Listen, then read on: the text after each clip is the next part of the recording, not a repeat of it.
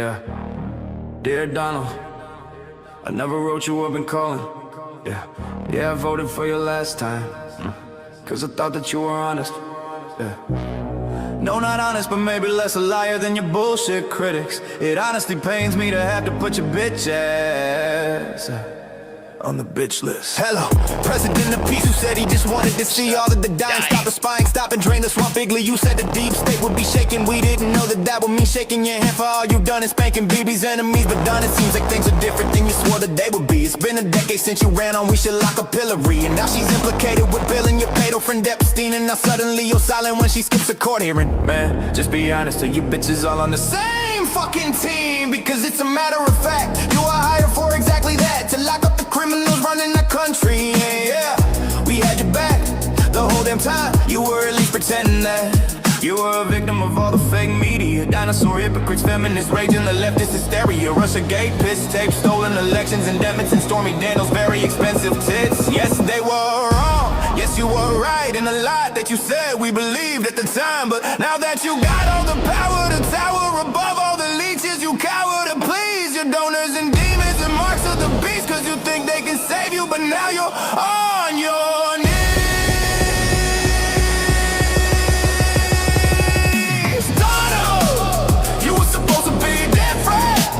We loved you up until you proved you were the same. But with a martyrdom complex, no dissent, the dissidents are getting pissed and you're to blame. Yeah, Donald, we pumped our stupid ass fists and we said fight, fight, fight to another Democrat bitch. I guess that hope is addictive. Hope is addictive. Yeah. I don't mean to be too mean, but I got a lot to fit into this, and I wish you wouldn't have brought this on yourself. But the hell, I gotta believe you when you say you don't need my vote. I voted for peace, I voted for reach, end results somewhere in the Middle East. I voted for Russia and Ukraine on day one. I voted for justice for every and each victim of COVID and Epstein. And Joe Biden's threatening Civil War 2 or World War 3. But it seems all we got was another old white female duke in the same damn rings. Betray your base for power and fame, or you might get JFK. Don't lose your head, would be a shame to see the beautiful ballroom splatter painted. Yeah, we know the stakes are high, with some big bold choices to make. And honestly, man, thanks for us. For real, we're proud of you, that's great. But since then, you've been crashing out and cashing in. It's tough to take. You out all serious now. I suppose for me, it all comes down to your friend Epstein. Are you still talking about Jeffrey Epstein? Like, how am I supposed to pretend Elon didn't already call your bitch ass out on this? Like, fuck yes, we're still talking about your fucking pedo pizza ring. Every fucking politician in our fucking country seem to be all implicated in, like we're just all supposed to think it's normal for our government to sometimes diddle little kids. And bro, no, don't pretend you know what Bohemian Grove is. The faggiest pace Nixon to ever been. You pretend you're one of us, but you one with them above the law like Joe Biden. You said you'd lock him up for robot pets. You said Obama was a traitor and then nothing happened to him. You say you'll make our country great someday. You'll lock up all the sinners. You had more wars in this year than all your failed marriages. But bro, don't worry about the evangelicals that's so buying in, cause dispensationalism already convinced them that Jesus Christ is a Republican and Trump is a Christian. If America pulls the plug on Israel, God will pull the plug on us. How are we to act like it ain't obvious? Why suddenly it seems you're best friends with Lindsey Graham, Jeb Bush, Mike Pence, and Hillary. And all your haters done you feeling okay. And also your base doesn't seem to like when you flip on them, then flip them off, then send their sons to die for foreign aid. I gotta hand it to you, man, you played the perfect patsy puppet to convince me after everything there might be someone coming. But you're just another bitch boy, bastard, I am martyr, complex, retarded, complicit, Zionistic, neocon with tiny hands and even smaller fists, insisting that we take him serious as he flails and fits while stealing Venezuelan presidents and planning for Iran and Greenland. Next it's all for BB's benefit, while Americans wait patiently for America to be great again. It's nice of you to finally put someone over yourself. We wish it could be we the people, but it's clearly Israel. I hope you get a medic before you let it get so pathetic that you just hand it to the Dems. But fuck it, if you can find a way to not just bend over and take it down. I honestly don't give a fuck who wins when you're the fucking same. Afraid you'll be impeached a third time, bitch. You finally deserve it. I wish it wasn't so, but I haven't even mentioned how you turn on Thomas Massey, Rand Paul, and then Marjorie Taylor Greene. It seems that anyone who still agrees with the message of your own campaign are now the army. In fact, this is Everybody just stop dying. even you should hate you now. Do what you told and burn the whole world down. Even you should hate you now. Do what you're told and burn the whole world down. You back in 2016 will be your enemy. You back in 2023 will be your enemy too. Do the down we voted for, we hate your fucking guts. So pardon me for carving this golden calf up. I never bow to New York Democrat on Epstein's account with the words of an infant in a tantrum to tow. Who grooves like an idiot and the murders all the innocent. So what's a motherfucker even do with the truth now? Guess I'll let it out till the outlaws that too. Any minute now.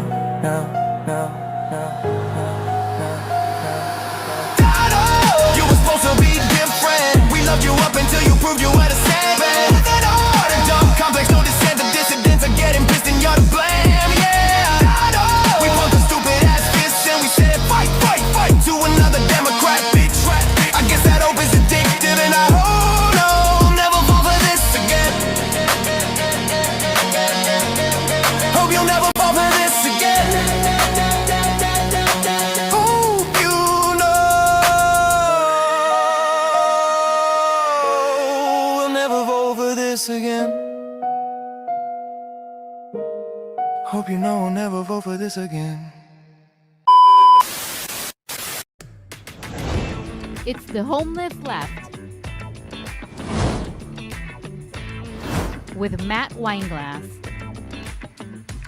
and co-host Craig Pasta Jardula and Jay Scott. Episode 173, The Empire of Lies. A real fake news update. And here's your host, Matt Weinglass.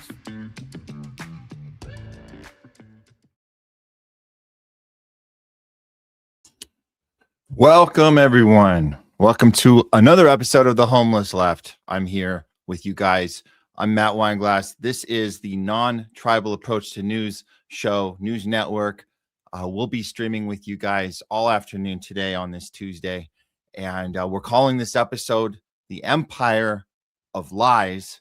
And that opening was, the purpose of that opening is to let you guys know that we understand that we all have to go through our own journey.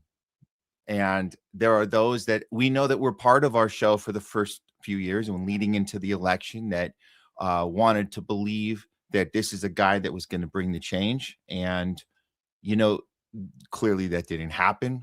You guys know we've been out of the two-party arena the entire way. That's why we started this show. We call it The Homeless Left, because it's about the awakening process of detaching yourself from the thing that you thought was the good guy team or the place you felt safe or you felt you were part of something and you had to beat the other guys. So when we detached from that, from the left, because we come from the left, we didn't just go attach onto another team. We recognized that the whole thing is one big scam. And so others wanted to head over there, and we understood that. Well, the thing about this moment right now, that we're literally on the brink of World War III right now. There are people that got behind this guy, got behind this team, and they have woken up and they're shouting very loud right now. And we like seeing that. And we're not going to say, we told you so. We're not going to, there's none of that going on, not from the Homeless Left. We welcome you guys fully into our realm now, fully understanding that you don't just go back to the other thing, the lesser of two evils. We're done with all that. So the good news is people waking up, and it's just a year in, and they're able to see it, and they're able to shout loud about it. That's a good thing. We didn't see too much shouting at all 4 years ago when Biden was doing the same policies. The only difference between these two parties, the only difference is the presentation. It's the same policy, but it's just how it's presented. And the reason it has to be presented differently is because it's targeted to a different demographic. So you get the left on board for all of these horrible things that we saw in real time, whether it was, cheering on censorship, it was isolating in place, it was being mad at your neighbor, the domestic terrorist label that we gave half the country, that was okay to do when it was January 6ers. You guys remember that? So you turn that around. And by the way, the signing up for digital IDs, signing up for a full surveillance state, because you got nothing to hide, right? So why aren't you cooperating?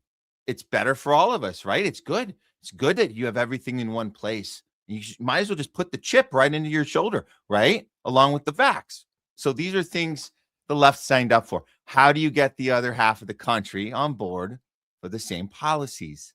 You just change the presentation. And that's all we're talking about. How you tweet out, how you speak, the language choices. Make it about immigration. That's how you get the other half on board, right? Make it about immigration. So the medical records, that was fine. You got to show your medical records walking in the door. That was fine for the left. Now it's about we have to keep our streets safe. So always look, and we talk about this on the show, always look at who is telling you to stay home and let people do their job and don't ask questions. And 2 weeks to slow the curve. Or if you go outside, you're the problem. And we just have to not have rights for a little bit while we take care of the problem. It's for the greater good. Whoever's doing that garbage is on the wrong side of history. Whoever's in the streets is on the right side. Let's just remember that moving forward from now on, right? Let's all just agree on that. That even though we don't have to be political experts and geopolitical analysts here, lifelong professionals in this arena. We don't have to do that. We just have to use common sense. So whoever's telling you, stay inside, don't go outside, don't ask questions. The people doing their job are good at their job, and you don't need to challenge them. They know what they're doing, and we don't need any safety precaution. We don't need any safeguards, right? Fauci and Bill Gates, they didn't need any safeguards during COVID. No safeguards. No safeguards for Pfizer, Moderna. You guys know that, right? Now, guess who doesn't need safeguards? The ICE agencies, right? Our entire military operations, whether it's in Venezuela, whether it's in Cuba, whether it's in Iran right now, not to mention Palestine. The IDF doesn't need any safeguards because they're the good guys. So it's just how you package it. That's all this has been about the whole time. Packaging the same policy, you just present it differently. So we're not falling for that anymore. And that's why I think it was appropriate to show you guys that there are people talking about this right now. They didn't have to wait years away from here. They're doing it 1 year in. They're saying, we effed up. And you know what? We're okay with that you're saying that out loud. It's okay. We're just not going to F up again. All right. So let's just agree on that. We have a great show for you guys today. We're going to have Craig Pasta come in here in a little bit. Got a good segment plan with him on that you guys are going to appreciate. We also have Jay Scott, and we're going to be going through some. We're just going to be covering this Iran war. We got a lot of stuff going on. There's a lot of moving parts. A lot of stuff that Iran's doing that you're not seeing on the mainstream. Obviously, that's why you're watching us and you watch people in our arena. It's independent media, but specifically, we're not just independent media. What we're talking about is it's anti-establishment media. And what we're doing here is we're bridging the gap between just covering the problem and finding solutions. So we're getting you guys involved. And that's what we do here on the show. We're here twice a week, Tuesdays, Thursdays, all through the afternoon. So if you guys are just discovering us right now, we appreciate you. We appreciate you very much, especially this new YouTube channel we've only had for a year. And it seems to be working, so we're going to keep going with it. It's THL Presents on YouTube. We're calling it the Homeless Left now. We're crossing our fingers that they don't red flag it because they already took off one of our channels. Our first channel, it's gone, doesn't exist. At the Homeless Left on YouTube, no longer exists. We were terminated. Why were we terminated? For asking questions, for having conversations, because words are dangerous. That's what we were told by Google and YouTube. They said we have to keep the community safe. Well, F that, F the safety of the community as far as we're not allowed to have conversations. Are you kidding me? We're going to keep talking. We're going to keep asking questions, and we're going to keep our critical thinking skills up to date and conditioned like you would regularly, working out, going to the gym. This is how we go to the gym. regularly here is allowing our minds to think for ourselves, not just waiting for the person on the TV to tell us what to think, or worse, the party leader to tell us what to think. Finding us here on Rumble as well. Thank you guys. And we've been on Rumble the whole way. They haven't pulled the plug on us. Thank God. But they are really big into the surveillance state mechanism, and they do like to keep track of everything. And they're probably working on a pre-crime situation with us right now. So we'll make sure, if we get that door knock, it says, hey, you guys are going to be committing a crime in the future because based on your behavior, our AI is telling us that. So you have a right to remain silent, blah, blah, blah, blah, blah. So we'll, when that knock comes, we'll deal with that then. But for now, let's just do the show, guys. Let's just do the show. We're on X as well. I think that the Homeless Left X is something's not connecting well there with StreamYard, but we are on there right now. And also I think I got the Facebook feed up right now. If you guys are finding us on Matt Weinglass Facebook, welcome as well. And so let's get on with the show right now. We'll start off with you guys know what we like to start off with on Tuesdays. A little what we call a little real fake news update. Okay, so we're gonna do that. Here we go.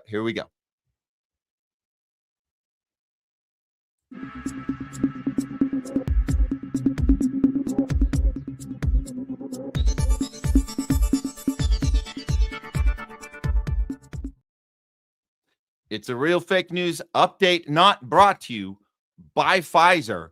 As this Iran war has gone 1 week in, heading into the second week here, we need to look at how the mainstream media continues to spin their lies about what's actually happening and withholding information that's vital for U.S. American citizens and Western citizens around all Western countries, because this is something that the mainstream Western propaganda machine has been very solid and tight and coordinated on with each other this entire time. And I'm not just talking this week, I'm talking everything leading up to where we are now, which is about keeping this war on terror alive. It's been kept alive for the last 20 plus years. And even though it seems like you got your camps of Fox News versus CNN, MSNBC, it's still the same billionaire class that funds them and makes you think that they're giving you alternate points of views. And you're not. I hate to burst your bubble if you guys are sitting around watching, flipping back and forth from Fox and MSNBC and think you're getting both sides of the story. Hate to burst your bubble there, but no, you're being tricked. It's the same side of the story. So let's start with, we'll just start with a Fox News update. They're going to tell you on Fox. What are they going to tell us? What do we have to be afraid of? Apparently, we have to be afraid of sleeper cells. But where are they coming from? Oh, of course, Iran. They have sleeper cells ready to go here. That's what they want us to think. Okay, let's check it out. Time, an alarming report of threats outside Iran. ABC News reports Iran may be activating sleeper cells. Quote, the U.S. has intercepted encrypted communications believed to have originated in Iran that may serve as an operational trigger for sleeper assets outside the country. If true, further illustrating Secretary of State Marco Rubio's point, we are fighting a terrorist government. The United States is currently engaged in an operation targeting the world's leading hostage taker, the world's leading sponsor of terrorism. They are trying to hold the world hostage. They are attacking their neighbors. They are attacking neighboring countries, their energy infrastructure, their civilian population. They're attacking embassies. This is a terrorist government. This is a terroristic regime. And we are seeing them conduct terrorism using nation-state elements, using... You can't just keep saying the word terrorism over and over and think that that's enough to justify anything you're saying, because you haven't actually said anything. You say, oh, these are the terrorism. So naturally, it's the terrorism people that are going to be doing terrorism here, which we're detecting through the sleeper cells. Right. Okay. Anything else? Weapons like missiles and one-way attack drones. And the objective of this mission is to destroy their ability to continue to do that. Yeah. Right. Okay. So they got missiles and stuff ready to, so we're kind of looking at that and we're working with the news teams, not just Fox, we're working with ABC and all of them. They're all helping us, keep the fear, the red alert. You guys remember the terror alert watch? We had the red alert all the way since 2001. So just so you know, that's happening.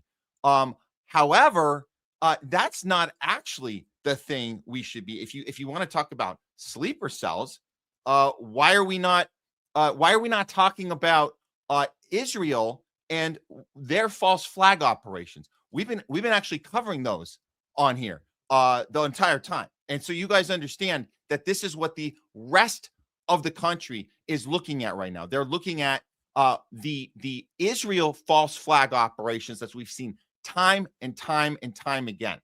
That's what's actually happening. But you're not going to see those ones reported here.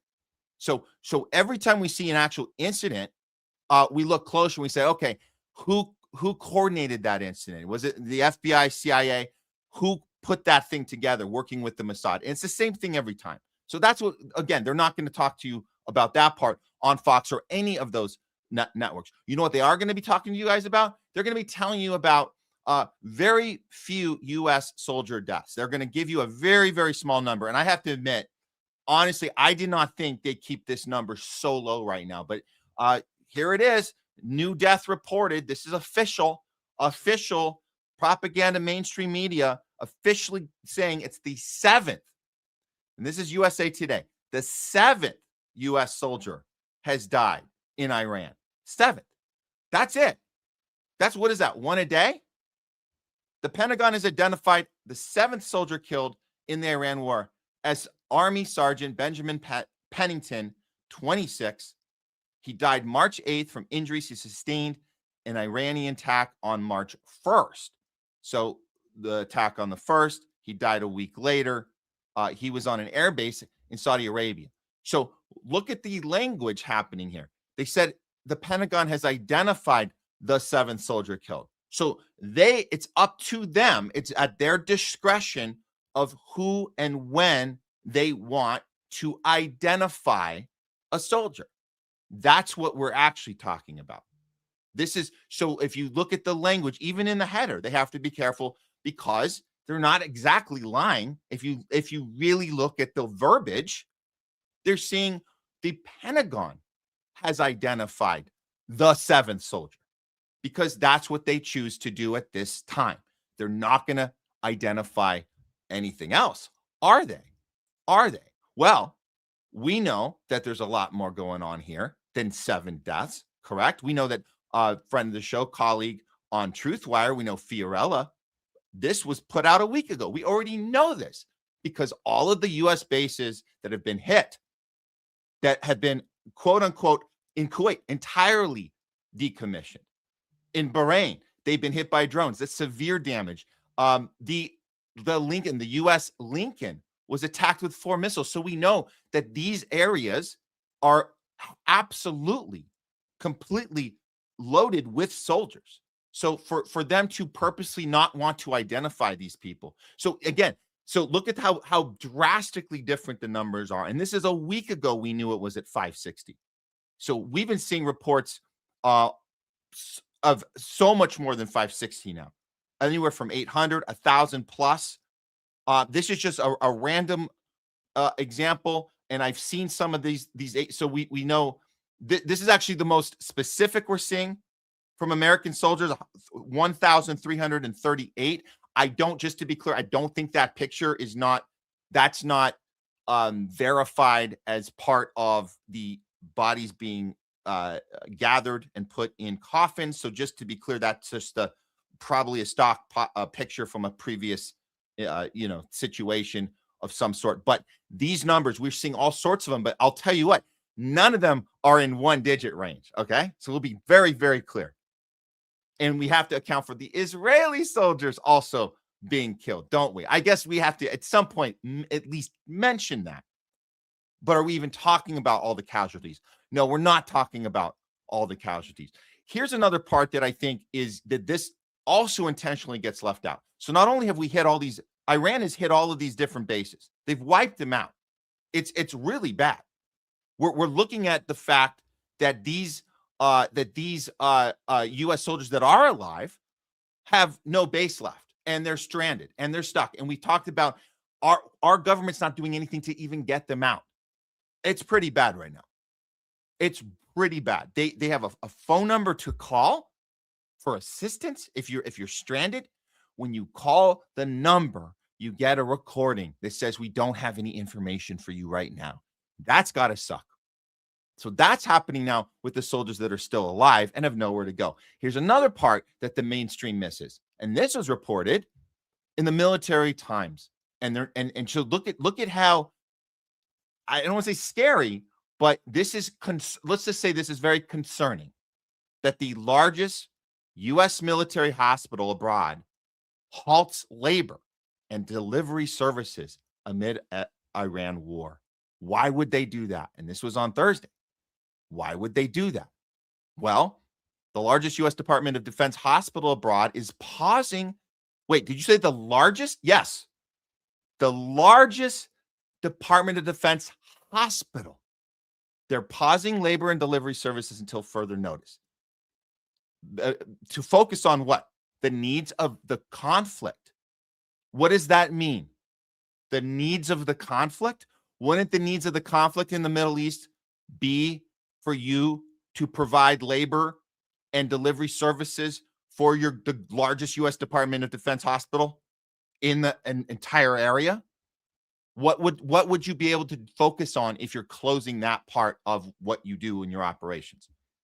So again, this is the largest one. It's located in Germany, and it's temporarily referring some labor and delivery patients to other hospitals. Did they run out of room? What is happening? Did they run out? What exactly is happening in these largest hospital that U.S. soldiers apparently can't get treated?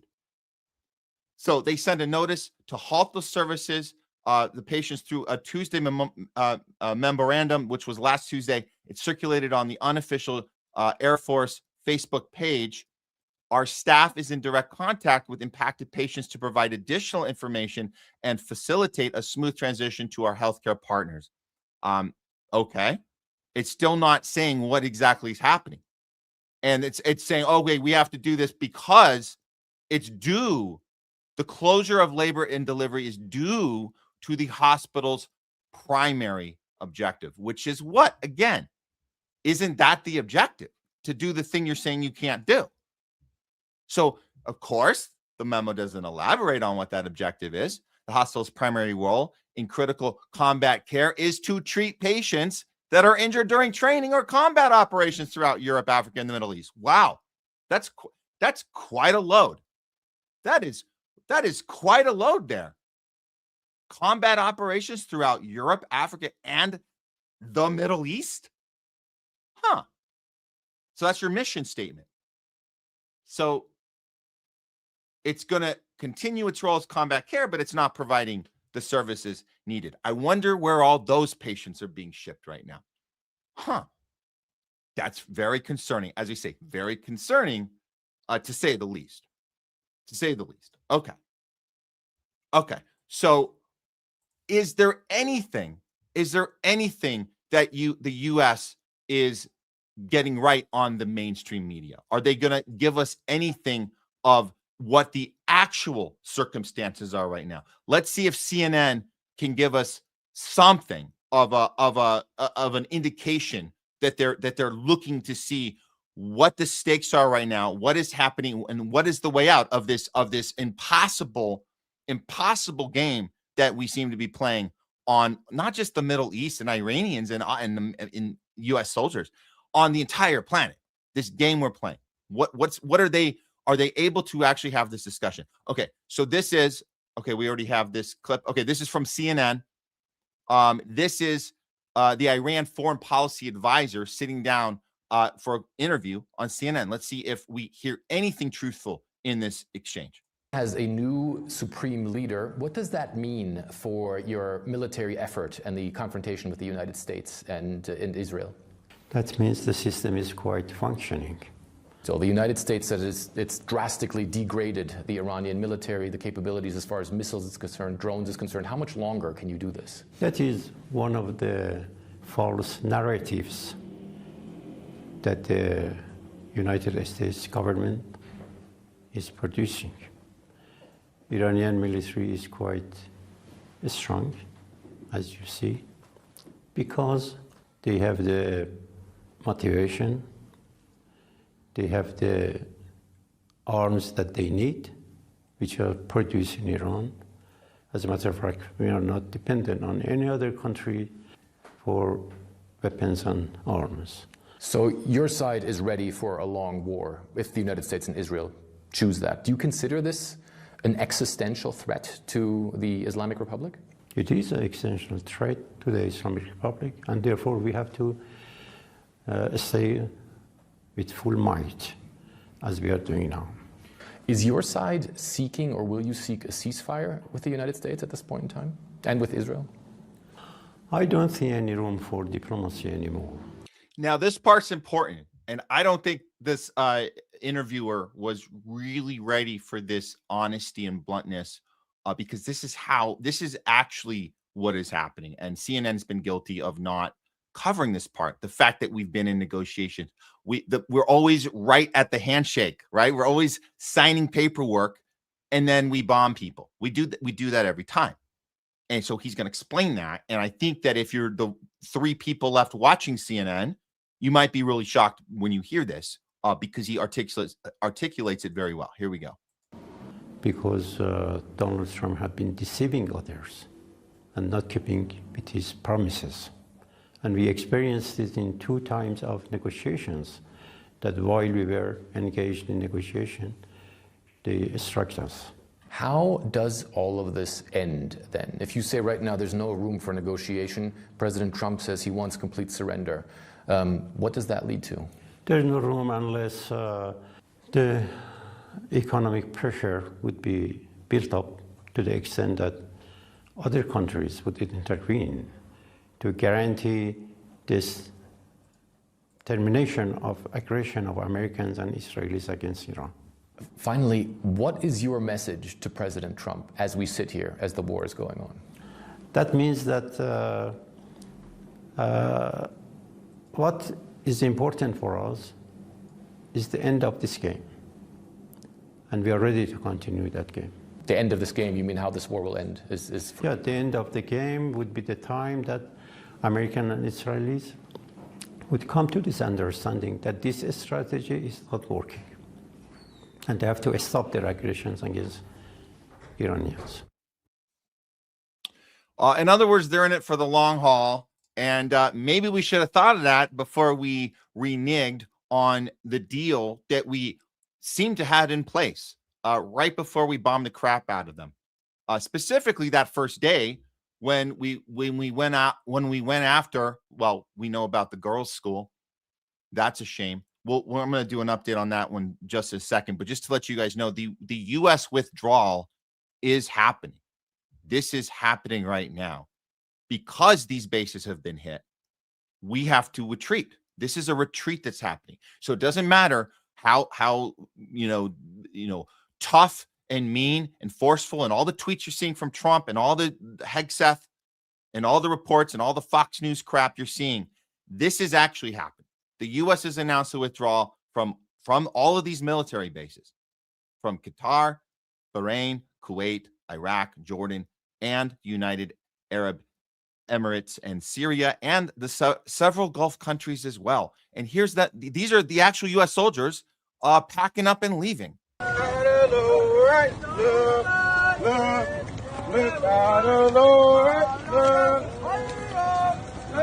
don't know. If you ask me, I'd say it's hard to see because these are like a long shot. These guys seem they have a little jump in their step. Maybe. I don't know. That's just me. If you're like, hey, we're out of here, that would be at least some bit of good news if I happen to be stuck there for whatever reason. But that's happening. That's happening. This withdrawal is happening.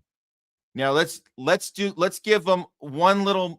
We'll give CNN one little shout out again that they're doing a little bit of coverage on our guilt on day one when we bombed the shit out of the girls' school, and we did it on purpose. Let's hear when they did their actual investigation and what they came up with on their own.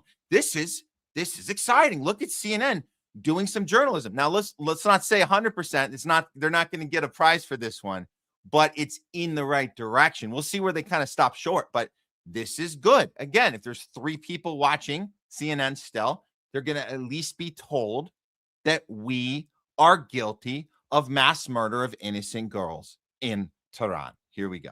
Since this war with Iran has been underway, the deadliest incident of civilian casualties was a strike that happened on an elementary school in southern Iran that killed scores of children. Tonight, a CNN analysis of that attack reveals evidence suggesting that the United States military was likely responsible for it. What you're about to see is disturbing. I want to warn you, the United States says it's still under investigation, but this was the scene at the school just after the strikes 1 week ago nearly. CNN has not independently confirmed the death toll, but Iranian health officials and state media believe that at least 168 children and 14 teachers were killed. Our analysis, which is based on satellite imagery, geolocated videos, and the assessment of munitions experts, suggests that this school was hit around the same time that an attack that American forces had launched on a neighboring Iranian naval base. This new satellite image shows several Revolutionary Guard buildings near the all-girls school. You can see how close they are. In red, you can see the craters at the center of the structures, including the school, and what experts say look like precision strikes. A wall, marked by that dotted line there, is all that separates the school and this base. When asked about the strike this week under multiple times during multiple different press briefings, this is what Trump administration officials have told reporters. Did the United States airstrike a girls' elementary school and kill 175 people? Not that we know of, Sean, and the Department of War is investigating this matter, and I would just tell you very strongly, the United States of America does not target civilians, unlike the rogue Iranian regime that targets civilians, that kills children, that has killed thousands of their own people in the past several weeks, and uses propaganda quite effectively, and unfortunately, many people in this room have fallen for that propaganda. Yeah, right. Okay. So we're looking into it. How dare you ask that question? We have the Secretary of War looking into it. Okay. So don't ask a stupid question.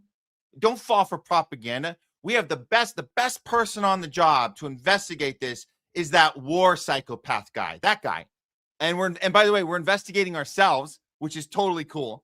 CNN is not going to give you that part. And also, they're going to I just want to be clear, during that opening, she kind of insinuated that maybe Iran shouldn't have had everything set so close together. Even with a precision strike, you can mess up once in a while. Oopsie. So there's still a little bit of an oopsie little window there, little maneuver of we maybe did it a sloppy thing. Not on purpose, because they're never going to tell you it was on purpose. It's a little sloppy, and of course they're not taking account for it, and that's the extent of CNN's coverage here. At least they're playing these clips because again, I'll tell you guys this: we've already covered this. It's funny that a CNN studios, with all their resources and money and all their people working on this, took an extra week to get this shit right. Isn't that interesting? Isn't that interesting? They took how long to get this? We got this a week ago. We don't have so that's interesting. Why do you guys still have a job over there? If I'm writing the check for CNN, I'm gonna be like, why are you guys taking 7 extra days to get something that these guys got all on their own? And they rely on subscribers and super chats. Yeah, they got that. Why aren't you guys getting it with your big Pfizer money? Huh? We give you so much Pfizer money, so much military money, and you guys took a week to get this. But hey, at least the story's out there, and the 3 people watching are probably like, "Oh shit, did we do that?" Give us an update on what the administration knows, what you know now about the reported strike on a girls' school in southern Iran on Saturday. All I can say is that we're investigating that. We of course never target civilian targets, but we're taking a look and investigating that. Yeah, we're taking a look, and we always take our cue from Israel. We like to investigate ourselves. That's how we have every department with any responsibility of badges and guns and no liability, but we just let you guys know we're investigating ourselves, and we should have an answer for you very, very soon. Give us another month or 2 or 3 years, whatever. We'll get back to you soon. Now, the internet blackout in Iran has made it very difficult for our teams to examine weapons fragments that are left at the scene for further evidence of responsibility. Reuters reports, though, that U.S. military investigators also believe it is likely U.S. forces were behind that strike. Oh, Iran's the reason you guys couldn't do your job sooner. Got it. Okay, Caitlin Collins. Good way to shift the blame. Iran's internet. That's why. Well, we were able to get information from Iran. That's weird. How did we do that?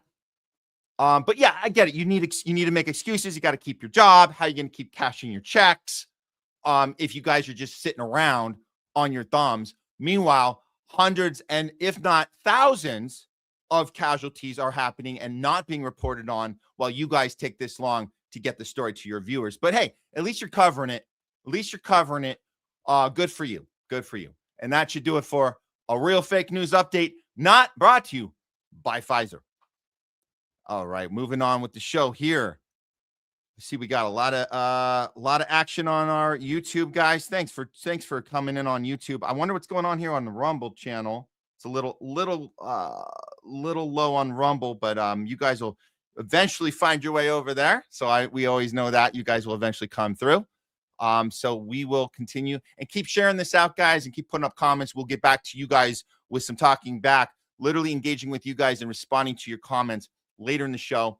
Get those super chats up. And if you're on Rumble rants are awesome as well. But we appreciate any engagement you guys have that you can throw our way because we're all in this together, guys. We're all doing this. We're all fighting the censorship industrial complex all in our own way, however we can. So appreciate it. It takes a village.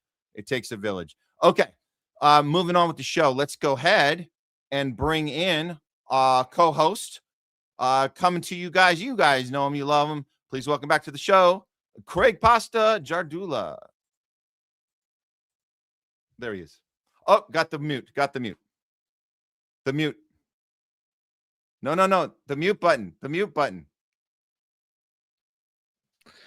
Boomer mistake. My bad. My engineer's off today. I gave him the day off. I'll get it straight. I was saying, Matt, it does suck to be homeless, but it's kind of cool to be homeless with you. Thank you for having me on. I appreciate that. Pasta. I feel the same way back at you, and I think our viewers also feel the same way, and that's why they are here with us. And I appreciate all of them and bringing our different worlds together and engaging and figuring out ways we can elevate all of the community. But it's not, I don't even like to call it like a community. It's almost like a collection of communities. I kind of like that. Like we kind of merge together and we bring people from all over the world. I mean, it's really nice to see that. And I never thought, honestly, Craig, that doing this with you and being in this space, that I could have such engagement on such a global level beyond where we are right here in LA. And it's fascinating to me that like there's more people interested in what's going on here outside of where we are than actually people here, which is interesting to me because we're bringing that perspective, but I think it resonates with people all over. So I just like being here with you in that regard. And yes, we're all homeless. We're all homeless together. So I'm plugged in. I'm like trying to see right now. Maybe if I turn, let me see. Tell me if I stay with. If I turn the Wi-Fi off, can you still see me? Am I still moving or am I frozen? You're great. There's no complaints. Am I there? If you got that mute off, you're great. Are you not? Why am I not there? This should be working. No, I got you, man. You're here. You're good. I got a thumbs up. You're good. All right, I'm good. Cool. Yes, you've been good. As soon as you took that mute off, you've been great. So okay, perfect. Well, let me know because right now I just turned the Wi-Fi off and I'm hardwired in because you were pausing a little bit, so I don't know if it was my end or your end. The gremlins have been more frequently hanging around nowadays. Now that we have more important stuff to talk to than normal. It's crazy because in that last segment you were talking about the fact that like he's acting so dumb because he didn't do his homework. I know that we sometimes get a sense that these people take so many things for granted, but I often think that they're actually playing the part where their bosses are like, remember to act like surprised, because then Americans will be the same thing. Well, they'll act surprised with you. What do you mean you're ready to fight to the bitter end? What do you mean you're ready to take? Oh, really? Are you that crazy? Right? You know, like, I believe sometimes that's the part of the whole gig. But it's interesting right now because the Mockingbird media, especially on the independent realm, has kind of spawned over to going back to Chomsky's work, right? Manufacturing consent. Now, I was supposed to send you a few things, but I bookmarked them myself and I can access them. But I think that you got the main chunk of cheese that we can talk about. I do, and I found another one we're going to get to that just happened. We'll get to that one. It's a little, and maybe guys, if you guys been on Twitter, you noticed it was time that right when we were putting the show together, I noticed that Derek Bros did his live debate with Dr. Naomi Wolf, and I went over and checked it, and I found a clip that fits what we're going to be talking about. So we'll get to that one. That's and we're going to awesome. play. That's just happened like an hour ago. So you're saying pretty much you're in agreement with me that a lot of this, what we hear, what we're going to play, and obviously I'm an expert in that field, so I can give a lot of information and nuance to what's going on. And I'm kind of excited to talk about that. I'm always excited to talk about elections, but you would probably agree that part of the Mockingbird media, and I think this is the important question, because I used to question the fact, is it a paid propagandist or a useful idiot? Because there are useful idiots out there that search for confirmation bias, right? I don't know what motivates that confirmation bias or that useful idiotness. Maybe it's acceptance from a group. Maybe it's not wanting to get blackballed the way we were for pushing back against Zionism or Western imperialism. But you would agree that this is all a part of manufacturing consent to continue with this bombing campaign for Iran, what we're going to talk about. And I think you would also agree that there's kind of like an ignition, like when they talk about sleeper cells, I think about the sleeper cells the media has, independent and mainstream, where they go into their, like they got this email, they go into their saying, right now it's the big one for the conservatives, Matt, is it's for the short, what is it? For the short-term pain for the long-term gain is what they're all saying now. Nico made a video of it, but it's like somebody sent out an email, get these talking points out there. We knew the anti-Islamic talking point would be reignited when this happens, right? Oh, just Islam versus Christianity. You can get a good portion of Americans to condone the bombing. In fact, I think this is where we have some disagreements. Like, you know, I felt that Charlie Kirk was never really truly reformed because up until his dying day, he was talking about Islam as being a problem. So even all the stuff that he did come around with, if the fallback position is Islam, wokeism, and communism is a problem, you're still, I feel Tucker's there too. And I'm not bringing this up to start fight with you or an argument or disagreement. I feel like we're going into I'm not trying to. What I'm saying is I'm just setting up what we're talking about. The fact is that they're manufacturing consent out there, and we knew they'd be doing this, and they are gone right into it, Mockingbird media style. Sorry, go ahead. Well, no, I think there's layers here because different people involved with this, you know, hyping this narrative that Trump is still doing something right, and there's the you know, the 68D chess bullshit. There's different people involved. Some are actual infiltrators, some are just interested in the career opportunity and the money.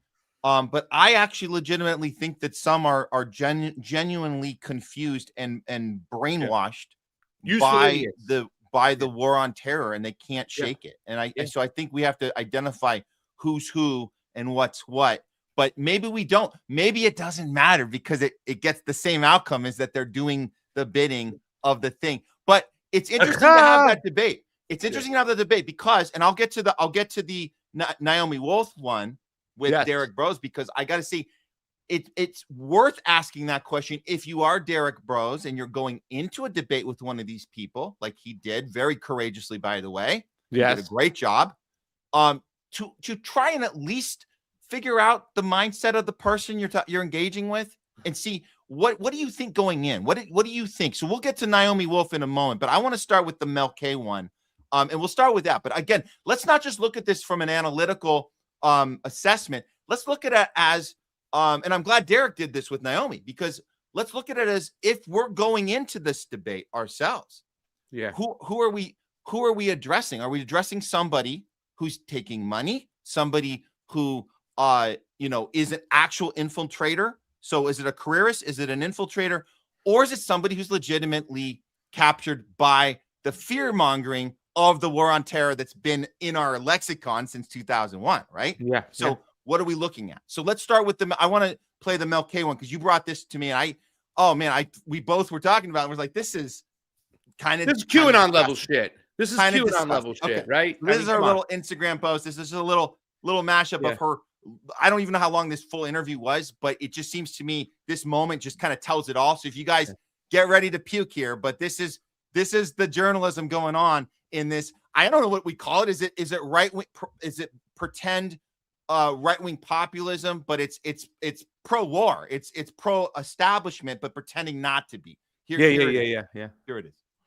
Us with Maduro, watching them steal the election from Donald Trump and having a great time. There is evidence that Iran interfered in the 2020 election. And of course, Mark Elias is out there panicking about it.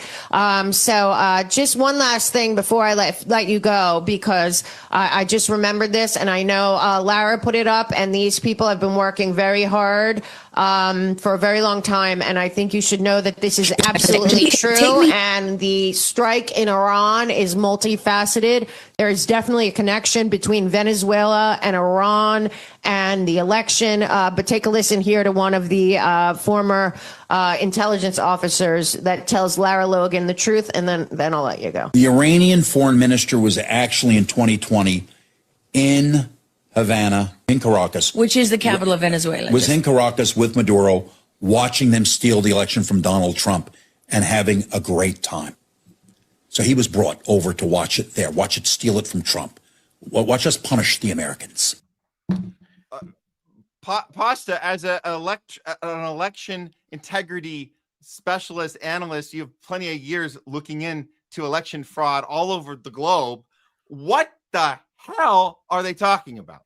Well, first of all, there is no evidence. It's just a guy saying this stuff and then repeating it. Like, I don't know what's going on with the conservative mentality nowadays, especially when it comes to the border and immigration, whatnot.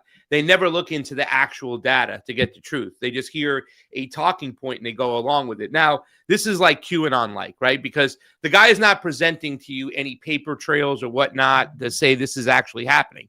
And for something to be pulled off like this, if Venezuela and Iran were to try and pull this off, right, themselves, separate from the United States, whatever, there would be so much paper trail going on to do this, right? When you analyze what happened in the 2020 election, you would say the area of concern, right? And once again, people should be arguing the fact that we don't have the mechanism to see this stuff, that it's not transparent, that the public doesn't have a right to audit the system. That's the problem in itself. We want to remove those safeguards because at the end of the day, if we can't look in the hood, right, we can't know what's going on. But as an election integrity activist, understanding where the vulnerabilities are, what would come up, the evidence, I can tell you where it would be stolen if there would be evidence and whatnot.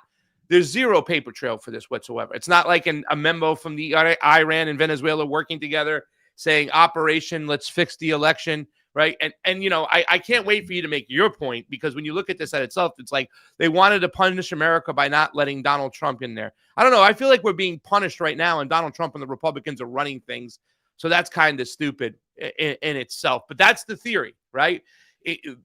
What they've been trying to do for quite some time is have a fixed election and let the public know about it and qualm over. So therefore, people get uber tribal. That's what elections do. They make people go back into their corners. Even people in the middle who make a decision to go with one team, if they feel they've been cheated, they're going to say something. So that's what the whole idea of election fraud, what it can really do from an intelligence point of view, as far as separating people, right? It could be so divisive.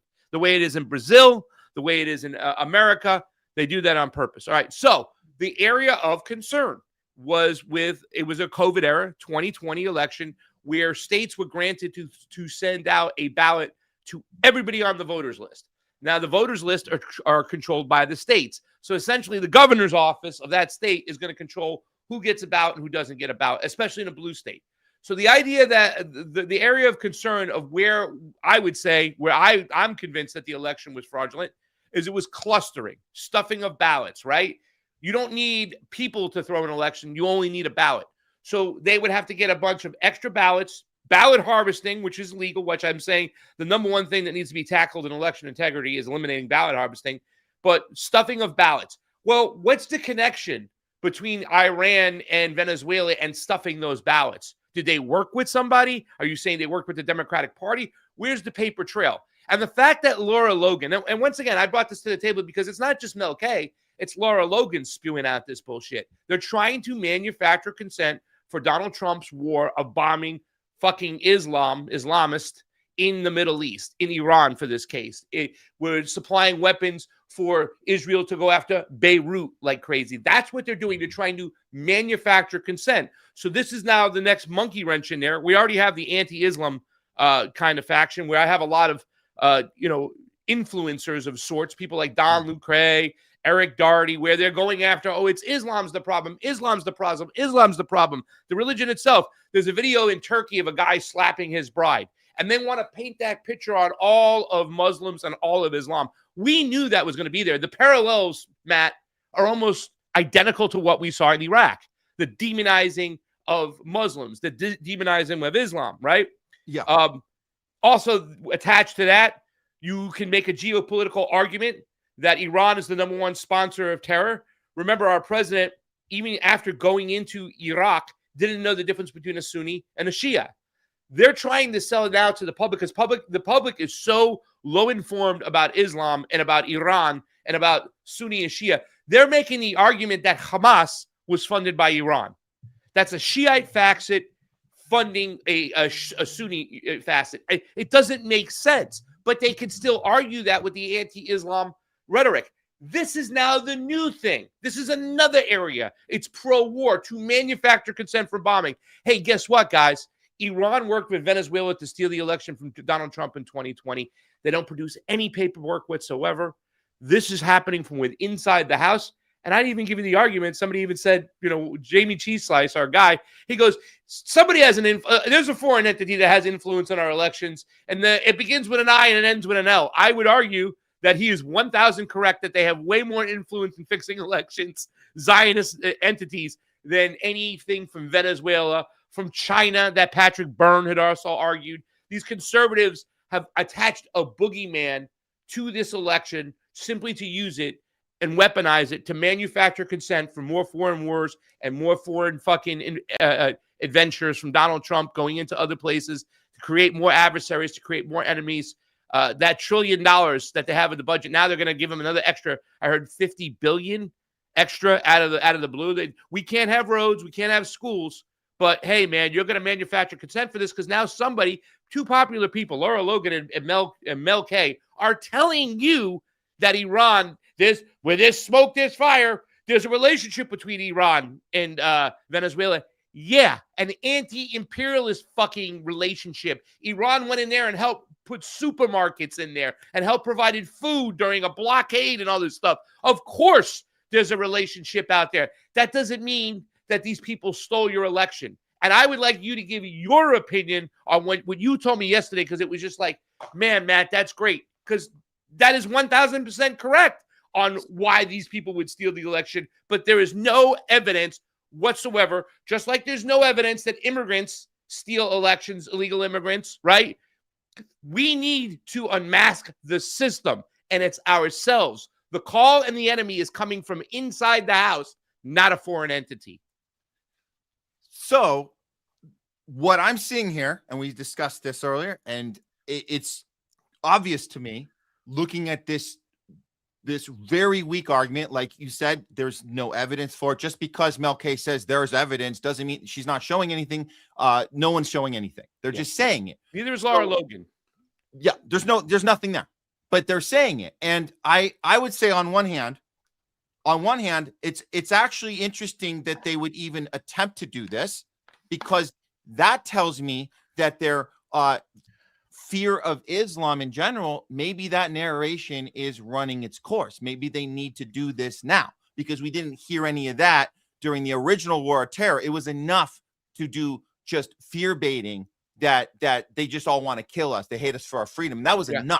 And you had your Bill Maher's and you had your people back then to promote the Iraq war, that we have to kill them over there before they kill us here. That was enough. So the fact that they're attempting another thing to get you to rationalize all of the murder and mayhem and the stupid attack them first, see what happens next. We have no exit strategy. We had no entrance strategy. We're murdering innocent girls. We know this. So how do you do that? You come up with another storyline. This storyline, like you said, Pasa, makes no sense because there's no evidence. But even more than that, my initial thought on hearing this was this. If you're telling us, and let's take it for what it is.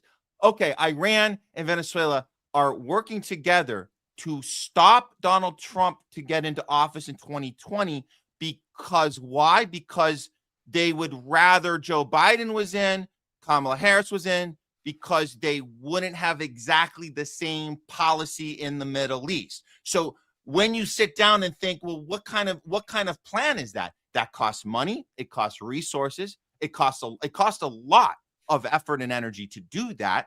So if I was the guy writing the check for that, I'd be like, well, wait a minute. You guys are going to put all this effort into this thing where we already have captured both parties, any administration that comes in. We can do whatever we effing want, whoever is president. The only difference you're getting with Trump is a different attitude, a different presentation, a harsher, cruder, maybe you could argue a faster, push of policy, but it's the same policy. So that's not going to work on us. You're not going to convince us that there's these two foreign governments colluding to change the outcome of our election when we are going to do the same stuff either way. Both parties condemn Maduro. Both parties condemn radical Islam. It's just a thing that we've been doing the entire time. And that's that. And so for Mel K, particularly because we know her as somebody who presents as she's done with the two-party system, this doesn't help her case on that, because this tells us that she wants us to believe, or maybe she actually does believe this, that there are people out there, there's our enemies are out there, and they actually look at a distinction between who's in charge. That to me is just it's dumb. It's dumb. If you think that our enemies out there can tell any difference between which pedophile elite psychopath banksters are running us from whatever 4 years at a time, they're not going to tell you that there's no difference. When they're burning the statue of Baal in the streets of Tehran during their 47th Iranian Revolution anniversary, they're not specifying which political party in the U.S. is the one they're mad at. They're specifying all of them. Yeah. They want to be done with the Epstein class. And I'll end with this. The one thing I'll tell Mel K, if she's watching, I'll tell her, what do you think Venezuela and Iran and by the way, and China and Russia, and North Korea, let's throw them all in. What do you suppose they all actually have in common other than the fact they were told to us during our entire lives that they were our enemy and they wanted to take over the world and they were all the next Hitler? What do they all have in common? Let me think. I got it. None of them are implicated in the Epstein files. None of them were part of the child pedo psychopath murdering, raping, and eating children ring. Just throwing that out there if you guys want to connect some dots there. But Matt, Islam is the problem, and I stick with it, right? They want to oppress women. They want to, beat them in the streets. You don't have the freedoms over there that you would have over here as a woman, and they're the #1 sponsor of terror. And now we know they stole our election, right? Now, listen, Matt, people would argue against you. Well, Donald Trump removed Nicolas Maduro, and that wouldn't have been done by the last administration, Joe Biden. And I would argue that, once again, like you had said, and I've gone down to a lot of these places. Have I gone down to Venezuela? No, but I've talked to many delegations from Venezuela in Nicaragua. I've talked in Honduras, right? There's these delegations that move around. You're right. Across the board, they look at Obama and they look at, Bill Clinton, and they look at Biden as the same. They're going to. By the way, they all delegitimized Maduro's presidency. Both parties, they've all done it. Yeah, he's not legitimate. He's not legitimate. Everyone's sanctions from Barack Obama for Nicolas Maduro were amped up really hard. He had a very harsh policy against them. Joe Biden, when he got in, didn't reverse any policies. He let it go on. Just like they just take turns. So, yeah, Donald Trump might seem like he's going after, and that's why they plant these fairy tale stories, because they know these people, they're not going to do their homework. They're not going to look for the research that would legitimize these claims. I mean, these claims, there are no legitimacy whatsoever. Oh, they know each other. There's a relationship. There's a relationship there. Yeah, no shit. If you knew about the region, you'd understand that there is a relationship. It's a trade relationship. It's a helping relationship. It's an anti-imperialist relationship. Of course there's a relationship. That doesn't mean they stole the election together. He was sitting in Caracas. I love the way the CIA whistleblower said Havana first, and then he had to switch to Caracas, and then Laura Logan had to say Caracas is the capital of Venezuela. What level of fucking voter are we talking to here? That she's got to tell them that Caracas is the fucking capital of Venezuela. This is what we're dealing with over here. The woman's been batshit crazy for quite some time, and this just shows you the worst thing about media, guys. You know, I've been making fun and talking shit of the Nick Sorters and the Benny Johnsons and all these other fucking people that Elon lifts up, and they're stupid fucking people that get promoted, right? I mean, there was always an argument that Democrats always like pushed up or lifted up or celebrated mediocrity. Well, what you guys celebrate over here on the right is just as equally bad. This is ridiculous shit. And now you have people who I considered before, worked with them before, pretty smart people. I did an election integrity event with both Mel K and Lara Logan was the MC in West Palm Beach. It was the American Project, which is a General Flynn's brother, his thing with Patrick Burns. I didn't care it was conservatives. Patrick Burns was trying to sell this bullshit that it was China behind the whole thing stealing our elections. And meanwhile, Laura Logan had brought on somebody before my panel to go on to talk about, it was an ex-Border Patrol guy who was going to Donald Trump to ask to make the cartels part of the terror group, right? Which is not really about designate them as a terrorist group, which is not so much about really handling the situation. It's about giving uncongressional control. In other words, you don't have to go to Congress if they're listed as a state sponsor or terror or a terrorist to go and bomb them and go after them. You could just go after them yourself. It's about giving yourself more power. This is what Thomas Massey taught us. But Laura Logan actually had that conversation at an election integrity event. She was being xenophobic for the whole situation. I almost flipped my mind. And I went to the guy after his speech when he was talking about how bad the cartels are. I'm like, well, what's the relationship between the cartels and the CIA? Don't they have a relationship? We learned that from Iran-Contra. Don't you think there's any kind of influx of migration? The fact that we have all these bases over there and our oligarchs are stealing their resource. It's called resource extraction. These people can't have a fucking serious conversation with anybody who's going to push back with them. Nonetheless, homeless left people like ourselves. And this is just a fucking shame because there is zero evidence whatsoever. This hurts the election integrity movement because a lot of people follow suit, and I hope they do not. And this whole election integrity movement is so fucked up right now, and a lot of it's fucked up because of rhetoric like this coming from Giuliani, Sidney Powell, talking about the ghost of Hugo Chavez. Meanwhile, we got a guy who is the head of the Shasta County Election Committee, Clint Curtis, who will tell you that Hugo Chavez didn't do that. They came to me 2-3 years before that and asked me. I testified in front of Congress that I was approached about making a vote flipping mechanism. We need to work at the elections as itself, as a whole, take accountability. Nobody's a fucking guilty of fucking with the system. The system itself is the fraud, and that's how we have to take this on. We have to start unmasking the system and providing transparency for the public little by little. And if we get caught up on this side did that, this country did that, people fight and things don't get done. That's what these people are doing right here, Laura Logan and Mel K. They're pouring fuel on that fire, and shame on them for doing it. But now you should know, and there's been many examples of Laura Logan and her anti-Islamic point of views, same with Mel K, right? To say, I don't need this anymore. Hey, I walked away from Tulsi Gabbard because of this shit, Matt, right? When you're going to become anti-Islamic and being an Islamophobe and have this rhetoric like that, I want nothing to do with you. I want nothing. That's tribalist mentality, and I don't go with the tribes. Exactly. It is tribal mentality. I'm interested in looking closer at this next one. I'm gonna play this clip from this debate that happened. I can't wait. Just an hour or two ago. It was between Dr. Naomi Wolf and Derek Bros, obviously friend of the show. I mean, Derek's done incredible work in all of these areas, geopolitics, but just behind the scenes. I mean, the COVID, just check, getting everything right the whole time, right? And so you have Dr. Naomi Wolf, who, like Mel K, was right on COVID, right? And it was right on, Ukraine. And it's like there's like a handful of things. Was right on censorship when it was convenient to be right on censorship, right? So those things were in play, and now you go, well, what happened here? And I get the sense, Craig, and we'll play this clip. I get the sense from you that you're saying that there's almost a intentional motive here to keep pushing this agenda. I happen to think, and the reason, and let's give Naomi Wolf credit for taking the debate. That's actually a thing that she's willing to bring Derek Bros on her show and her audience watching they're cross streaming it. They have both audiences watching.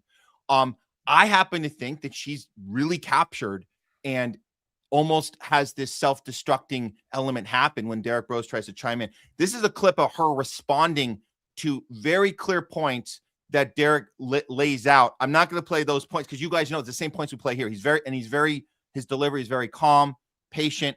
She just almost has a panic attack with her response, and then she gets to a 9/11 thing, and she almost self-destructs here. But at least she took the debate. Okay, here's a clip. Yes. Back to my main 2 points, which is that this strike happened to a rogue regime that not just the United States, but I mentioned France, Germany, the United Kingdom, and international nuclear warhead monitors all warned was building up a capability to destroy all life on Earth. And that's number one. And number two, you didn't let me finish this, but it is important. Iran is a fully documented funder of terrorism around the world, including in the United States. And though the investigation is just starting out, there have been many new escalations of national security threats in the United States from groups aligned with Iran. And just over the weekend at Gracie Mansion, there were 3 IEDs that could have killed a lot of people. And I live in New York, and I lived through 9/11. Or my family lived through 9/11. I came here a few days after, and I'll never, ever, ever forget that. Iran is an imminent threat. Extremist regimes like the ones that attacked us on 9/11 are real threats. Israel has its faults. We weren't attacked from outside the U.S. on 9/11, just FYI. Oh my God! All right, it's a false flag event. I would assume somebody as well researched as yourself would have looked into that by now, especially people on the show. But as a New Yorker, whatever the genesis of that, we weren't helped by the funding and support and training of terrorists around the world who want to take us out and who are doing a good job killing 3,000 people, down the street from where I lived on 9/11, and endangering New York police officers and peaceful protesters on your side of the discussion outside of Gracie Mansion. And so it is important to protect our national sovereignty. We need to obey international law. We need to obey the Constitution. I agree with you entirely about that. We shouldn't have any unnecessary wars. There should be no dead soldiers that could be saved. But in this particular case, and I object to proxy wars. I was one of the first reporters in Guantanamo. I'm generally on your side. In this case, I think the Trump administration had no alternative, and I think it is really critically important that we not be in the crosshairs of the nuclear warheads of a genocidal, homicidal regime that sees the United States as a country to destroy. I honestly think props to Derek for keeping his cool there. I couldn't even, honestly, I would be like, my face would be like, are you effing kidding me? I couldn't have the poker face he has there. But I mean, she's basically doing herself in that entire time. I mean, all of this that she's saying is obviously based on complete capture. And I think it makes my point, Craig, that part of me actually watching her talk and go, what are you talking about? And he's telling her, I thought you would be better than that. I thought you would look into it. So my question to you, Craig, is do you think, and maybe the answer is it doesn't matter because she's doing the bidding of the establishment. She's doing the bidding of Israel. She's doing the bidding of all these things that we might as well be watching her on Fox News at this point. Somebody who stood up in certain ways during COVID, right? She's might as well be on Fox News with Sean Hannity slapping 5 with him right now. But I do think there is a mental deficit there. This is not an intentional person intentionally lying. She's completely brainwashed. That's my take. But again, maybe it doesn't matter whether you're brainwashed or doing it on purpose. I don't know. Well, I mean, with Naomi, and I've met her in person twice, like at I think at least once at the Defeat the Mandates in California, which I was one of the MCs for. So I met her there. She's been on my show multiple times, the morning show in particular. She's been on that show. We've had her on the combo couch, I believe, before too, as well. So I've had many conversations with Naomi Wolf, and it always seemed to be a blockade that, you would assume the person who opens up their mind to COVID to see what's going on, to catch a lot of the people. And her work in COVID is like unmatched. Brooke Jackson, who you talked to when I had to go on the road that you did the interview, Brooke Jackson worked for her as far as going through all the Pfizer documentation that was been forced to release by the courts and getting out there. So, I mean, some of the work she has been unmatched and unchallenged. And you would assume that would open up the mind to other, independent thinking in other areas, especially this. But there's so much rhetoric behind it too, as well. I'm gonna tell the rumors right now. The hell with it. I don't care anymore like that. Because, I know there's a place back in the day, the sanctity, you don't talk about the marriage and all this other stuff. Yeah. But there's a lot of people out there, and they are kind of conspiracy people. They say that, her husband, who used to work in intelligence, is actually her handler, or at the very least has shaped her opinions when it comes to foreign policy views. And you can see she's just going along with the status quo propaganda pieces out there, whatsoever. And a lot of times I feel like it is confirmation biased, but there is a little birdie in the ear when it comes to those positions. And she's had to speak on those positions, and she has fallen on her face several times. You know what I'm saying? This is not the only time where she's been caught in the crosshairs under a tough questioning, but you could see, you know what I'm saying? And we don't know at this point. And that's why I'm saying, like, the thing I brought to you today, and you said it, is, does it make a difference now if it's a useful idiot, maybe they believe this shit, or a paid propagandist where they know they're just saying it to make a few bucks or a livelihood? Does it even make a difference at this point now? Right? You know what I'm saying? Because the paid propagandist would insinuate that you know what you're doing. You're being very nefarious, right? A useful idiot, you could say, well, that person just believes that stuff. I say that all the time about my friends, right? Like, I got these conservative friends, they're not in the business, but out there and stuff. There's a lot of comedians I talk to, right? The other day, my friend Brett Ernst was in from town. Me, Brett Ernst, and Gerard Michaels, and David Sadman. These are like top-notch comedians over here, own comedy places. I mean, Gerard's just starting to really hit on another level. He did some set that night, but we had conversations, and they lean conservative. And I believe they're genuine in their thought and their beliefs when they say those things. And I try to educate them, at least giving them another point of view without being condescending. You know what I'm saying? Talk about that. But I don't hate them because of their opinions.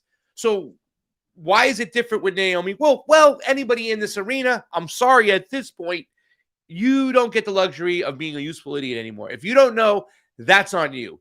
You didn't do the research. You found confirmation bias and you stayed with it. So at this point right now, no longer does Naomi Wolf get a pass.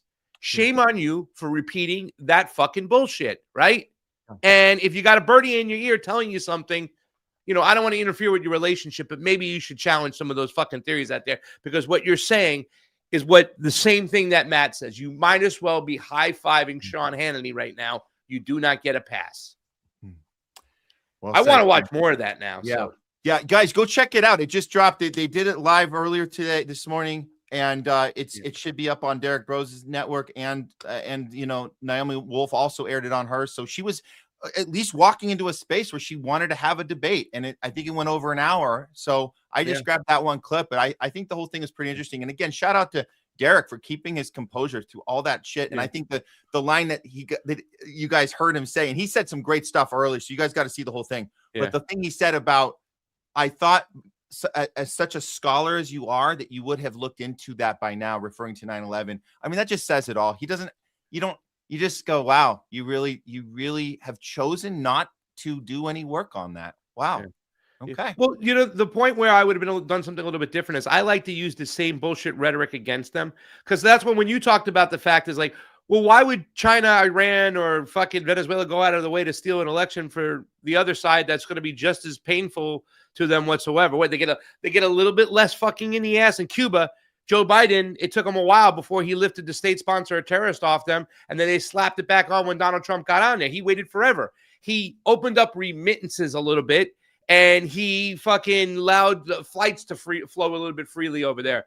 But he didn't lift the sanctions. He didn't stop a blockade. He didn't change the overall position. And the Cubans look at it like, we get fucked if a Democrat's in office, we get fucked if a Republican in office. Same with Venezuela. But I would have used when 9/11, I'd say, okay, because of 9/11, we ended up invading Iraq, which had nothing to do with 9/11, according to the information that you just talked about, right? And what you just said. You know, and the way the chicken shit about her is like, living down there in New York, it's a little bit different. No, don't fucking use that to shield yourself from any type of fucking criticism from your beliefs, okay? Just because you make it emotional to you isn't going to stop me from fucking speaking the truth, Mrs. Wolf, right? Well, and the rhetoric that you're spewing now is very much paralleling the rhetoric where the United States went to war with Iraq for what happened on 9/11, had nothing to do with it. Now it's the same type of rhetoric with Iran, right? We just did it in Venezuela. Narco trafficking, 0% of the fentanyl that comes to America comes from Venezuela. 0%, according to the DEA and their reports. But yet you're still arguing that bullshit. Now you're arguing state sponsor of terrorism. Same excuses to go in there. Wouldn't you see that there would be a problem then, the way there is a problem maybe? Wouldn't you see there'd be a problem today the way there was a problem then, right? I mean, that's what I would have done. I would have flipped it on them, because even within their own propaganda, CIA arguments and talking points, they're flawed. Yeah. Just the way you said you found the flaw in 3 seconds with Iran and Venezuela stealing the election. Within 3 seconds, okay, if we believe that, they're really going to go do that? Yeah. Don't show me any proof, right? No, the cost-benefit analysis ain't there. No, it ain't there. Just it ain't there. And the same arguments to go into Iraq, which Donald Trump criticized after, are the same arguments they're making today. I'm a recovering neocon, Pete Head says, what the fuck are you doing right now? Are you kidding me? And the cover provided, the manufacturing and consent provided from people like Laura Logan and Mel K and Eric Doherty and Benny Johnson and Nick Sorter. You need to cast them out. Okay? They are cheerleaders. They're cheering to a side. They're not journalists. Yeah. Sorry, they're not journalists. And I'm done not calling it out, because this is really personal to me. You know, like I said, I was at an election integrity event with both these ladies in West Palm Beach and Orlando.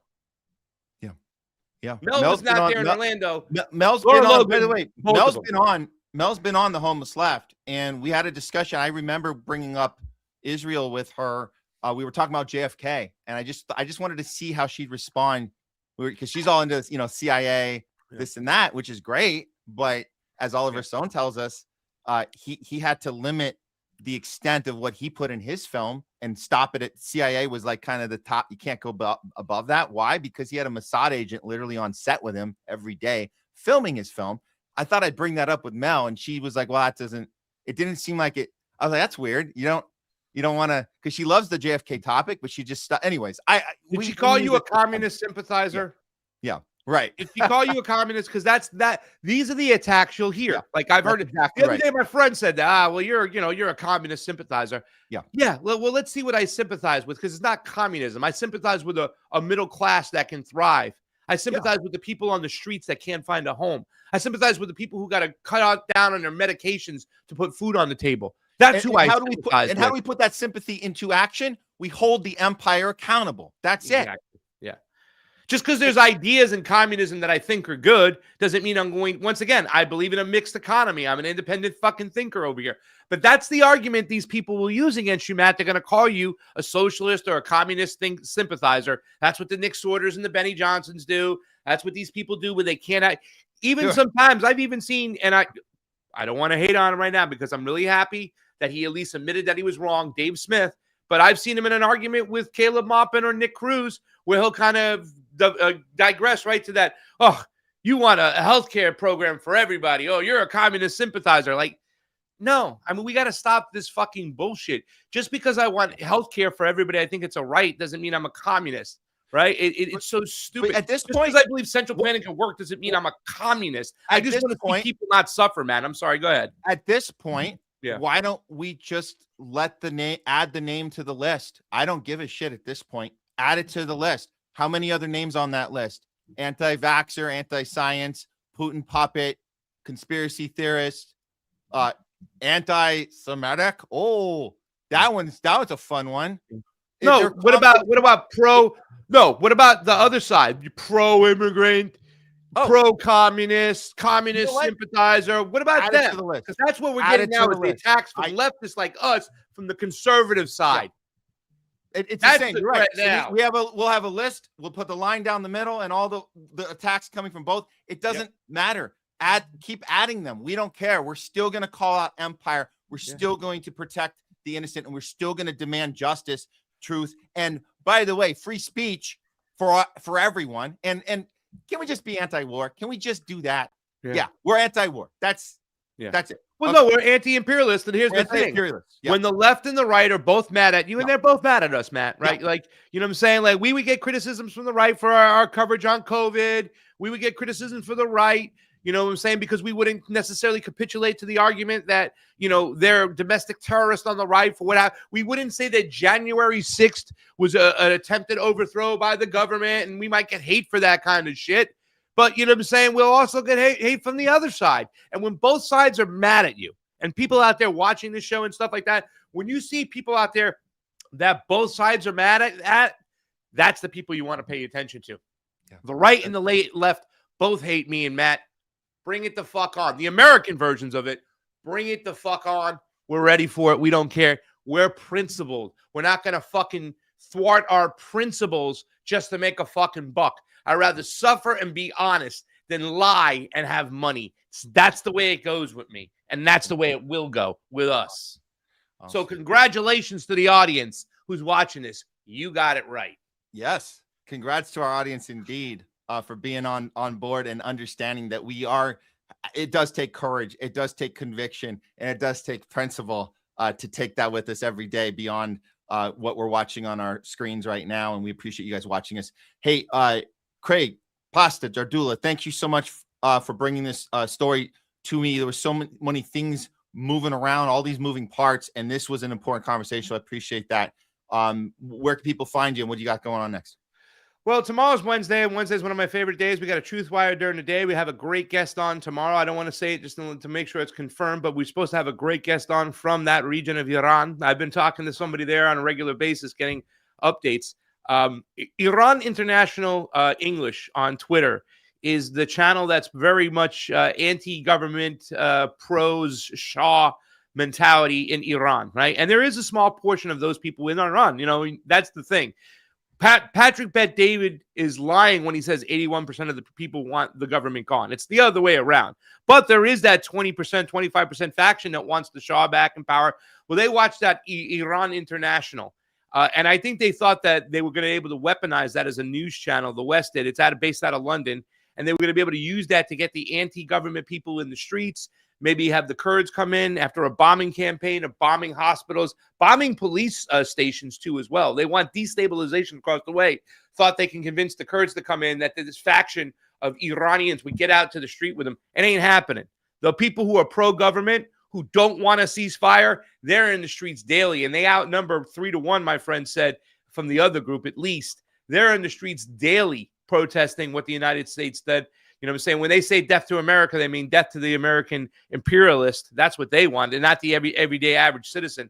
However, we should take accountability for this because it's our tax dollars that are buying this stuff that's happening. And I'm just so surprised the conservatives on the right are allowing this to happen. You know what I'm saying?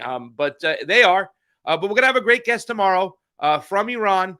And then Wednesday night at 4 p.m. Eastern, I do my show, Drive Time. It's going to be lit. If you want to call in, 212-209-2877. That's 212-209-2877. It's one of the most fun things I do, guys. Having calls come in. You never know what people are going to talk about. We set an agenda. But if you want to call in tomorrow between 4 and 5 p.m. Eastern, please do so. We've been talking with Danny Shaw, Professor Danny Shaw. A lot of stuff going on with Cuba. I got to give, send, go. Me and fam are going to hit the ground running. We got a lot of things planned. My health is getting better every single day. I was sick last year, Matt, and I was taken out of the game. So, I kind of feel like Rocky now training for the second fight against Apollo Creed. I hear the noise. I hear the bells. And me and fam, we don't care. Just like you, we formed this alliance. We're going to get out there and do the work. It's the thing I said to you when I first met you. I said, don't listen to all the noise. There'll be a lot of rhetoric out there. I love the fact that you brought this kind of like awesome production value to entertainment, production value to your stuff. It's which made me say, I want to be working with that guy. But I said, just continue to do the work and everything will fall in place. And I think you've done an amazing job of that. And I love the alliance we formed. So if you guys can help us out, hit up our Give, Send, Go. We're going to hit the ground running. We're going to keep on fighting. And we're going to keep being principled and not fucking get caught behind. And we're going to call out the bullshit. I ain't calling out somebody because I'm jealous of them. I'm calling out there because that rhetoric and that narrative needs to be shot down. Manufacturing consent is still a thing. Whether you like Chomsky or not, that is important. And narrative management is what the United States apparatus is trying to do. They're still trying, a lot of these people, to separate Donald Trump from the deep state. And he's done everything for the intelligence apparatus that they could ever want him to do. He is done. Give me a fucking break. He's no good, like Barack Obama was no good. We made a mistake, admit it, let's move on. What are we doing moving forward? Because they're still they're pushing the tribes towards us, Matt, Republican or Democrats. That's what the elections are doing. We need to break that mold. Come watch us. Thank you so much for having me on. Thanks so much, Pasta. Love you. See you next time. Thank you. Love you too, man. All right. Craig Pasta Jardula, everyone.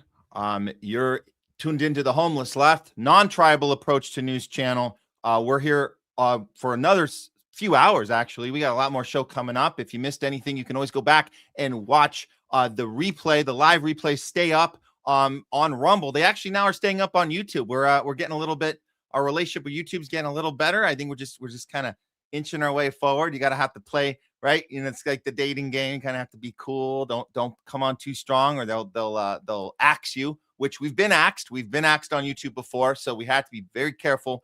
But we do appreciate all your guys' engagement on both channels. And when you see our segments that we upload after the show, you can share those out. You can get those out to people. If there's a particular topic that sparks your interest and you feel like this is a conversation starter, this is something I can reach out an olive branch to one of my friends, one of my coworkers, one of my family members, somebody that maybe uninvited me to Thanksgiving. Maybe I want to start a new conversation. This might be the thing. This one topic, this Iran war might be something. Now, we're talking about Iran mostly all day, in and out, this entire show, but we have these segments set up so you can take one topic and do something about it. Say, is this the moment I can re-engage with that person and start having a conversation? The Epstein files, this is stuff that it's about time. It's about damn time. The people that we met and had into our lives and formed relationships with, it's about damn time they start looking into things. They start being curious. We can't do all the heavy lifting. We can't do everything, but we can share out links. I advise you guys, don't just text somebody a link without anything. Always put a little disclaimer. Hey, I thought you'd be interested in this. Put something personal. The messaging out links, it get people miss those. They go, you're probably mass sending them. No, if you personally send a link to somebody, one of our segments or somebody else's segment, whoever it is, you say, hey, I thought you might be interested in this, or I'm wondering what you think about this. That's a good one. I'm wondering your thoughts.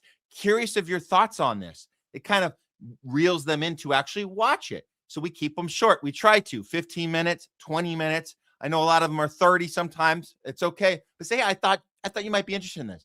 I'd love to hear your thoughts. That starts up a conversation. So we like to provide that for you guys, those tools for you to keep doing the work you're doing. And we see what you're doing. We appreciate what we're doing. We appreciate that you've been in this space with us and you've had the same frustrations, the same walls you've hit in your lives, where you're like, I'm trying to do the right thing. And sometimes doing the right thing and having principle and conviction and courage requires sacrifice. Sacrifice maybe you didn't realize at the time, but then you go, I kind of had to give up something. I kind of had to give up a paycheck. I kind of had to give up a relationship. But what I didn't have to give up was my principle, was my courage, was my conviction. Those things I still have. And that's what we can all be proud of. And we can all recognize how hard that is sometimes. But congrats to all of us for doing it thus far. Now more than ever, we got to keep it going, guys. Now's not the time to go off to the sideline and say I've had enough. Not now more than ever, with World War III brewing, with the Epstein files. I mean, how can we not see it? As Derek Rose said to Naomi Wolf, I thought by now, as a scholar, you might have wanted to have looked into 9/11 by now. You might have wanted to. I thought you might have. You didn't. Okay. You can't get them all. You can't win them all over, but we can have one conversation at a time, and that's possible. So we'll do that. We'll keep doing that. Okay. Let's do an update before we bring in Jay Scott. I just want to give you guys a little bit of update because we've had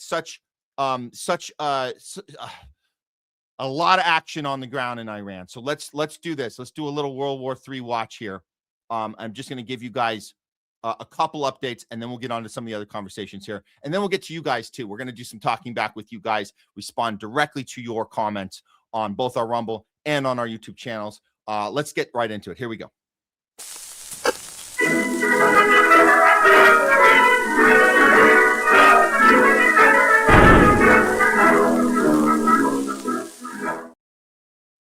It's World War III watch. Let's just face it.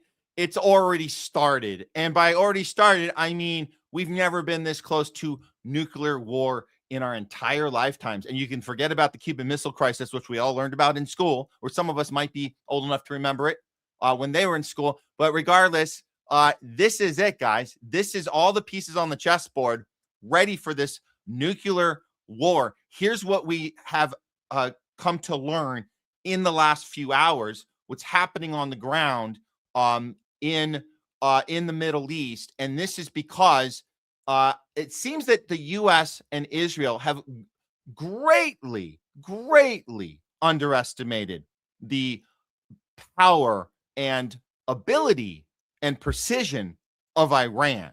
So apparently this has happened, and this kind of changes the entire course right now with this U.S. radar being hit, which completely destroys our defense. Here's what we got. So it looks like this radar system. Now, the $300 million, it's actually much more than that. It's over $1 billion. This radar system has been hit, but regardless of the cost of it, it's not so much the money as it's what it was doing. This radar was so crucial, this missile defense system, and it's located in Salty Air Base in Jordan, because it was the key for us having the ability to know what Iran was doing. Now we don't. We're completely blindsided. And it appears this has been absolutely verified based on satellite imagery.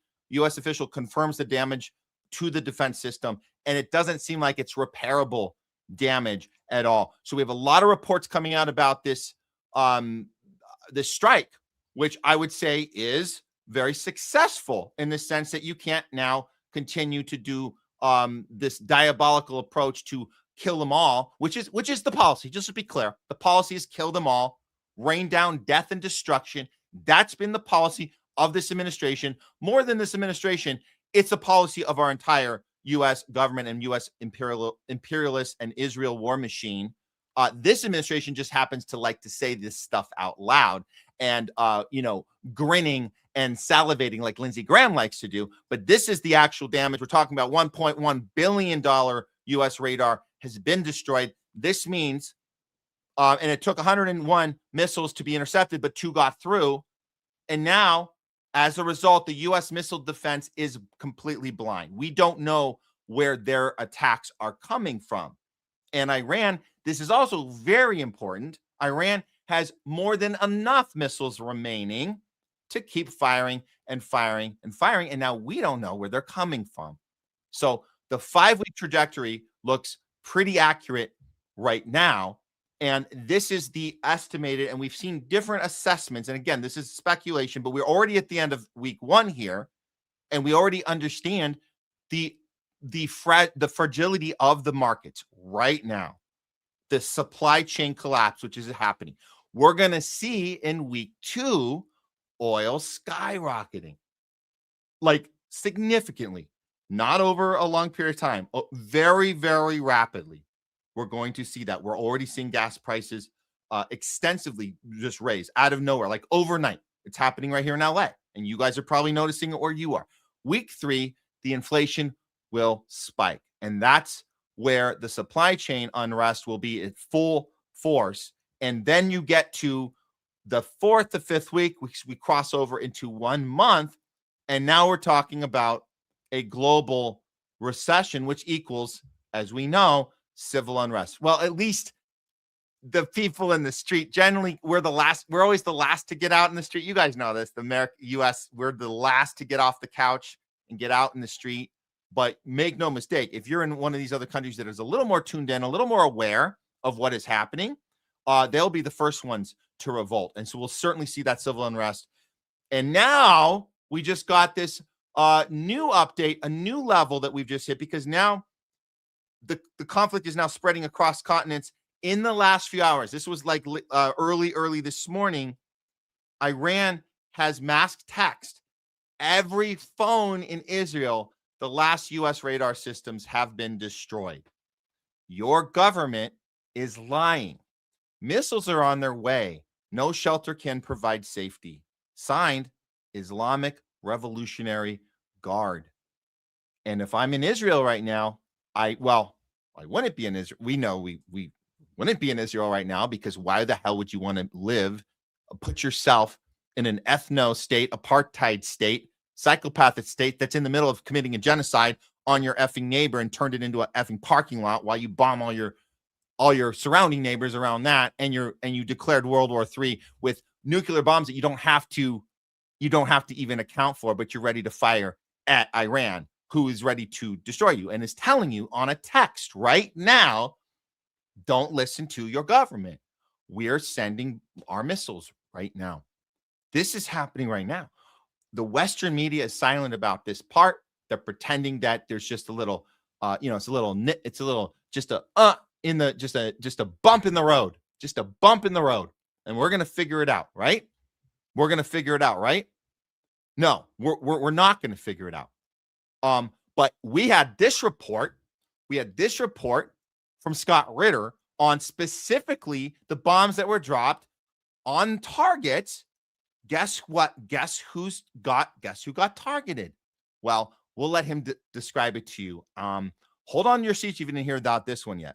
The Iranians are showing an ability to get intelligence information inputs in the morning and strike in the afternoon with deadly effect. And also, they're starting to expand their target deck. Remember, they didn't invent the concept of regime change. That was Israel on day one, killing Ali Khamenei. Last night, the Iranians struck the home of Benjamin Netanyahu. They killed his brother. They struck the home of Ben Gvir. He is seriously wounded, may not survive. Okay, and he's going to go on and explain how that was reported. And I'll just say this. We still don't have exact confirmation that Netanyahu is even alive right now. I'm going to repeat that. We don't have confirmation that Netanyahu is alive right now. We have no video of him. We were looking for some live footage. They were replaying footage of him speaking from the ground from 48 hours earlier. We don't actually have footage since this strike. But Scott Ritter is right to not include any insinuation of the sort because we don't know. We don't have confirmation. However, he did tell us, and we do have confirmation, his brother has been killed. That has happened.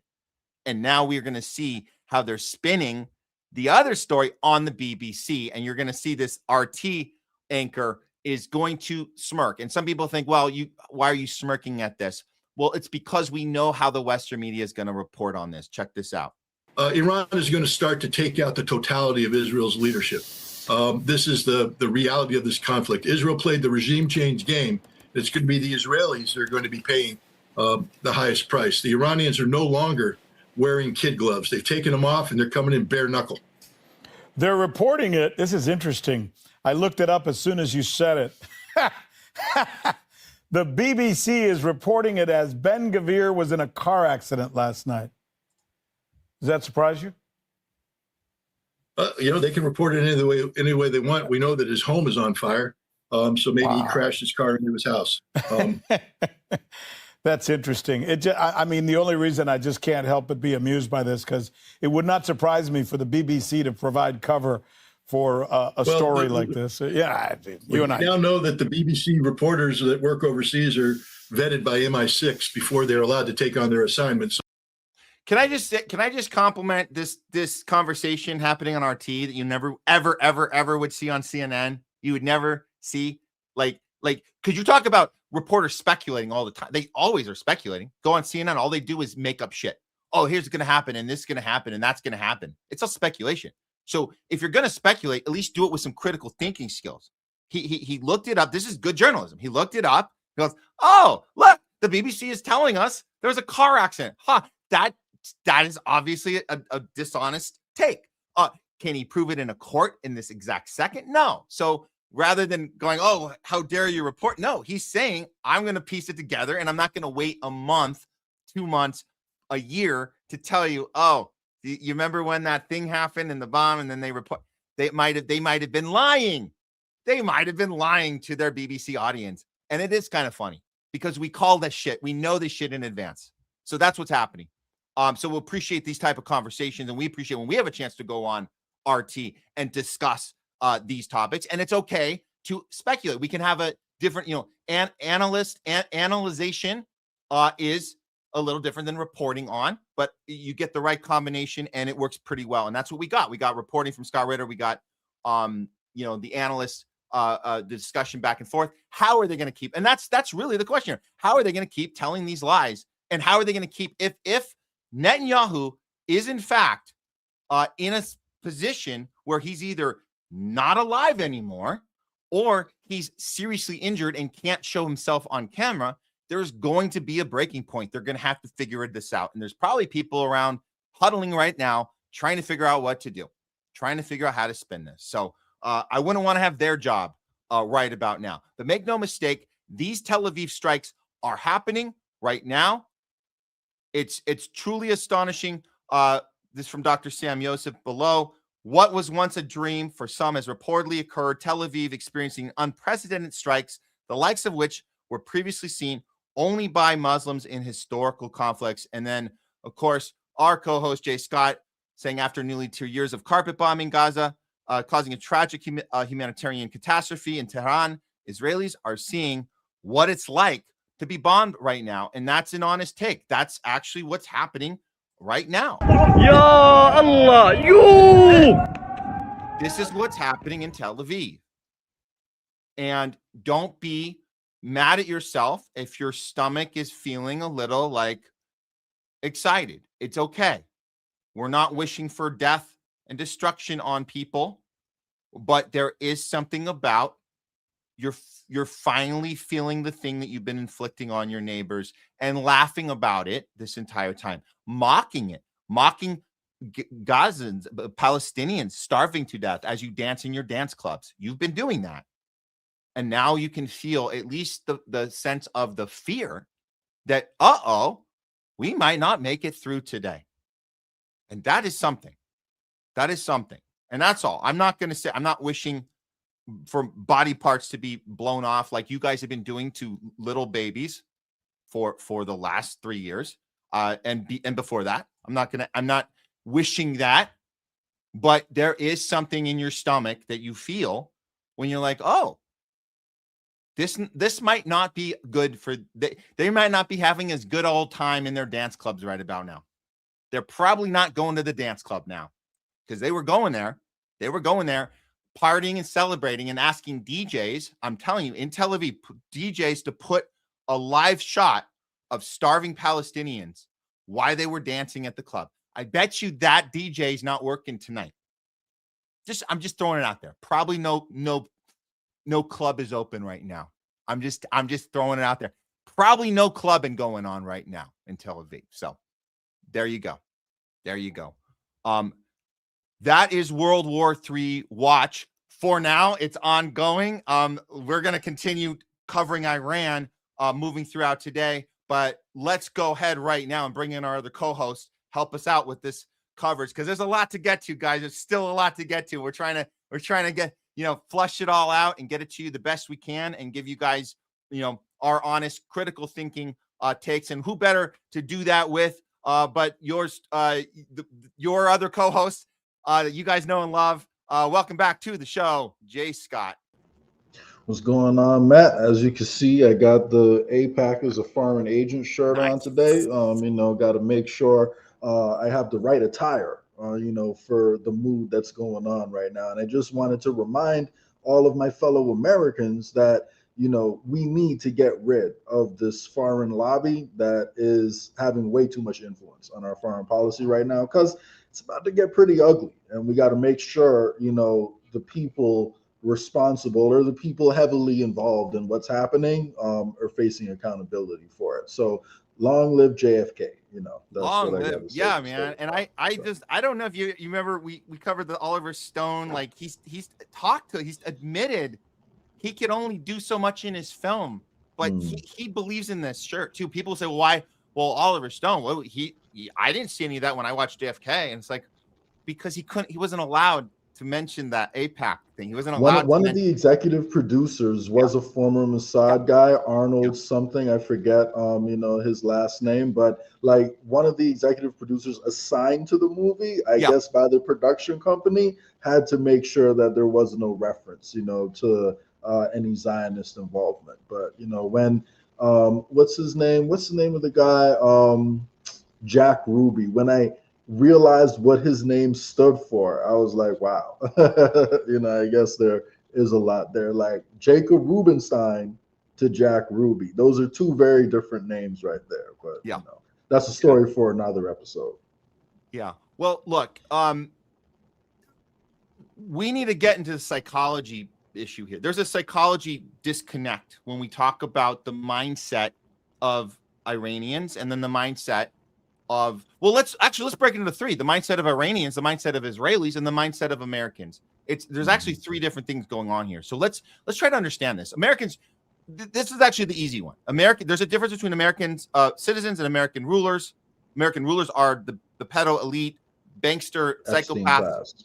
Right. So those are that's who runs us. The Americans themselves, we don't have any idea what's going on. That's the problem. And we're mostly against war. We're not in the club streaming our wars like in the club and dancing as this is going on. It's a great point.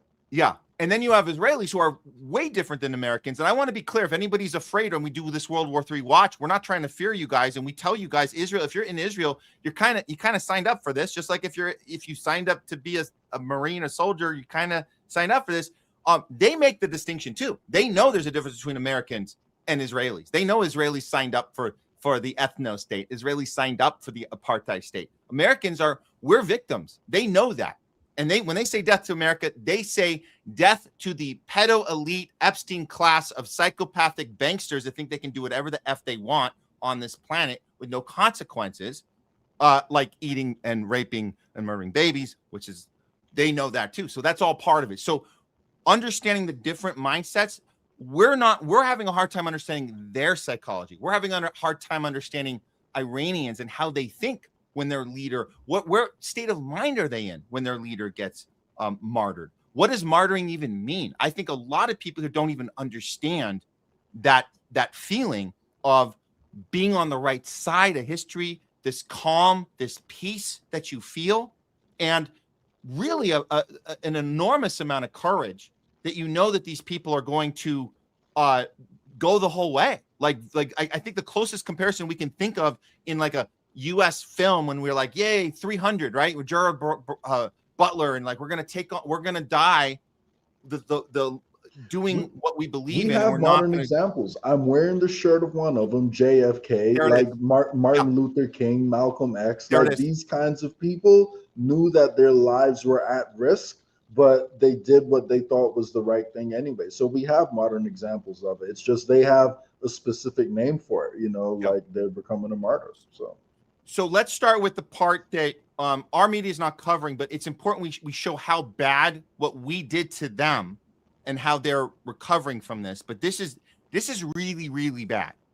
We have this contamination overhead in Tehran right now. Sung-Hoon says, I warned you about this. Now it's happening. Days ago, I told you the air was next. Nobody was talking about what the bombs were putting into the atmosphere. Now, read what's happening in Tehran. Black rain is falling on the city. Toxic oil mixed with rainwater. Acid precipitation causing skin burns and severe lung damage on contact. The dense black smoke from Shahran refinery has blotted out the sun. Parts of Tehran plunged into complete darkness, a nuclear winter effect. Now, the oil-saturated rain covered rooftops, streets, balconies, and thick black liquid. This would be like if you guys are right in the middle of a fire and you have to, and then you don't evacuate, you just stay, and then you have to smell, you have to just breathe all this into your lungs. Heavy metals, nickel, vanadium, leaching into soil and water systems. Iranian Red Crescent warning resistance to cover exposed food from oily soot. The rain is so corrosive, it's damaging civilian buildings. CNN is now reporting on the oil rain. New York Times confirmed the nuclear winter effect. Environmental groups warn migratory birds are dying, feathers destroyed, hypothermia, organ damage, millions of people breathing sulfur dioxide, nitrogen oxides, and toxic hydroxycarbons every hour. They're showing you missile strikes and destroyed warships. They're not showing you that 15 million people in Tehran are breathing poison, and it's raining acid on their children. You can't stockpile air. You can't filter a city. You can't run from what you breathe. And now black rain is falling on Tehran exactly as warned. The oil was the first target. The air was next. Now the water is contaminated too. Heavy metals seeping into everything. This isn't collateral damage. This is an environmental catastrophe unfolding in real time over a city of 15 million people, and no one is talking about it. This is what it looks like. So when you look out your window right now, 15 million people, that's what you're going to see. That's what you're going to see. And before you comment on this, Jay, I think it's important, and we're talking about their mindset, that all of that is happening, and the Iranians are still gathering in the street, not to protest their government. They're protesting the Western psychopathic pedophile bankster class, Epstein class. And they don't, it's not that they're unaware of what's happening to their skin. They are embracing it as almost inevitable because what they're doing is the right thing to do, and they still gather. Here they are in the street while missiles are going off, and they're covered in this shit, and they stay and they continue to protest.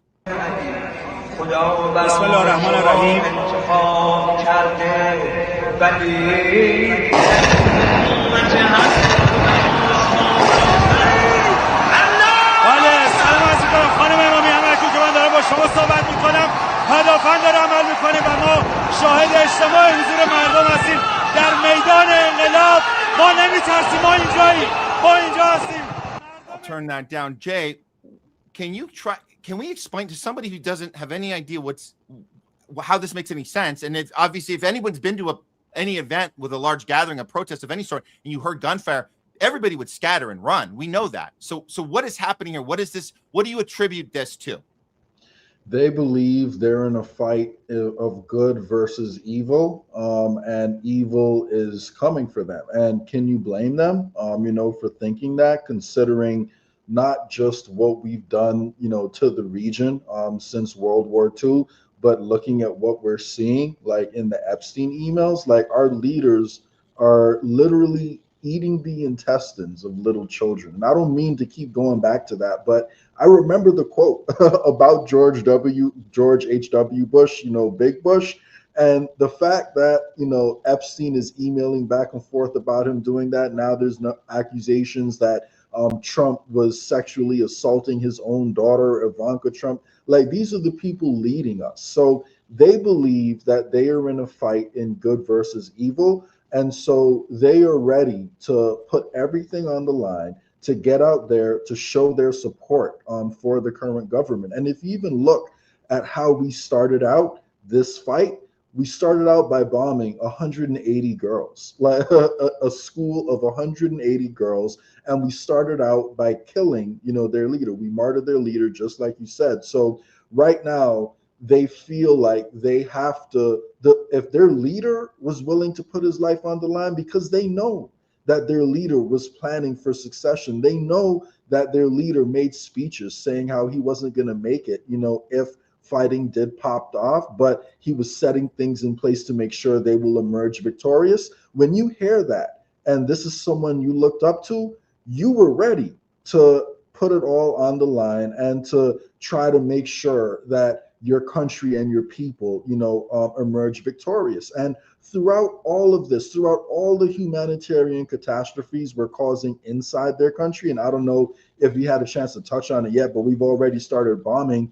their desalinization plants. So now we're going after their water infrastructure. Like, the government is still saying, like, listen, our beef is not with the American people. We're not going after the American people. We don't blame the American people, but we are not going to just sit down and take this. We will defend ourselves, and we're going to shut down the Strait of Hormuz and make sure everyone pays attention to what's going on, because that's what the goal of shutting down the Strait of Hormuz is. And that's why, even though it's going to raise my cost of living, it's going to make my life more difficult, I support what Iran is doing, because our bases don't need to be over there. And I hope that Iran does not end this closure of the Strait of Hormuz until America agrees to withdraw all bases from that region, and until America or Israel agrees to let Palestine have its own state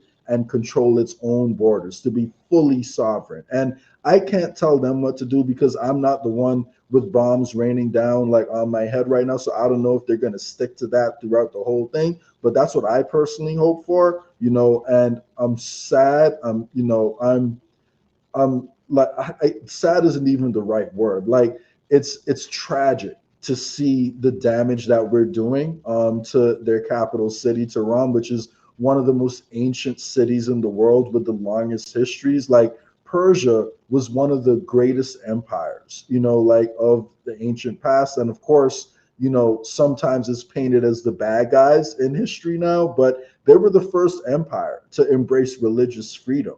And when they took over a territory, they let the local people govern themselves instead of putting their own leaders in over there. So they have a long history that we should honestly learn about. And it's just tragic seeing what they're going through right now. So I feel for the people, and as it kind of makes me feel guilty in a way, because I'm over here worrying about PFAS in my water and forever chemicals in my water, and they have oil rain like raining down on them right now. So it just it puts things in perspective. And I'm praying for I wish nothing but the best to the Iranian people right now, and I'm sorry for what they're going through. Yeah, absolutely. And it's okay that we have our day-to-day struggles, and we're trying to do what's best. And we're giving, and if they know our show is on, they would be applauding us having these conversations on their behalf, because we know how fight or flight mode works. We know you can be courageous, but if you've lost your ability to even communicate and do anything like activist wise, and you're just trying to survive, we get that. We're lucky. We are fortunate. And we're humbled by the fact that we can sit here and have these discussions, and our internet is working, and we can, for now, and we haven't had knocks on the door to haul us away in handcuffs for pre-crime for now. But for now, we're going to do this, and we're not going to feel bad about the fact that we don't have the acid rain. They do, but we're here to expose it, and we're here to show. And let's get into this a little more. I want to try to understand. I want to try to understand the mindset of an Iranian there, not these fake ass mother effers. And I'm telling you guys, we've seen it right here in Westwood. These fake ass, I don't live there, but yay US for blowing up my country. Yay Israel too, because we see that right here in Westwood. They're holding Iranian flags and Israel flags, and you go up to them and you go, "What are you doing?" And these are Zionists. These are not who we're talking about. We're talking about people there who are not protesting their government. They're protesting the Epstein elite class. So let's try and understand this a little more about not just their commitment and their peace of mind throughout all of this, their longevity too, and how they're in it for the long haul. They are in it. And Trump trying to maneuver around this. Bricks News is telling us the IRGC responds to U.S. President Trump, says we are the ones who will determine the end of the war. We've let the what do they say, cat out of the bag, or that we've let the monster out of the cage. We've set it loose. You can't say, oh, sorry, time out. No, it's no. Sorry, Trump. No takesy backsies. That's where we're at now. This is the second time in. Sorry, go ahead. No, go for it because I'm gonna play a thing. Yeah, go ahead. What I want people to remember is 2 times we have bombed them in the middle of negotiations. We did it last year.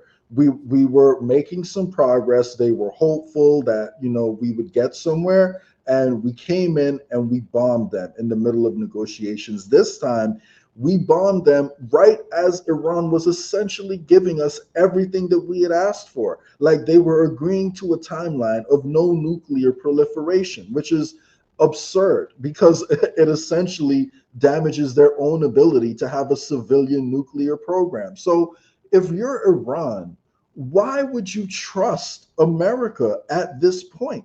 It doesn't make any sense because at best, if we stop now and if we pause now, all that's going to happen is we're going to come back and bomb them again. If not in the next year, it'll be in the next 2-3 years. And they'll probably be in a worse position because we and Israel have the ability to build back up more quickly than Iran does because Iran doesn't have the world reserve currency right now. Given enough time, America and Israel can replenish. It's very hard for Iran to do something like that in a short period of time. So they're in a unique position right now. And they have Trump's back against the wall, which is why Trump is out here making all these ridiculous claims. Like, I don't know, like there's so much news, going back and forth, but we had one of our military leaders say, yeah, we escorted a ship through the Strait of Hormuz earlier today. He tweeted it out and then he deleted the tweet. So they are desperate. They're trying to manipulate oil prices because they see where this is going. And Iran is causing some major hurt, like to the oil empire and the Epstein class right now. Yeah. Well, let's hear exactly how calm and at ease they seem to be with whatever chips and cards they're holding.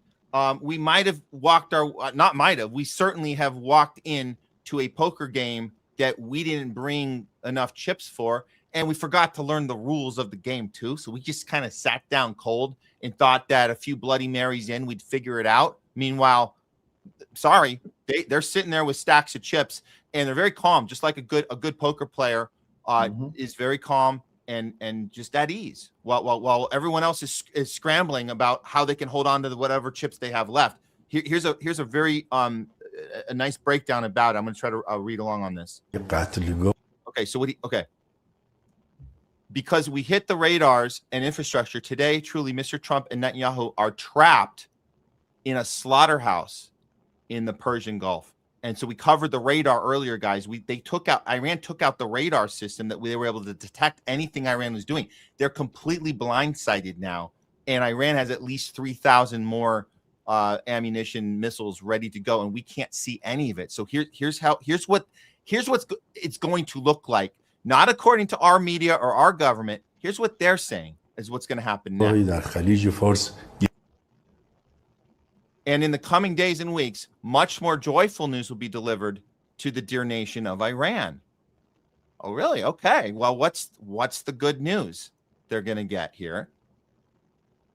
Look, the big mistake they made was that they came and designed a short-term war, but they didn't realize this might turn into a long-term. Well, some of us realized that, right? So yeah, we knew. Even the greatest international powers, if they initially plan for a short-term war and halfway through it becomes a long-term, no matter how much power they have, they will be defeated. Well, he's gonna explain why that is. So this is how it works.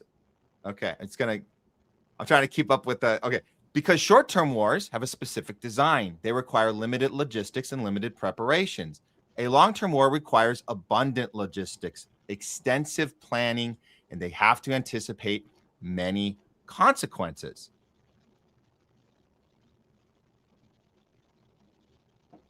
They thought the Islamic Republic would be finished in 48 hours. First, they brought one aircraft carrier. Then recently they said, for precaution, let's take another ship too. But now they're saying we must bring whatever ships we have from anywhere in the world. So maybe then we can handle this.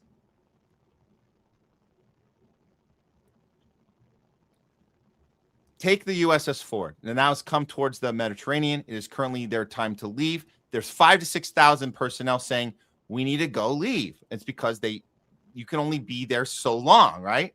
During the time in Venezuela, their mission there had ended. They were told you will go for 48 hours and then come back.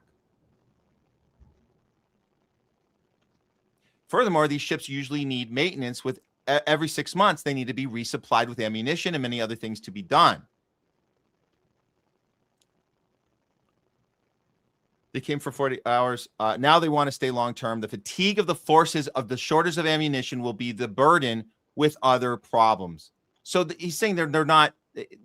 Yeah. Secondly, they did not think the war would become long term. So they didn't think, for example, the price of oil would go up from 80.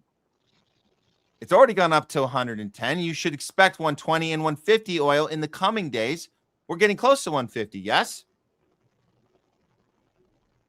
Well, what does this mean? It means the entire global economy will collapse. If the global economy collapses, will the world allow Trump to continue his warmongering? And I think we know the answer to that question. Or will the countries of the region allow him to continue his warmongering? So there it is. They're holding all the chips now. And it doesn't matter what else, we're hearing on our side. That's it. They have all the chips, and they took out our radar system. So it's not, it's not, there's no way out of this, Jay. I don't ask you, like, how's this going to end? But that's a great question. That's a great question. And what I want people to remember now, right, is all of our radars are gone. Our bases are hit pretty hard. Some of them are completely destroyed. We had a huge port in Bahrain that is now non-functional. That was our biggest port, in the entire region. And the entire reason that these countries allowed us to put military bases in their countries was because a lot of them are run by leaders who are part of Sunni Islam, and they have a little bit of a rivalry with Shia Islam, and Iran is like the capital of Shia Islam. So our bases were supposed to protect them from Iran. And now what we're seeing from Iranians is, well, you know what? We don't even have a beef really with Sunni Islam. The only reason some of your countries are being hit is because we're going for the military bases that you decided to host. And if you're allowing the CIA and military officials to meet in your countries and we find out about it, we're going to hit those specific buildings. But we're not really going after civilian infrastructure. We're not even trying to hurt your economy yet.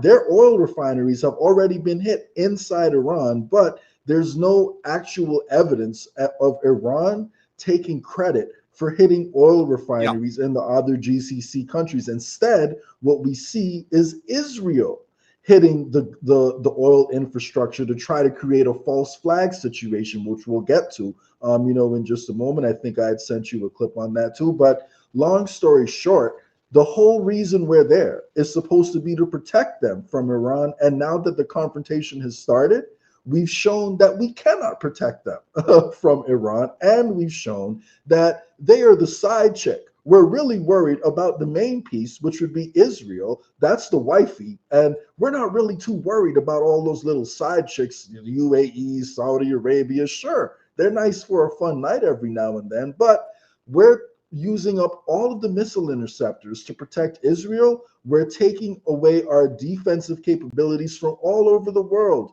We're pulling it back from Europe. We're pulling it back from South Korea, and we're sending it to Israel to try to protect Israel a little bit more. And Iran has essentially used up most of their old equipment to take out our radar capabilities and destroy a lot of our bases. And then they do Israelis a favor. They do the colonialists a favor and send them a warning text. Hey guys, you don't have any more protection. Your missile interceptors are about to be done. Your radars are completely, destroyed right now. You guys are sitting ducks. And what we're going to see right now is the difference between Palestinians who are in their homeland and colonialists who have come to a place that isn't their home to try to conquer it.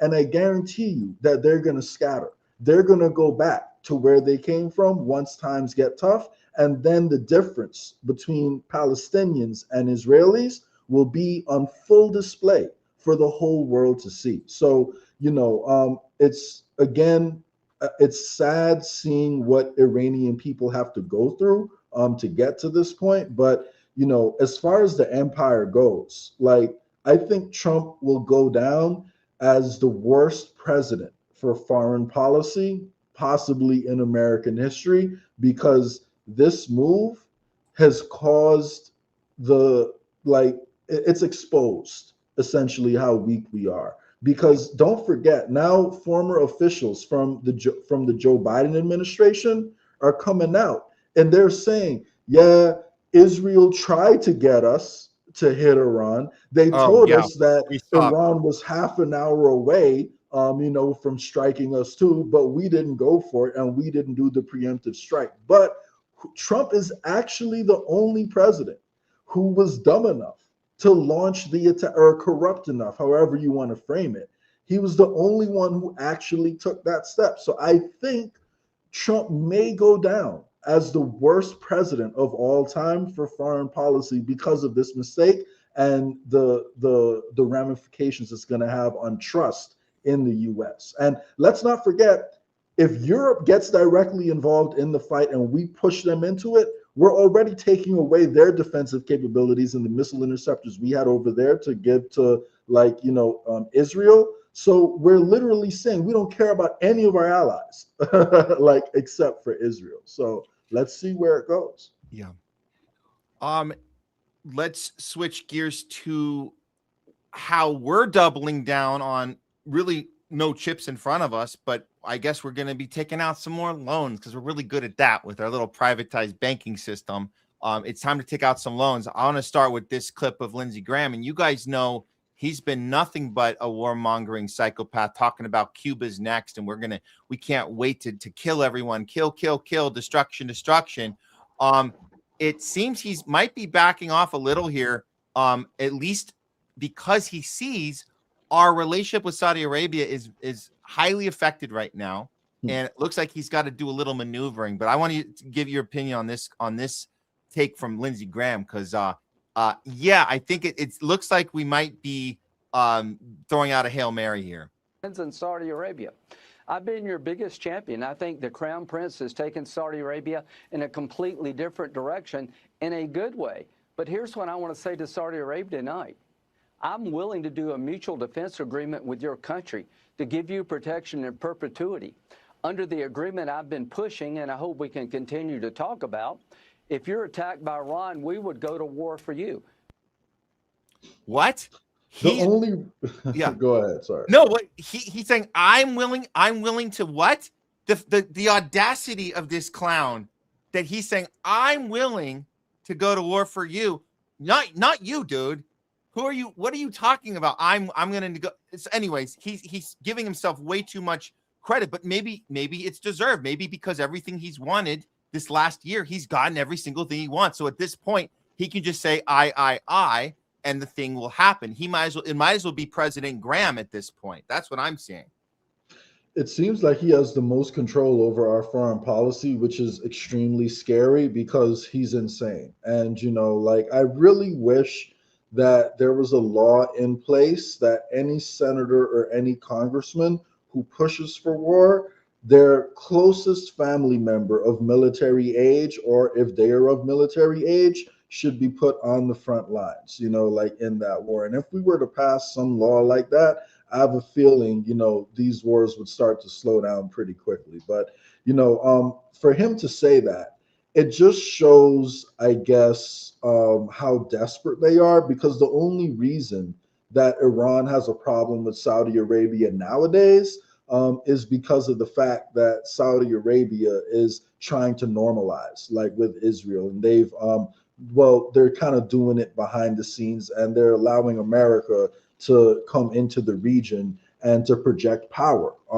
across the region. But so, the beef between Sunni and Shia right now is not that much different, between different than the beef between Catholics and Protestants. Like they're both different forms of Christianity, different forms of Islam, but they can get along just fine, like on a day-to-day basis. But the main reason there is a bigger beef now is because of the normalization with Israel, which is happening because of America. So Lindsey Graham making that comment is like, you have someone who's trying to protect you from getting beaten up, and you're telling him, look, listen, I'm willing to enter a mutual defense agreement with you, even though you're only in the line of fire because you're aligned with me. Like, it makes no sense. And, they're getting desperate because they do see what's happening to the Saudi Arabia, economy right now. In fact, late last night, I saw news that Saudi Aramco, which is their largest state oil company, they're getting backed up on the amount of oil that they can hold because they haven't been able to ship anything out through the Strait of Hormuz. So soon they're going to have to start shutting down their own production because they're running out of storage space. So, Iran has the whole global economy on halt right now. And the fact that we're seeing all these swings in oil prices, it kind of tells me that I believe the elites are actually using the markets to try to trick us, because I don't understand how they could have believed that Donald Trump could control when this war will end. But if you were to just read the markets, it would seem like, because as soon as Trump made the announcement that, I'm ending the war, the price of oil dropped from 110 down to like $80. Just saying it. Yeah. Just saying it. And that never made sense to me because Iran never agreed to end the war. So, I think they're manipulating us actually with the markets too. So absolutely. And sometimes he just says the thing, just it's not about truth. It's about it was said. It's like a check the box, like he did with, Spain's on board. No, they're not. Well, I had to say it, so you have to say it to say it. And I do agree with you. There's some market manipulation happening there, just that he says the thing he has to say, but we shouldn't listen to any of it. None of it is real. It's we've known this the whole time. And of course, our media doesn't help things when they. Well, we should listen to it, but put it in context. Listen to it, but understand that it's another. It's another. We've been watching a reality show play out in real time with producers and script writers. Exactly. That's the whole thing. It's we need to look at it, but understand that it's a mechanism for the theater in place. Anyways, with that. We went further on this, the idea that Lindsey Graham is offering more war, we're going to fight for you now, Saudi Arabia. We're going to do all these things. Who's we? Well, we are the U.S. Marines that seem to be running a little short right now. But I think Lindsey Graham said this at the timing of him saying this is he knew that a secret meeting was going on. Let's get to that. This is the little huddle where they come up with this idea. And this is the senator. It was Senator Blumenthal, that came out of this meeting and had some shocking things to say. But this is what we saw, this tweet from Power to the People. Senator Blumenthal emerges from the Iran war briefing. So it was a briefing, and I don't believe any press. There was no press was there. So he's one of the first to open his mouth coming out of this briefing. Warns of a ground invasion is coming. What? We're on a path towards deploying American troops on the ground in Iran. Democrats can't stop this. Democrats can stop this. Well, in theory, if they all wanted to vote against giving Trump more money for war, but they won't. And we know that. Of course they won't. They're part of the same thing. Here is Senator Blumenthal coming out. Watch his body language during this little exchange. As dissatisfied and angry, frankly, as I have from any past briefing in my 15 years in the Senate. I am left with more questions than answers, especially about the cost of the war. My questions have been unanswered, and I will demand answers because the American people deserve to know. And I guess I am most concerned about the threat to American lives of potentially deploying our sons and daughters on the ground in Iran. We seem to be on a path toward deploying American troops on the ground in Iran to accomplish any of the potential objectives here. And just to be absolutely clear, this ain't no whistleblower. This ain't no, I'm going to tell you guys what's going on. I'm scared to death. That body language may be somebody who understands that there's something he signed up for that isn't, there's nothing you can, it's kind of an inevitable thing. And you are only in your position because you voted for all this shit in the first place. So it's. Yeah. All they're going to do, sorry, I think you froze, Matt. Doing the thing that we were always afraid that would happen, and yet we pushed it, we allowed it, and here we are. We're going on it looks like we're going on the ground. It looks like that is happening right now. If you want to put a feedback on this, Jay, but I want to get to the drafting because people are talking about the draft too, and that's kind of connected here. Yeah, I mean, at the end of the day, what we're looking at is someone realizing how unpopular this war is about to be, and he's trying to qualify it, by saying, oh, this is going to be tough. We need answers. But all they're going to, even though they're in favor of it, all they're going to do is blame Trump, not for the war itself, but they're going to say Trump did it wrong. He went about it the wrong way. And if we had Kamala as president, then it would have went even better because we would have done exactly what we needed to do. So all they're doing is they realize how unpopular it is. So they're trying to pretend like they're not in favor of it, even though we know that they have the power to stop it. Yeah. And so the word draft has come up, and we have to kind of look at how that playing field has changed just in the last few years. And we didn't even realize it. We had to kind of look at it and date it just a few years ago in 2024. So this is the question, U.S. military, is there a draft in 2026?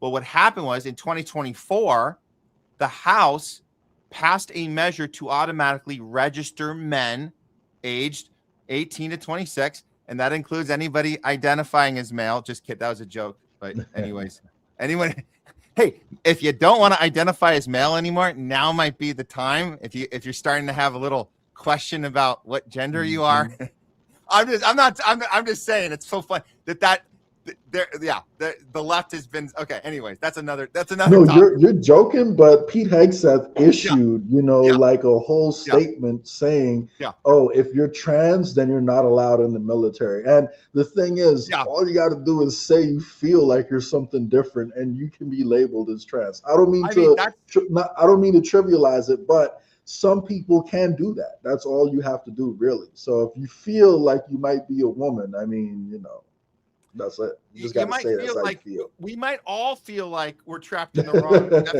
maybe not the wrong body, but I think we all can kind of agree. We all feel like we're trapped in the wrong fucking country right now. Let's just go with that.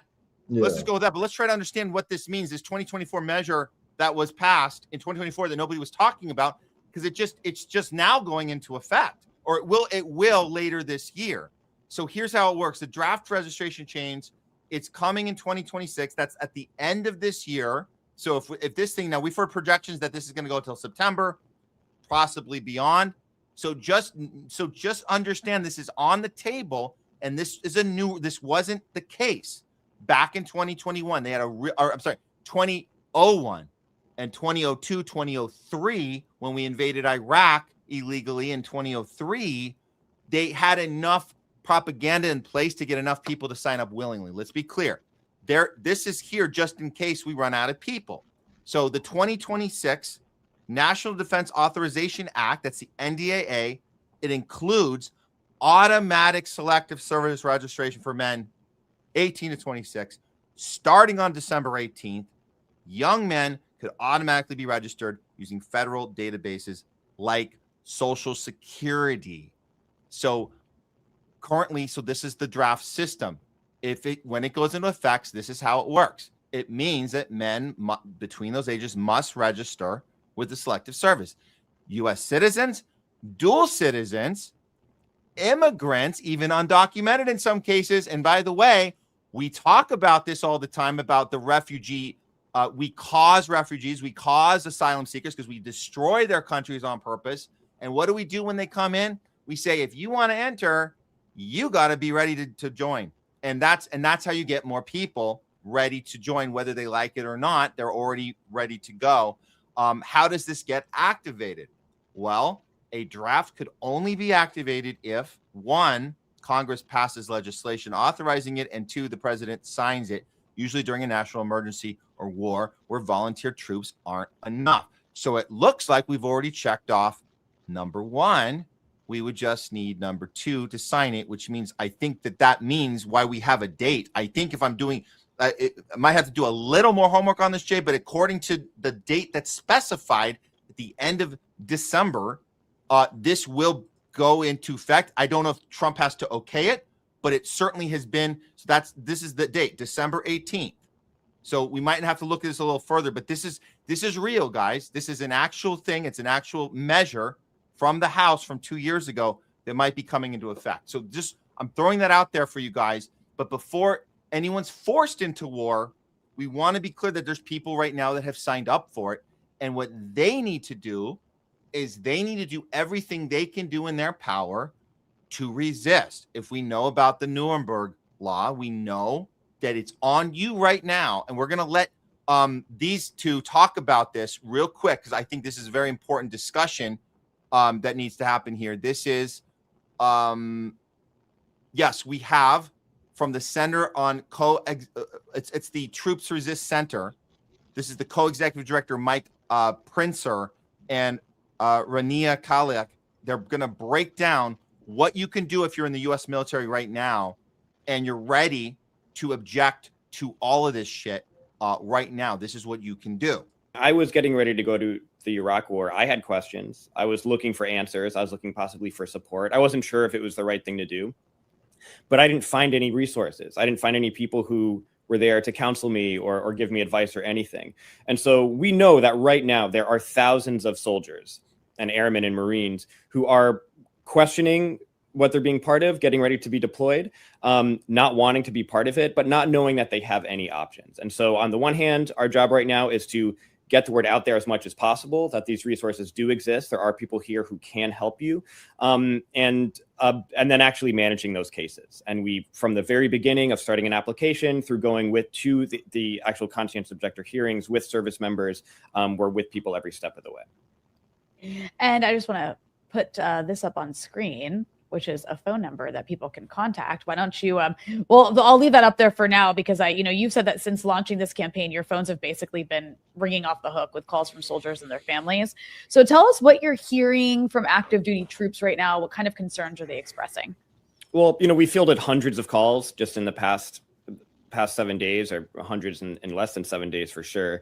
A majority are people who are in the active duty military. I mean, we're talking about people who have guard units and reserve units who are being activated right now to go to the Middle East.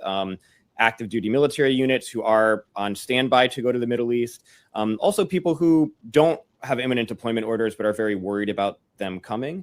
We even worked with someone who thought he was going to get deployed. He filed as a conscientious objector. They tried to send him anyway. They forward deployed him to stage to go to the Middle East. We threatened to file a complaint against his command. They sent him back home, and now he's getting an honorable discharge. So even some of these things are even down to the wire. Like, people are being sent overseas and contact us to get help.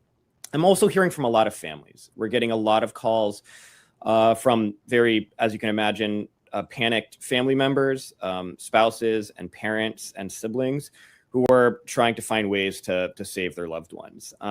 It's, of course, there's a lot of options we can provide people, but I would say overall, of course, there's a sector of the military that's pumped about this and is excited to have their war and has some fantasies about what it's going to be like and all of that. Of course, there's a lot of indoctrination in the military to that effect, and it's effective.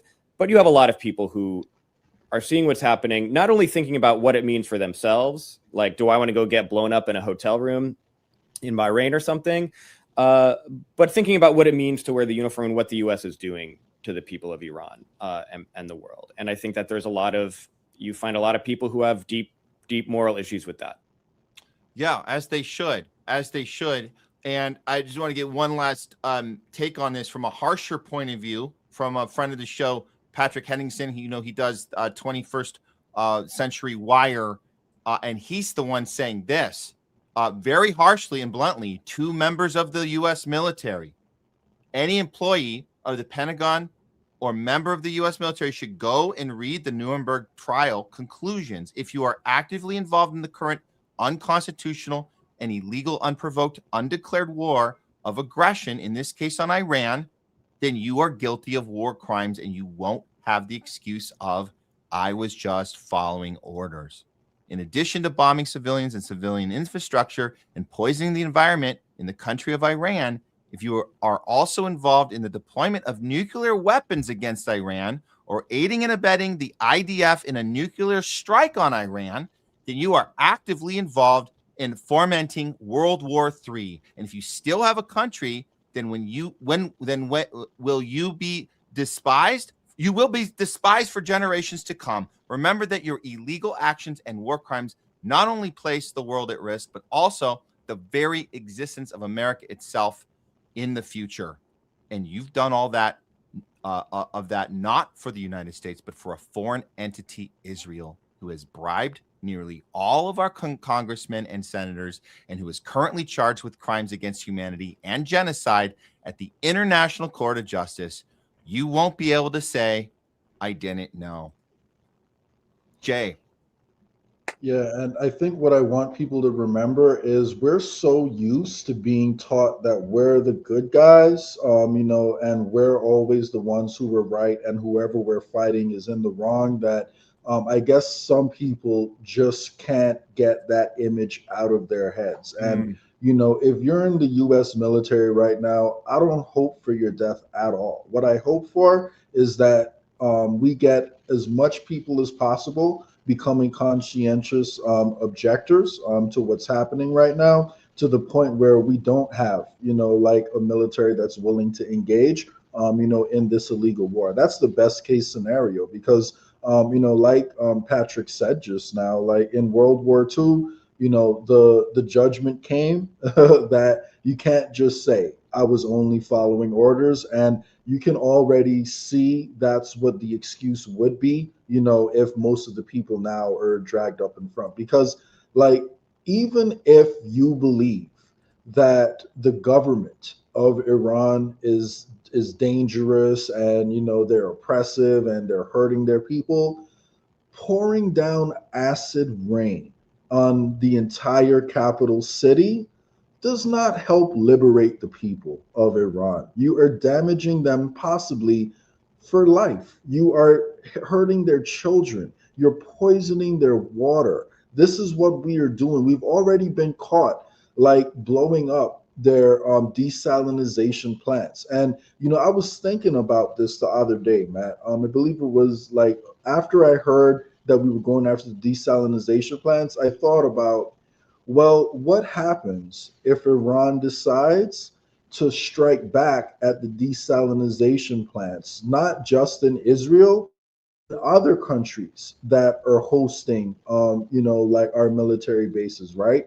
In the short term, yes, it's going to cause the price of oil to spike, but it's also going to cause likely a mass immigration issue of people leaving the Middle East, probably going mostly to Europe, some to Africa, some to Asia, but probably mostly to Europe, and to populations that are already struggling with dealing with the rising cost of living and have their own internal problems. But think about what that does for the Greater Israel Project. It now means that there's a lot of empty land over there, a lot of empty land that, some colonialists have been trying to conquer for a while. So I hope that Iran is not going to react like that, and they don't strike the desalinization plants of their neighboring countries. And I don't think they will, but it is a possibility, if we keep going for their desalinization infrastructure. So, we have to really look at how this is going to escalate and where it's going to go. And, again, I hope that leadership in Iran is not going to take that route, and I don't think they will, but it is a possibility. And, it's scary thinking about what that could mean. And I still don't see how, the Greater Israel Project could possibly get the numbers they need to populate it. My guess is Maybe that's part of the reason they're trying to control the narrative right now. Maybe they want people to convert to Judaism or to some form of Christian Zionism so they could bring them into a greater Israel project. But it is something we have to worry about, because that's how colonialism has worked sometimes in the past, right? Like when America was colonized, the native population was wiped out, and then different people were brought in to populate the land. So is that a strategy that, you know, that the Greater Israel Project is trying to implement? And that makes the effort of what we're doing here even more important, because the only way something like that works is if people buy into the narrative. People have to believe that the Greater Israel Project is the right thing and it's a righteous cause. Otherwise, they're probably not going to want to be involved. That's why you're seeing Larry Ellison buy TikTok. That's why you're seeing Zionists like buy the media and trying to rewrite the history books so they can paint themselves as the good guys. And we really need to educate people on what's actually happening, you know, like in this project. And again, this isn't to say Zionists are the boss, because I still believe they're ultimately a proxy for a banking cartel, but they are a main mechanism in how this plan is being implemented. So we need to expose the truth. So sorry, I know that was a little bit of a long rant, but I just started thinking about where this could be going. And the Greater Israel Project just seemed to be a little bit more real than I could have imagined, you know, with that strike on the desalinization plant. So I really hope that Iran does not go down that road. Yeah.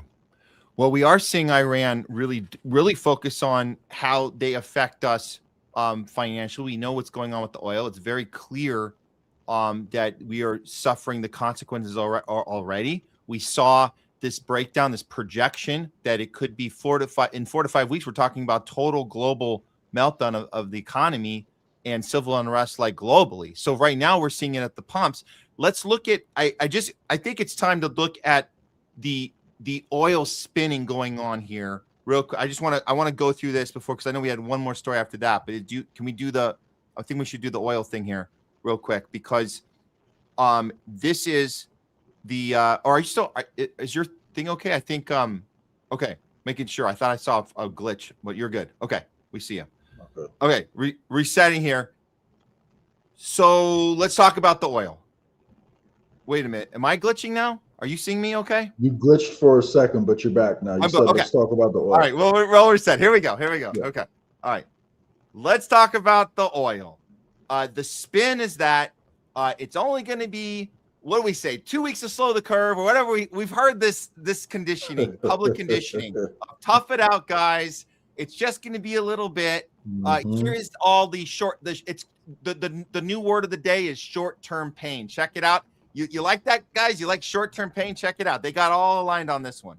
Short-term disruption for the long-term gain. Short-term pain for the long-term gain. Short-term pain be for long-term gain. We're going to have some short-term pain with long-term gain. Short-term pay for a long-term gain. Some short-term pain, yes, but we've got some long-term gain. Short-term spike for a long-term gain. Some short-term pain for American consumers. We may have to deal with that in the short term. Short-term and temporary. Temporary short-term pain. It's going to suck in the short term. Some short-term pain. Short-term pain. We have to focus on the short term. Short-term. Short-term. Short-term. Short-term and long-term. Short-term. Hopefully this is a short-term pain. Short-term is highly outweighed of the long-term benefits. Some short-term pain for the long-term gain. Short-term sacrifice for a long-term gain. Oh my God. These guys are giving their instructions, guys. You understand this. None of this is news. This is, you huddle up, you get your email, and then they think they can be creative and change a couple words. But that's the talking point. That's the game plan. Don't go off script, right? So yeah. And also I would say this, I at the top, I said the 2 weeks to slow the curve. It's not a joke. I mean, it's funny because you think that, you know, we've been through this before. It's a conditioning method that's in place. We talk about always, hey guys, we're all in this together. Just tough it out. Take one for the team. We all have to cooperate though, because if one person complains, then we have to do it again. It's like you're on timeout, but if you complain, we're going to add another. Oh, you're grounded. What is that? The Dr. Evil. One more. Or now whatever it is, it's add another.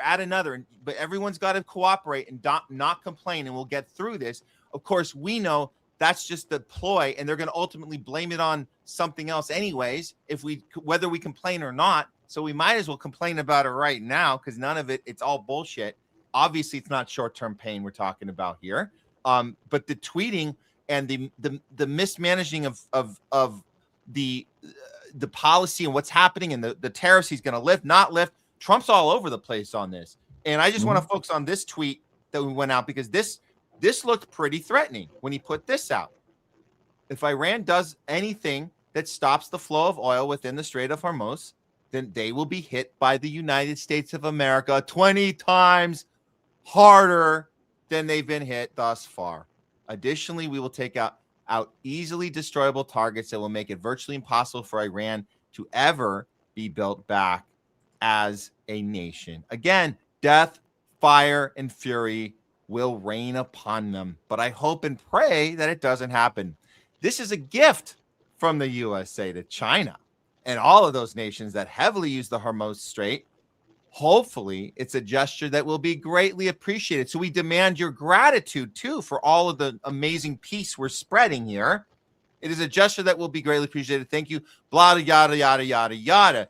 That is really concerning that he put that out. I'm sure Iran's not taking that seriously at all, obviously, because they're not anywhere in the position he's pretending they are in.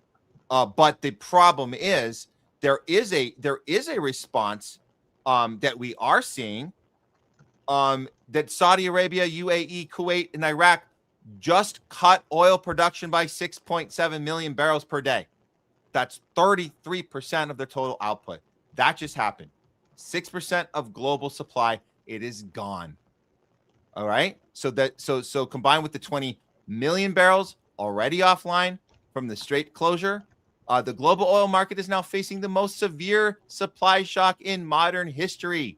Iran is shooting down American cruise missiles, threatening $200 oil, saying long war, no diplomacy. Trump just threatened to erase Iran as a nation, and America's Gulf allies just cut production by 6%.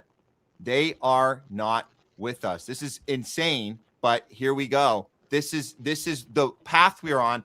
And like I said earlier, we are absolutely seeing this at the gas pump. This is just out of here in LA. Just so you guys know, this is happening right now. This isn't projection. This is happening right now. Continues. The national average for a gallon of gas is up nearly 50 cents since the war started 1 week ago. Here in Los Angeles County, the average for a gallon of regular unleaded is now well over the $5 mark, spiking 17 cents overnight. As Eyewitness News reporter Madison Weil tells us, the price is now more than $8 a gallon at one local gas station. $8 a gallon. That's what we're seeing here in LA. It was around 260 over here in Austin, Texas. I want to say last week, this weekend, yesterday, I just got back from the gym, and it was up to about 310. I want to say, so it's up, similar rates over here in Texas too. So, and then here's Trump. Yeah. Here's Trump pretending that we have plenty of oil and there shouldn't be a problem. So it's completely delusional. So I'm going to play this clip, and I want you to figure out where he's getting this from. And I think there might be something more nefarious that was going on in Venezuela leading up to this Iran attack, because I think he thinks that we have some sort of, I don't know what he's thinking, but I want to hear your thoughts on this assessment of, we have plenty of oil, the most oil we've ever had. It's never a problem. We're the greatest oil ever. Have to keep the straits flowing. With all of that, it affects other countries much more than it does the United States. It doesn't really affect us. We have so much oil. We have tremendous oil and gas, much more than we need. We have Venezuela now as our new partner, great partner. They've worked out so wonderful. We're working with the administration, the president, and it's a massive source of oil, gas, everything. But we're in a very good position, but very unfair to other parts of the world, like China as an example. I mean, we're doing this for the other parts of the world, including countries like China. They get a lot of their oil through the straits. So we're doing this. We have a very good relationship with President Xi in China. I'm going there in a short period of time, and we're protecting the world from what these lunatics are trying to do, and very successfully, I might add. We're also waiving certain oil-related sanctions to reduce prices. So we have sanctions on some countries. We're going to take those sanctions off till this straightens out. Then who knows, maybe we won't have to put them on. There'll be so much peace. What the hell is he talking about, Jay? He did the Dave Chappelle skit like in real life. Yes, Do you remember like Black Bush and the guy that was like, "Sir, what do you have to say to the people who say you're only going into the Middle East for oil?" It's like, oil?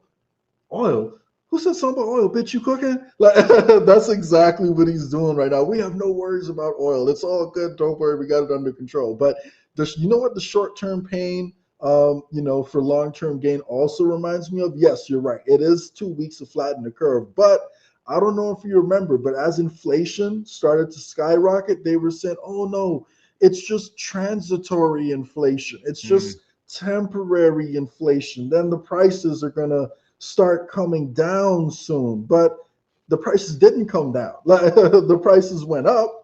Maybe they started going up slightly less. They took a little bit of a pause, but they were still going up.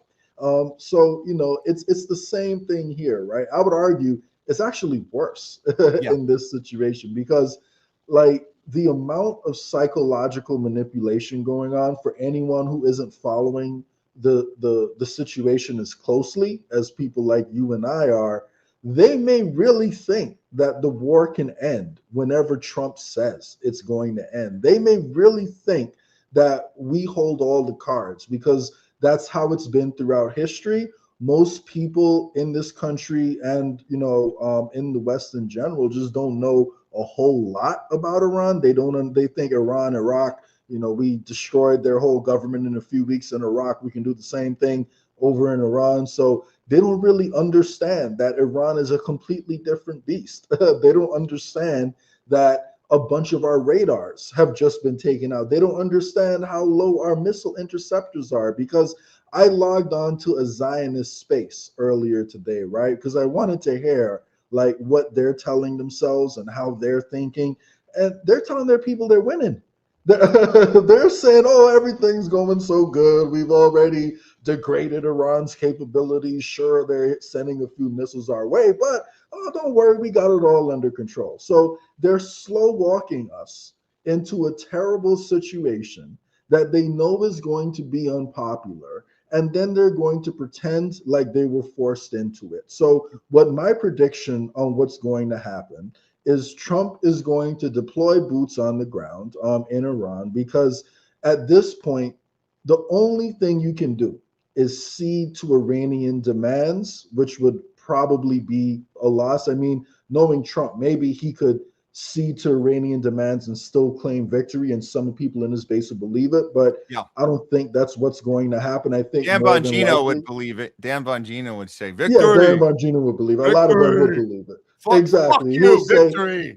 yeah, sure. We withdrew all of our bases from the region, and we allowed Palestine to have a state, and we removed all the oil sanctions, from Iran, but we still won because we killed their leader, Khamenei. So I mean, he would say something like that. So that's a possibility, and I'm hoping that's what happens, and we see to the Iranian demands. But in all likelihood, I think the goal is to end the Iranian ballistic missile program at least, and hopefully they want to get some type of a regime change over there, which means they'll need to put boots on the ground in order to accomplish that. So they know it's going to be deeply unpopular, but I guess they're just going to do it anyway and pretend they had no other option to, and then try to put all the blame on Trump when stuff starts going wrong and saying how they would have done it differently if they were in power. So, it's a sad situation to see where it's going, but Trump knows the kind of economic harm that is coming our way.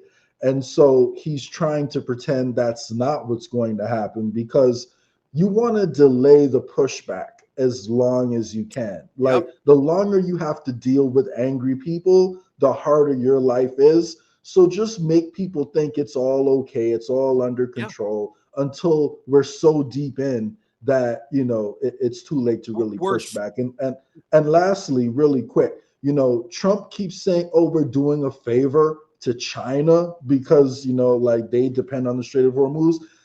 Iran has already said Chinese and Russian ships are free to pass. Yes.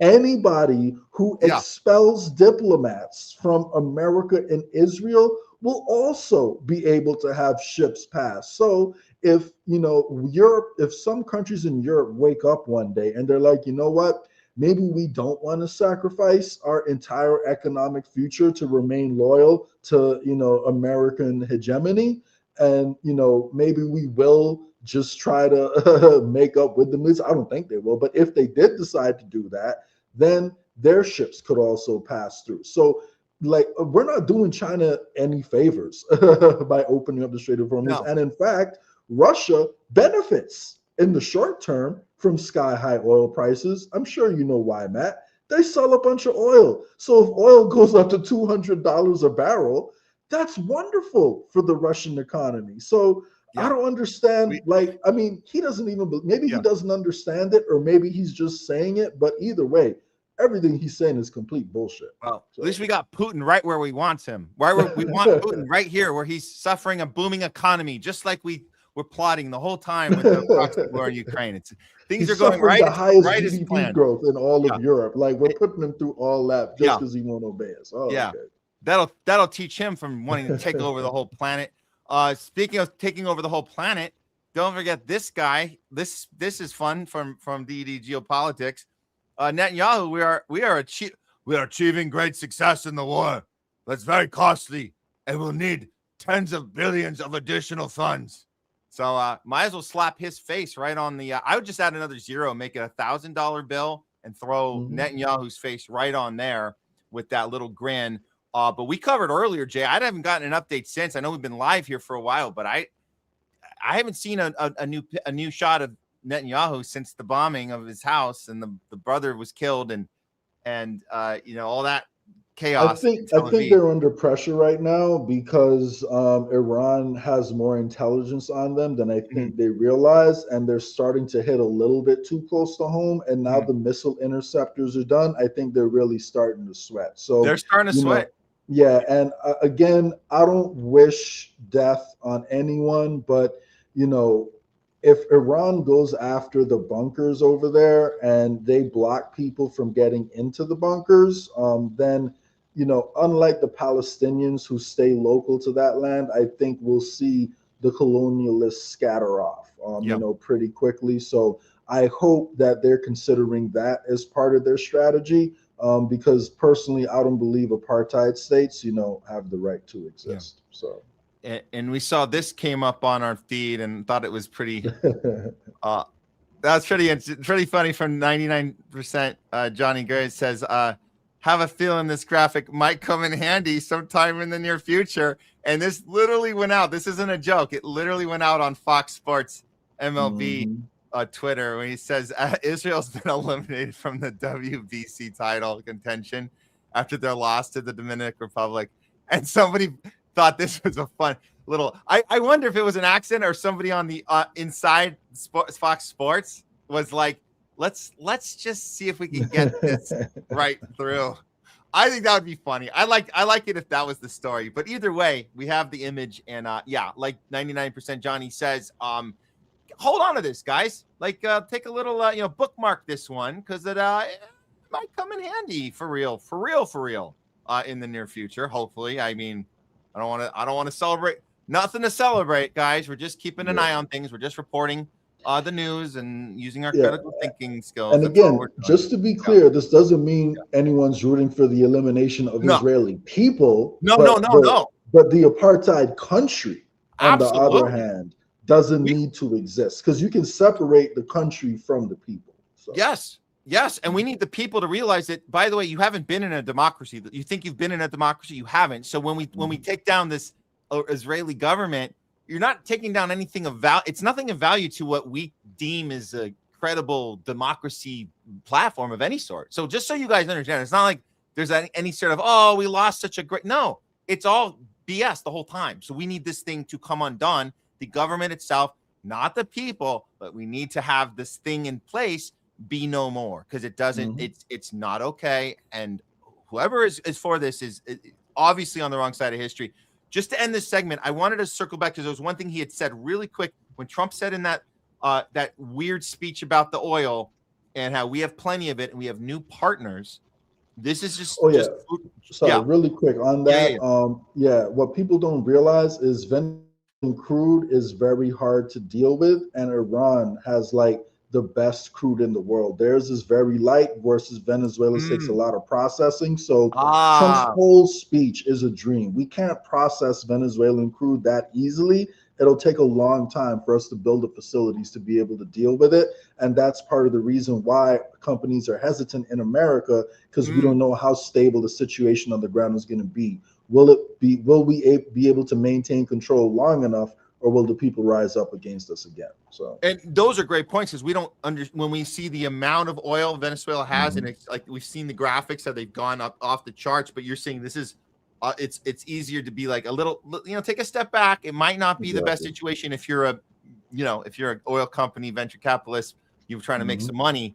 It might not be best, but the timing of it, I just think it is interesting that, and it's from Money Ape, Trump Venezuela visit raises big questions. So I'm trying to track when he last went, but it seems like this is true. We have a deal. This is what we're talking about, our new partners. The deal is with 360,000 barrels of Venezuelan oil just days before the Iran war started. So he had this deal, whether it's real or not. Like you said, there could be people stepping back, but this was a play. And we called this out, man. We called this out when the kidnapping of Maduro and this whole we said this is setting pieces up for the Iran attack, because you have to get some mathematically, you got to put some shit in place, stealing some of this oil. So the plan is to refine in the U.S., export globally, use some domestically.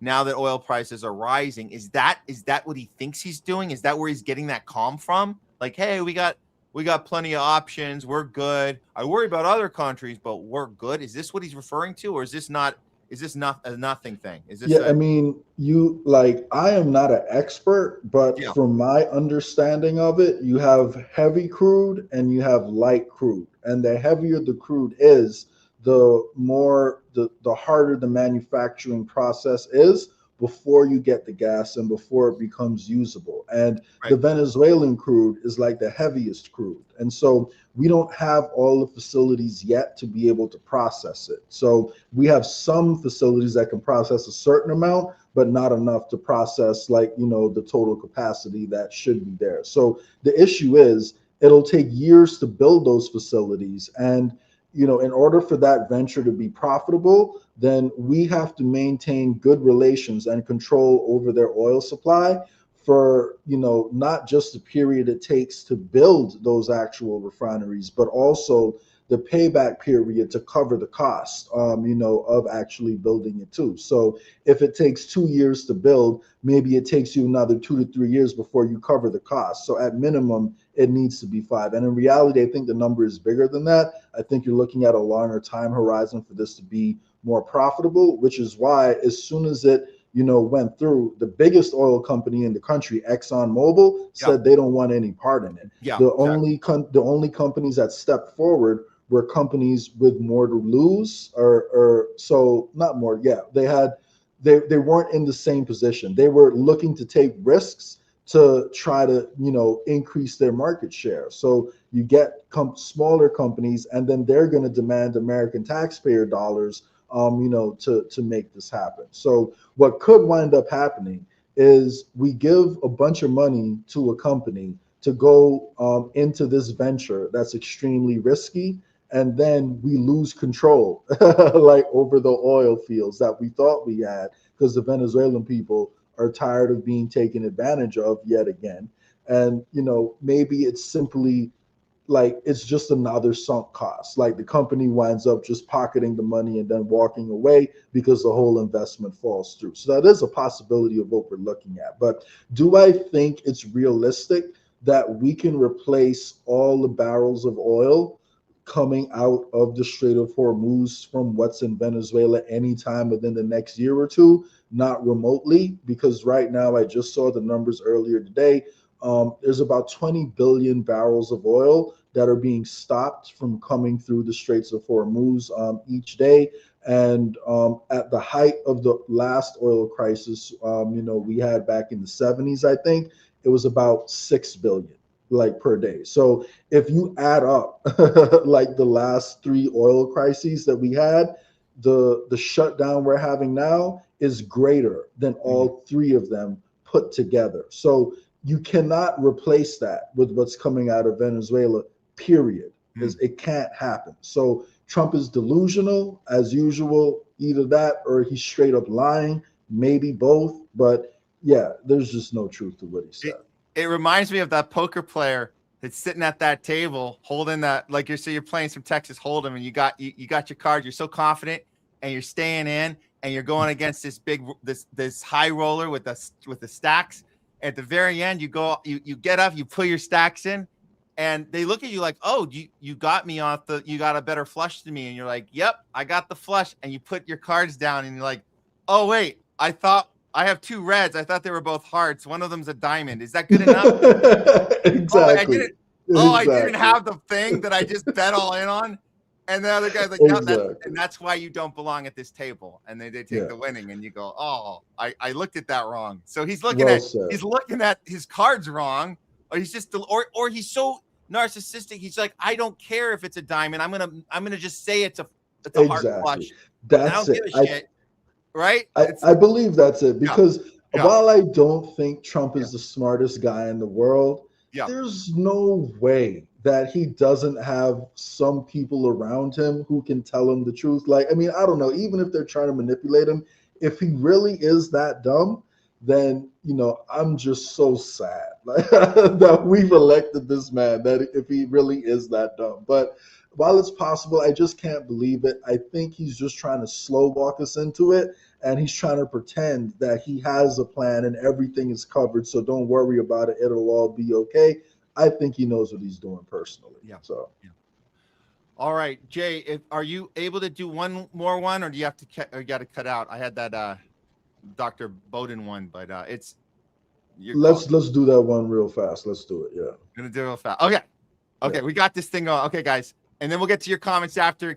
Jay's got to run, but we're going to stick around. We'll be here. Let's go ahead and just jump right into it. We have some good news here. We're going to call this we know what it's not. Yeah, we know what it's not segment. Here we go. But the virus stops with every vaccinated person. But this is a pandemic of the unvaccinated. The conspiracy theory about this related to vaccine, you're right. We have to really move at the speed of science. Doctors are baffled. They're looking into it. They'll be back with their answers shortly. In the meantime, we all have to kind of sit around and figure out why the hell all these medical emergencies are happening. Why are people dropping dead for no reason? Why are there all these neurological problems, cardiovascular problems, all sorts of problems? A lot happening in kids, healthy athletic kids. But hey, don't fear, guys. Stay put. Wait for the doctors. They know the science. They know what's going on. They'll be back with answers shortly. But while we're waiting, just be rest assured that whatever it is, we know what it's not. Today, in the medical freedom movement, which, let's be clear, let's be honest, guys, that it's been smaller and smaller and smaller ever since Trump came in. And on literally day 1, day 2, he's with Larry Ellison doing an mRNA AI deal with the biggest, now second richest person, Zionist, additionally Zionists on the planet, buying up all of our media companies. But that was, so the medical freedom movement was pretty much dead as far as inside the administration on day 1. But fortunately, there were people on the outside that kept fighting. People like, and we've had her on the show, Dr. Mary Talley Bowden, not only kept speaking out against what Trump was doing and against what RFK Jr. wasn't doing, she went and put words into action, and she went ahead and ran for office. And we like it when we see that. We see action. We see actual action. A week ago, she ran in the Republican primary election. There she is, Mary Bowden. She was able to get in her as the representative of her precinct chairman of her district. She was able to win out at 56% of the vote, officially being anointed that position. And there she is celebrating. The Texas establishment was wounded last night, not to the extent we would have liked, but significant progress was made. Congratulations to everyone. And for the big upset in the primary. And Jay Scott, our own Jay Scott, chimed in and said, congrats on your victory, despite our limited resources at We the People National, which is obviously pushes anybody that is going against the two-party duopoly. So awesome that We the People was on board for this. We're proud to have supported your campaign by calling people into your district and telling them about your race and platform. Though we believe, and I'm glad you put this in there, that the Republican Party is corrupt beyond redemption because of how centralized power is in that party, we know that you are principled and a true fighter and will support you wherever you go, as long as you continue fighting for our medical freedom and for our constitutional rights. Good luck on making stuff happen. Basically, that's what you basically said. Go for it. Just do it now, right? Well, exactly. I guess we were. Let's see here. Yeah. So we have this then happened. We have Dr. Mary Telly Bowden went for reform immediately. She's only been in it for a week, and what was she able to pull off in 1 week? This. And this is posted by We the People Party. We saw this. This is incredible news. After winning her local election as the precinct chair in Texas, the COVID era hero, Dr. Mary Bowden, just got resolutions passed to ban mRNA, eliminate all vaccine mandates, and oppose Real ID as a surveillance and domestic passport system. How awesome is that? These resolutions will now advance to the Harris County Republican Party Senate District Convention on March 28th. If they succeed there, they'll advance to the Texas Republican Party State Convention. So you guys know it's a step process, but she's already put it into motion. Bowden is endorsed and supported by We the People Party. This is how we deliver real change. We take back political control in our communities first. And congratulations on your victory and the unanimous passage. It was unanimous passing of these resolutions. This is Mary herself, and this is her stance on moving forward and understanding that nobody in the executive branch, nobody in Trump's team gives a shit about vaccine. Let's just be clear. They don't give a shit about vaccine injured people. They don't care about any accountability moving forward. And they're just going to keep playing this game of little tiny mini wins when they're not really mini wins. It's still a revolving door. Here's Mary herself, and then we'll get your comment on this, Jay.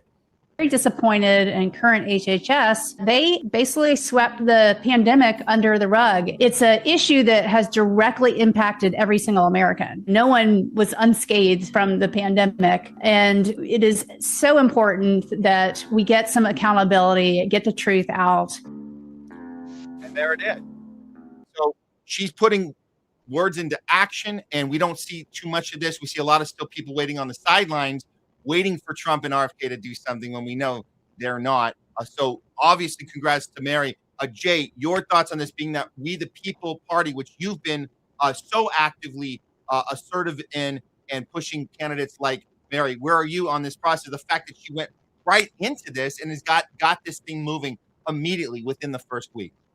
I'm truly excited that, people in her county decided to embrace her. I'm extremely proud, of this win. And, even though, like I said, I personally don't believe in the Republican Party, and, I have my doubts on whether or not those resolutions are going to make it all the way there. The fact is, let's think about what just happened. Mary Bowden is not shy about what she believes. And the moment you look her up, the first thing that's going to pop up is, oh, she's a COVID denier or she's a conspiracy theorist. But then when you look at her words, you realize, no, she just wants people empowered to make their own medical decisions, and she wants to get dangerous products off the market. And that means over 50% of the people in her county believe in that message, which is considered radical by the mainstream establishment, but I think is perfectly rational for, like every human being. So that means now that the people really understand what's happening in her county. And I think that sentiment is getting more and more popular, as we get, throughout the country. And while it is true in some of these smaller elections, you have a little bit of a lower turnout, and it may not represent the entire population. It's a huge victory. And the fact that this is going to be on record and people are going to have to vote either for or against it, it puts people in the hot seat. So now, the same way we had Kamala Harris advocating for Medicare for all until she became the VP nominee, and then as soon as she became the VP nominee, she instantly forgot about Medicare for all and no longer spoke about it. We have on record that the only time she's for it is when she doesn't have the power to do anything about it. And I'm sure that's the case with a lot of Republican politicians when it comes to medical freedom. And because of what Mary did, now we're at worst, we're going to get these people on record so we know exactly who we need to primary next and who we need to go after next. And in the best case scenario, we could see some actual substantial progress, on this issue. So, I'm extremely excited about what she's doing, because not only is she going after a core issue that affects all of us with medical freedom, she's also showing she's not a one-trick pony, and she's not only going to speak up about this issue, she's also tackling the centralized digital ID issue, which is a huge problem that's going to be coming because it's going to be weaponized against us. So, I have all the respect in the world for her. And I think what people need to remember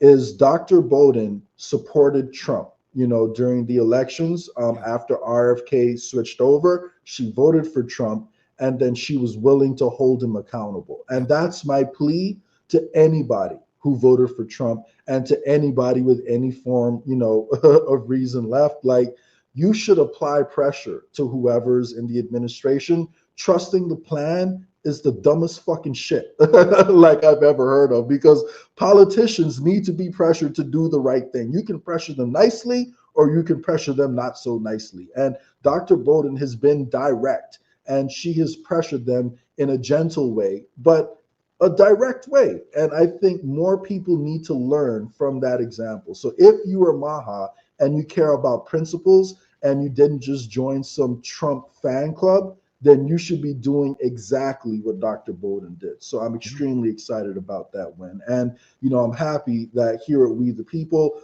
we were able to play a part in that victory by doing some calls in her district, because, I don't think the Republican Party was too excited about her campaign. So, yeah, congrats, Dr. Bowden. We're rooting for you. Yeah, and she represents the exact opposite of what Trump did. Again, I'm not just expression. I'm not just saying day one. It's literally day one. He had Ellison in within the first 24 hours. He swears in on the second term, and the very next morning, so within 24 hours, there's Larry Ellison, who's the exact opposite of what what Mary Bowden is about. The exact opposite. Larry Ellison pushing mRNA, pushing AI, pushing surveillance, pushing digital ID, and then having this pre-crime detector. And we call it pre-crime, but he's saying, pre-cancer detection. Yeah, the F right. Are you kidding? We're going to trust this Israeli spy, tech psychopath billionaire with pre-cancer detection with his AI shit and his chips inside us with his fucking mRNA. Yeah, right. He wants to cure the cancer that he's causing, Matt. That's all. The increase that we're seeing from his shots, he has a solution for it. What a coincidence. How lucky is he? So the thing was called, just so you guys know, it's a $500 billion deal. It's called Stargate. It comes from the tech Oracle, and Mary Bowden saw that on day one. She didn't wait. She didn't say, give it some time, guys. He just got there. God, why are you guys got to be so mean? He just give RFK some time, guys. God, it's only been a year. I mean, of course you have to start like 5 wars before you end 7, right? So it's like it's like that mind F is she's not playing that anymore. And if you guys are still on the fence about Trump, like Jay said, take a lesson from Dr. Mary Bowden. Don't be like your Democratic counterparts who had nothing to say for 4 years of demented Joe. Nothing to say. So be like the people speaking out now, Mary Bowden and others who saw from day one, or maybe it took them a month or 2 months, whatever it took you. You're like, this ain't happening. This ain't real. They don't care about us.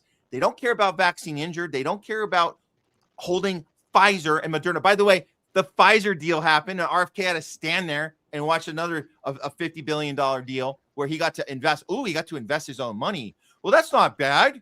That's sticking it to Alfred Borda. No, it's not. Or whatever. No, it's not sticking it to him.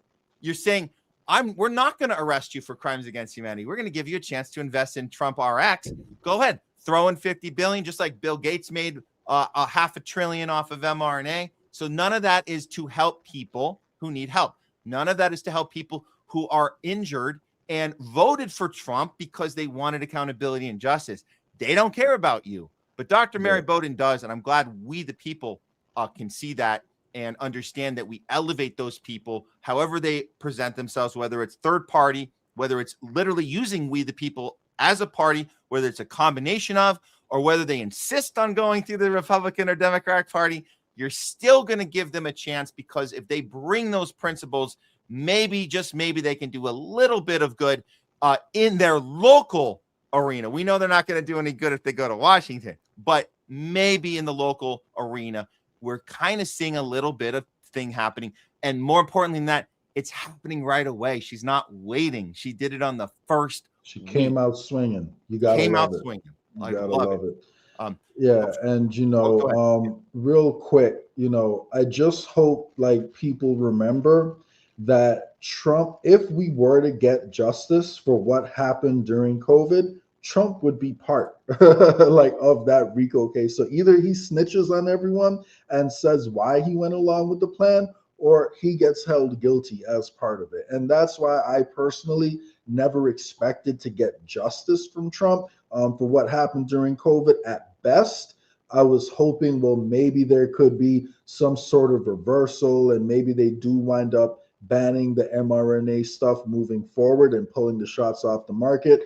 And I didn't think that was going to happen, but I thought that was best case scenario. And clearly we haven't gotten, at least that. So again, I want to remind everyone, stay loyal to principles, not to people, because people can be corrupted, people can be manipulated. And if you see that someone who you thought shared your principles are no longer abiding by that, then you don't have to tear them down. You don't have to, wish anything bad happens to them, but you got to be honest, about what's happening. And, Dr. Bowden is a great example of that. And if you listen to RFK during the campaign, Dr. Bowden was doing exactly what is doing right now, exactly what RFK said that we should do, if he gets into office. Like he said, I remember during the campaign before he joined Maha, he said, when I get into office, I want you to pressure me and to hold me to everything I ran on. And politicians are not your friends. Like you shouldn't support politicians. You should support issues. And that's exactly what Dr. Bowden is doing. And I believe that Dr. Bowden is principled, but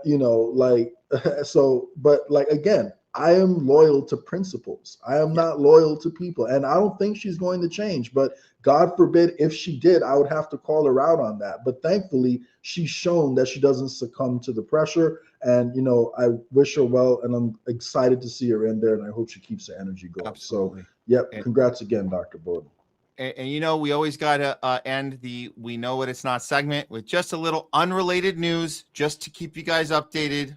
None of this has anything to do with what we were talking about as far as helping vaccine injured people, helping people, have accountability for anything that happened in their family when they were forced to do something they didn't want to do. And family members have been suffering, and there's been no justice in that department. This is completely unrelated, but just wanted to announce these unfortunate situations for very young people. We got this this dude, I guess he's got a huge following. Apparently, Finian Garba announces his terminal stage of cancer at 28. And these happen so fast. Oh yeah, he's from the series Hope Street. Haven't watched it, but he shared the news. He was battling for 4 years. That means he was diagnosed with cancer 4 years ago. I wonder what happened I can't place it, but just randomly 4 years ago. Despite treatment, disease had progressed rapidly. The 28-year-old is now saying goodbye to his audience and wants to devote the remaining time to his family. And so, he was in the Hope Street. He posted on his Instagram the news. So that's very unfortunate. Oh, here's another one from a show. If you guys remember Will and Grace, actor Corey Parker, he dies after a cancer diagnosis. That's unfortunate. He was in that. Yeah, if you ever saw Will and Grace, his aunt confirmed he died Thursday at his home in Memphis. Parker underwent hip replacement last year after being diagnosed with an advanced stage for cancer. Unfortunately, the last update he shared was the radiation that was intended to reduce the pain from the cancer in my arm and in my hips did help to reduce the pain in those areas, but also impacted my esophagus, my ability to speak, and my overall orientation. He explained it was hard to text and he struggled to formulate speech. And he revealed that he had prepared for hospice care. So condolences to his family for that unexpected, rare diagnosis and unfortunate death. Here's an influencer, Rita Rodriguez de Silva, dead at 25, out of Brazil. She died at 25, reported a medical emergency. There was a tribute to her on Instagram. She was charming. Another friend said the loss was sudden, revealing they were in the studio together the day before, and they had even made plans. So, cause of death not revealed. Well, more specifically, cause of death not understood. Really, I don't think anyone understands it, or if they do, they don't want to say more than a medical emergency to someone who was perfectly healthy just the day before. Here's another one. This just happened. We heard about brain cancer battle. Tommy DeCarlo, Boston lead singer. If you guys remember the band Boston, brain cancer battle. I wonder. Okay, so he got the brain cancer. He died on March 9th, yesterday. Wow, after being diagnosed with brain cancer last September. Wow, that is such a quick turnaround, Jay. There's so many of these. I just, they go on and on and on. I know this is hard to look at, but here's another one. This one you might find interesting, Jay. This one you might find interesting because this is a YouTuber. His name's Jeff Nippard. His fiance was also an influencer. The two of them did like health stuff together. So her name was Stephanie Buttermore. She died at 36 years old. And she's remembered as Worth and Compassion, all this stuff. She did a lot of work on she had a PhD. She was a doctor, researched ovarian cancer. The statement concluded that to respect his right for privacy. In other words, I don't want to hear anyone talk about or ask questions about what happened because he's not going to reveal it.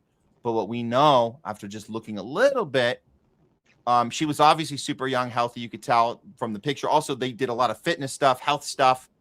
But she was also famous for advocating for GMO jabs. So just to know that she advocated for Big Pharma and she died suddenly in her sleep, heart stoppage. We don't really know much else, but that's being reported on Twitter. So there you go. And then we got these young athletes, a lot of young athletes, soccer team. Here's a boy who died suddenly in practice. 12-year-old boy, right during just out of nowhere. I don't know how many times you guys had you were on a sports team and you were just randomly practicing, whether it's soccer, basketball, football, whatever. I guess it's just a thing where kids they just drop dead in the middle of practice. I guess that's a thing now. He was perfectly healthy before he died, completely caught us off guard, said the coach. And the family said during practice last week, the 12-year-old said he was having trouble breathing before suddenly collapsing. Went into cardiac arrest and died. This was a 12-year-old. One more for shits and giggles. But again, nothing funny about this. It's just shocking and hard to understand. But Joe Burrow's former national championship winning LSU teammate, he died at 27. He was part of a championship team in 2019. He was a wide receiver, LSU. He died at 27 after a long struggle with osteosarcoma, as confirmed by his mother. Well, how long was the struggle? Well, the struggle includes it's a type of bone cancer in children. Oh, he must have had this forever then. I guess its causes are unknown. So we don't know how he got it. He's been struggling with it for a long time. Well, apparently he was first diagnosed in 2022. Huh. What a year to be diagnosed. What a year. I thought they were trying to say he had it his whole life, but apparently it's been 4 years. I don't know what this answer to that is. 4 years ago, 2022. I've seen that number a few times in the segment. It's weird how that number. It's always a young age. It's a healthy. It's an athlete, and they've been recovering or trying to battle cancer for however long time. But yes, right around 2022. There you go. 10 weeks of he underwent 2 surgeries, 10 weeks of chemotherapy, and 7 weeks of radiation, and now he's dead. Condolences to everybody involved with any of those deaths, and we just wanted to just demonstrate that these are innocent people. Nobody deserves this. We know in Hollywood, we know in sports, we know what the conditions were, and we know what the measures that were in place. Where people, if you wanted to play sports at the time, there was a certain thing you had to do. If you wanted to participate in the entertainment industry, be on a TV show here or in the UK, there's certain things you had to do. So who knows? Probably completely unrelated. Again, we have to wait for the doctors to find out what's really happening. I'm sure they're still working on it now, and they'll come back with answers for us soon. That's where I'm at, Jay. I don't know if you have any final thoughts on that. I know that was a lot there, but hey, I just want to remind people these incidences are happening, and they're happening every day. Yeah, and this isn't to say that nobody young ever had these issues before. They did exist, but it simply wasn't at this level. All the numbers show the same thing, that there's an uptick in cancers in young people. There's an uptick in there's also an uptick in in unexplained deaths and in excess deaths and like heart disease and blood clots. And we have established mechanisms that and we're not saying it is causing it, YouTube, but there are hypothetical mechanisms that have been proposed that could be driving some of these phenomena, coming out of some of the mRNA products that were distributed over the past few years. So we're not making any claims on what happened to these people, but what we are saying is that there's reason to believe that the medical intervention that was given in response to COVID could have some unintended consequences that directly lead to what we're seeing just now. So Mary Bowden has it right. We need to demand justice. Yeah. We can't just ask for it to stop moving forward, because if we don't demand justice, they're going to continue with the same playbook, because their ultimate goal is control. Their ultimate goal is power. And we need justice for what's happened already, which will also prevent them from taking away even more of our liberties. So thank you, Dr. Bowden, for being a fighter. And, if anyone out there has been thinking about getting involved, now is the time to do it. And you can do it in a decentralized way, where you're not captive to party interest, where you can actually have the support of the party, running with you if you go through We the People. So if you're interested, definitely check out www.wtpnational.com. You can find out what's going on in your own local area. And long story short, we're turning executive committees into administrative committees, and we're putting the executive power in the hands of the people in any affected constituency. So the moment you join the party, you have the same powers, maybe slightly different in how you go about it, but ultimately you have the same powers as your local county chair.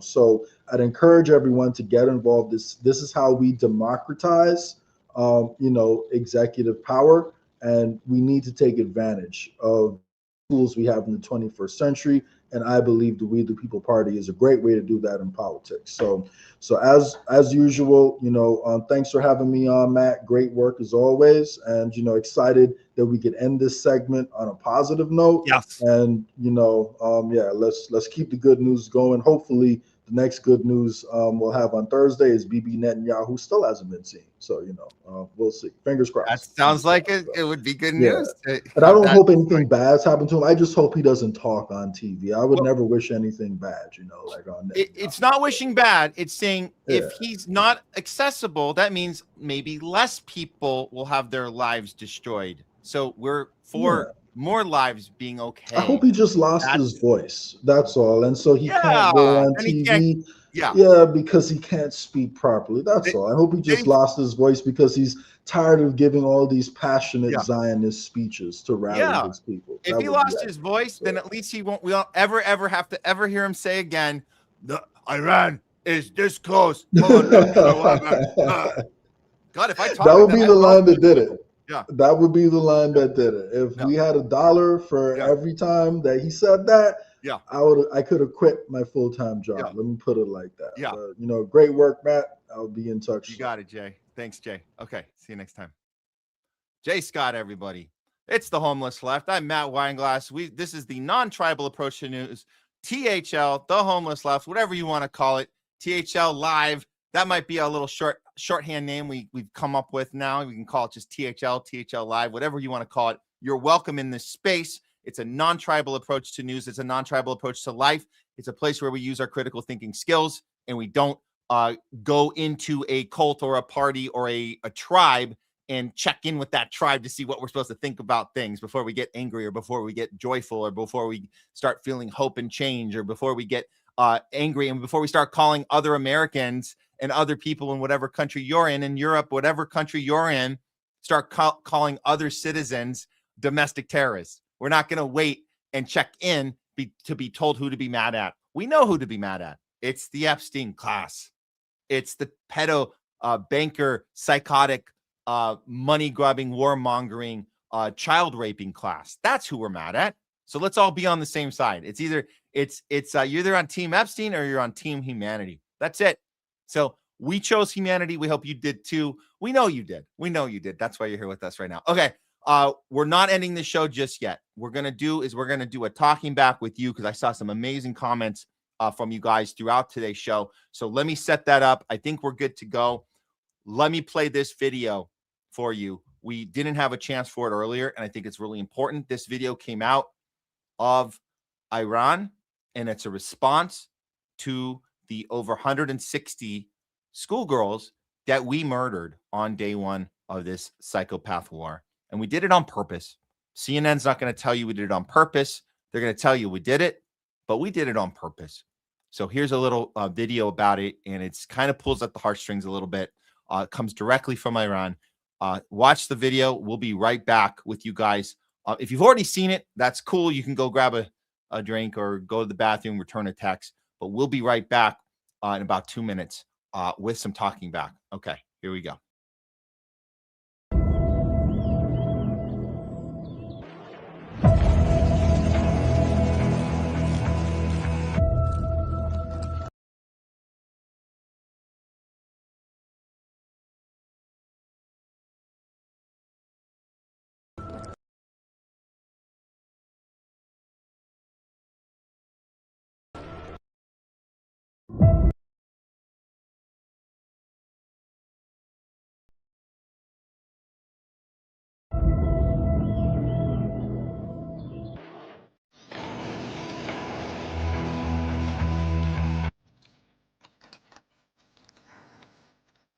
Okay, up and in.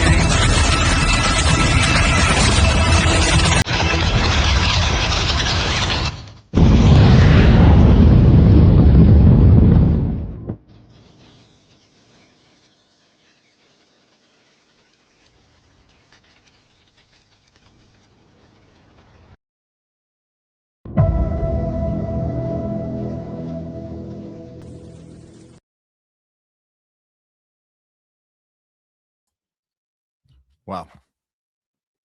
It's chilling because we know who the good guys are in that video. We know who's representing humanity when they say goodbye to each other in the morning, and we know what the other side is. Unfortunately, that's where we are. So it's chilling in that regard, and it's something that we should certainly take a moment with and reflect on. How did we get here? How did we get here? How did we grow up in this? How did we learn about the world from this? How did that happen?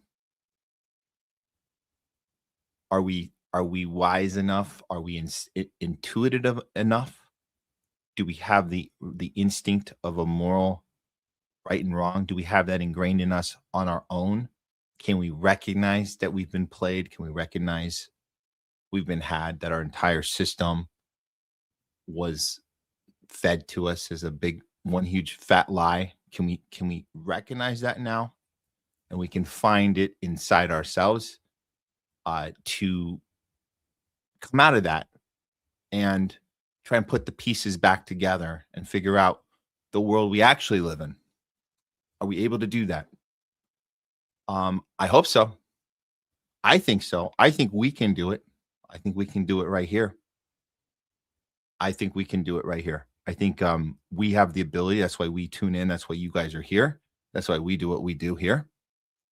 And I think we can inspire others too, as well. Even those right now that want to, they just are feeling overwhelmed. They're feeling a little over stimulated with so much. I guess you would oversaturated, whatever you want to say, desensitized, maybe we can help them with that. Maybe we can help them be ready when they are ready. So one conversation at a time. It's okay. We do one conversation at a time. Okay. I wasn't, oh man, that was my second time seeing it, and it was actually even harder than the first time. You guys want to find that one and watch it again, share it out. It's there. I wasn't able to get it on the full screen, so it might be better if you guys clip that from Twitter link, if someone wants to throw the Twitter link in the chat, and then you guys should share that one out. It's a good one. I mean, it definitely hits you. Okay. With that said, let's go ahead. We had some other stuff we were considering doing today. We're going to push that to Thursday. I think today is just really about talking to you guys. So we're going to do that right now before we end the show, because that's important. That's important. So let's do that. We're heading on the 4-hour mark anyway. So let's go ahead and do a little talking back. Here we go.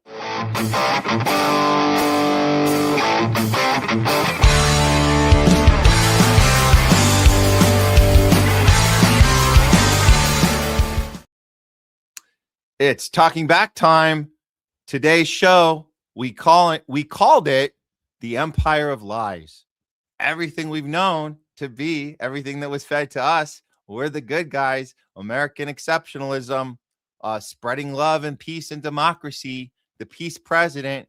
By the way, it ain't just Trump. It's every one of them. Hope and change, joy, whatever it was they sold us.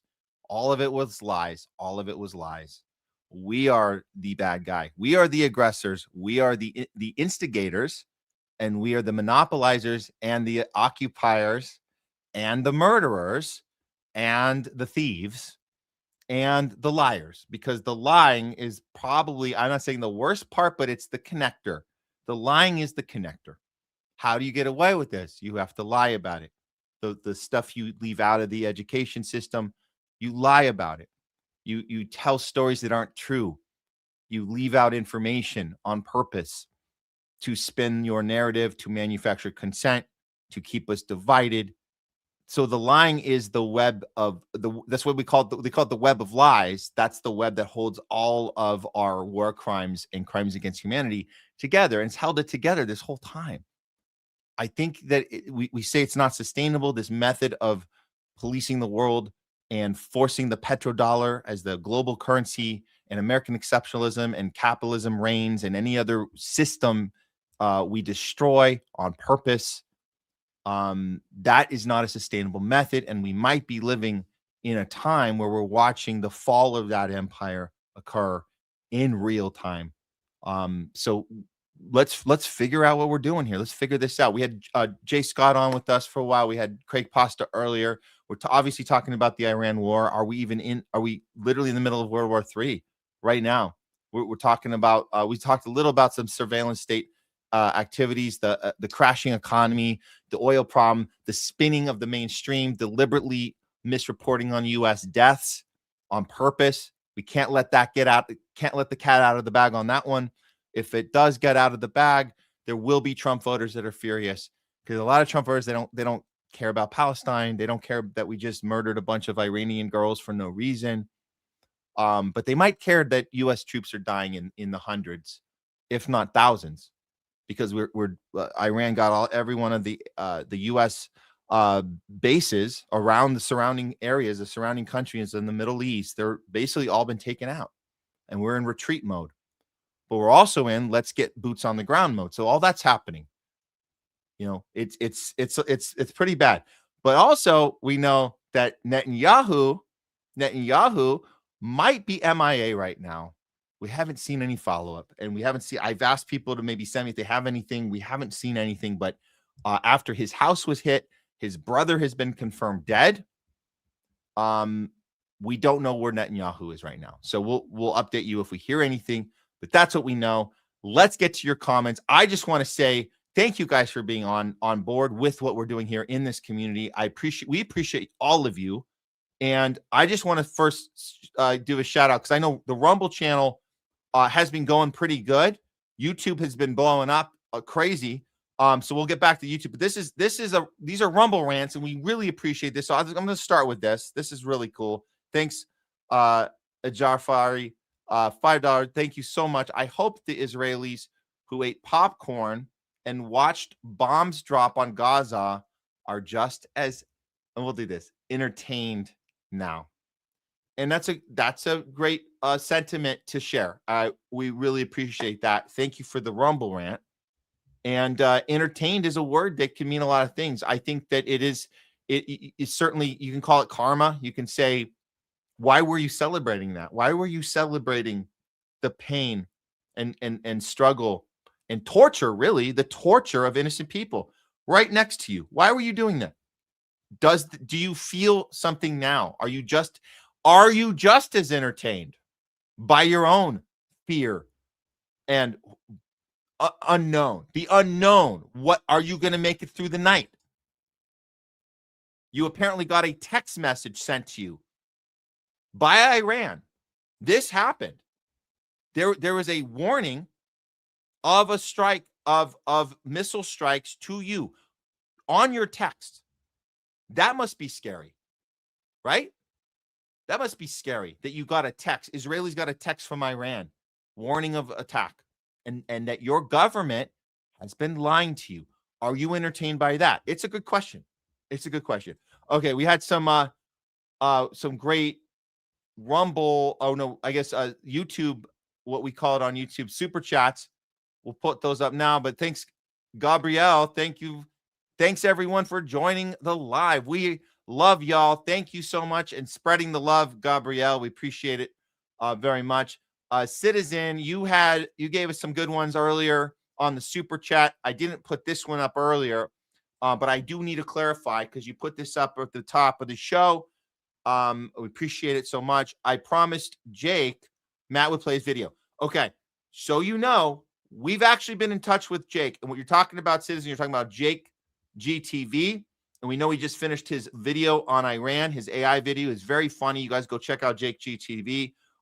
We're talking about having him come on the show soon, so we are in touch, and we might be able to lock that in real soon. So we're not going to play it just now, but I'll tell you, we will continue the discussion. We'll see if we can get him locked in, and we can play it while he's on the show. At least that new one that's on Iran, we can certainly do something with that. So just know that it's definitely on our radar, and we do appreciate you, Citizen. Your proactiveness on the channel is awesome. We really appreciate it. I think there was one more I did not do here from you, so I'll throw that up now, Citizen. Would you, Matt, wear a Jayhawks cap Thursday the 19th? I don't know. I don't know. I'll consider it. I'll consider it. But yeah, it's worth the ask. Appreciate it. Appreciate it. And then this was another one we had from Jilly Abraham. Thank you so much for the super chat. Iranians and Palestinians, the resilient and courageous heroes of this world, forever the symbol of freedom and hope for humanity. Much appreciated. Thank you so much for the super chat. And I do think history, which will need to be updated and rewritten because it's written with an American imperialist spin, a Zionist spin. Our history books are all published by do you know who owns the publishing company or who owned it? Macmillan Publishing. That was Ghislaine Maxwell's father, the Mossad agent. Did you know that? All of our school books were owned. The second largest publication that was in charge of putting textbooks in schools was owned by Ghislaine Maxwell's father. That's right. Did you guys know that? That's great. When I found that out, I was like, you got to be effing kidding me. This whole time. Yep. This whole time. All right, let's get to some of you guys. Man, we got some good stuff here. I'll do as many as I can, but you guys know we can't get to everything. We really can't get to everything here. From Leora W. This is good. This is a good one. Matt, I hope you have a hybrid. I certainly do, and I recommend everybody get a hybrid right now. It's leaps and bounds going to help you out right now. Any sort of driving you have to do, very important. I'm getting 43 miles an hour right now in my hybrid. I suggest you guys do the same. If you're getting 20 something, you really need to think about doing a switch up. I'm not joking. This gas is going to be a problem. You're much better off with 40 miles a gallon than 20. I'm just telling you guys, really should look into that right now. Yes.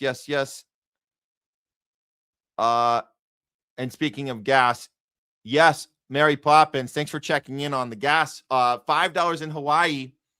That might be the new low. You're not gonna get anything lower than $5 at this point. We're gonna, by this time next week, who knows? We might be at a national average of 8. I know we're heading up to 8. California average is heading to 8. I believe now we're certainly have already cleared 5 here in LA, but 8 might be the new going one in the next few days or certainly by next week. So just be careful, guys. Go fill up your tanks. Or figure out ways to bike play. I don't know. Do some biking. Leslie was talking about doing some biking to things that maybe you shouldn't be driving short distances. Maybe we can bike. Maybe we should do, I'm not saying, take Uber because that's obviously costly too. Unless you want to hook up a worker who also has to pay for, by the way, the drivers have to pay for gas. I just want to let you guys know this is a massive problem. You know that Uber drivers, Lyft drivers that pick you up, they're paying their own gas. So you might be like, oh, I'm going to help them out. The price is going to go up for you on your app. Just so you know, those prices are going to go up for you. And which is weird because the company, they're going to still make the same money. They do this shit. These effed up companies do this shit. They say, oh, gas is up. So they're going to up all the rides cost for you to order a ride. And then the Lyft driver or Uber driver will have to pay more to fill up their tank. But then the company's going to get the extra money you paid. That's a scam. And we know that's scam. So just know that's going to happen. That's happening right now. Just so you know. Oh, we got another, and I got to type this over from Rumble, another Rumble rant I just saw come in here. This is from Longmeadow. It's only enough for the 200 characters. So I can't write the Longmeadow, but I got to put the whole thing up here. So this is from Longmeadow. Thank you so much for the Rumble ramp. A 5th grade Iranian girl who should have been learning how to write her name, killed instead by terrorist attacks carried out by the U.S. and Israel. Her backpack now carries the weight of a life stolen. And that's what those backpacks represent. And that's what that backpack, if you guys saw the video from Iran with that pink backpack, it sends chills up your spine because you know that's exactly what that backpack represents. The weight of a life stolen. Thank you for the Rumble rant. Longmeadow. Appreciate it. Man. This is why we have to do this. We have to have these conversations. CNN will tell you, looks like the U.S. did this. They're not going to tell you we did it on purpose. Big difference.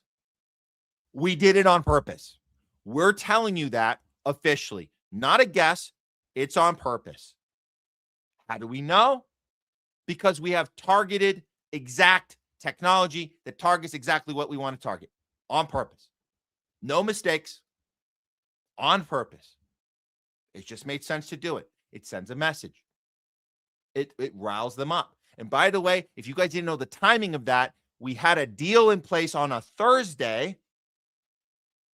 Iranians have the day off Friday. I don't know if you know that. They have a 6-day school calendar. And by the way, if you didn't know, women go to school in Iran. Did you know that? That's weird. I was told that they were suppressed and couldn't do anything and had to stay covered up and indoors and not learn and not use their brains. No, they actually have a higher success rate at school than males. Did you know the scientists that come out of Iran is the greatest number in the entire planet? Did you know that, of females? Female scientists. Highest number of female scientists in the entire planet come out of Iran. Those girls being killed were future scientists. If you do the math, most likely were future scientists that we murdered on purpose because of women's rights. Women's right. That's right. We're supposed to be doing the women's rights thing, and that's what they want. They want us for our democracy. They want us to bomb their schools and kill their children for democracy because they're treated so poorly, and they're not allowed to go to school and become scientists. Oh wait, they are. Well, not these girls, not these 160. They're not allowed to go to school anymore. So you can take that to your next pro-war justification protest. You could come out to Westwood. There's plenty of Zionists with Iranian flags and Israeli flags standing out on the corner of Westwood and Wilshire. You can come right out now and you can say, look at these poor girls that lost their democracy. And if Iran didn't make us come in there and do that, they'd still be alive. It's their fault. They made us do it. They made us do it. It's their fault. Look at them. Look at those girls losing their democracy, their opportunity to go to school and become scientists. Gone. Because they made us do it. You can go do we have plenty of pro-war Zionist protests. We're right by Beverly Hills. I mean, these guys, Brentwood, Westwood, these guys, they're effing psychopaths. And believe me, it is effing it is mind-numbingly insane to me that they can get away with this. I think that it's because the Iranian flag is involved and they go out there and it confuses people, and it effing sucks because there's people that see the Iranian flag and they think it's some sort of peace protest. And then you find, if you look closer, you'll see they're all wearing their Zionist gear too. You're like, what the hell's wrong with these? Why are they cheering on the demolition of their own country? Oh, because this is an Israel first rally. For whatever reason, they're for Israel's needs first, even though they're Iranian, and then it confused people here. It's really bad. It's really bad. Again, it's people that don't take the time to look at this, and they think that we're doing this for democracy. They think we're saving women. Women need our help who are unable to have functioning lives, other than the fact that they have the number one country in the planet with female scientists. But other than that, they really have a hard life. I'm so good that we blew them up. So now they don't have to deal with the hard life because they're dead. So there you go. There you go. Okay. Moving on, guys. Yeah, I did get into this stuff. And for those of you watching who thought, you know what, we told you so, you should have voted for Kamala. These are great questions. Great question. You know what? I'll answer this. A Gulf Twitler. Thanks for the chat here. Would Kamala have invaded Venezuela, Iran, Greenland, Panama, Canada? Kamala would not have been so loud and vocal with her approach. She would make up lies about being on the phone with Netanyahu, because she did that. We already saw her do that with Joe Biden. She lied about being on negotiations with Netanyahu. That never happened. She's lying to you. She also told us on the campaign trail that she would hold Iran accountable for what they were doing. So if you believe that Iran was out to get us, Kamala made sure you knew that she was going to put her fist up and do something. Now, would she be able to get away with it in this quick amount of time, as Trump's able to do all of these different nefarious activities simultaneously? Trump's doing it very fast. I'll give him that. He's doing it very fast. But make no mistake, it's the same policy, both parties. And what we're hearing from Kamala voters is they would be at lunch right now. Why? Because a non-white female president was female presidenting, and we didn't care that, that whatever she has to do, and we're going to be at brunch. And that would be just as bad, I think, because you probably less people paying attention. There would be less people paying attention right now. That's what would be happening. That'd be really bad. That'd be really bad because we lived through it already. We lived through what? Hillary Clinton as Secretary of State, bombing the shit out of Libya, murdering Gaddafi. Where were the protests then? This was in 2011, right next to Obama. She just went in there, destroyed their entire fabric of their society, murdered so many people, stole all their shit. And by the way, how we killed their democratically elected leader is we tortured him in the street and humiliated him in the street in front of his people, and we tortured him to death. That was Hillary Clinton. Oh, but Kamala, she's not capable of that, right? Right? Huh. Yeah. It's all the same, guys. It's all the same. The same machine. The same machine, okay?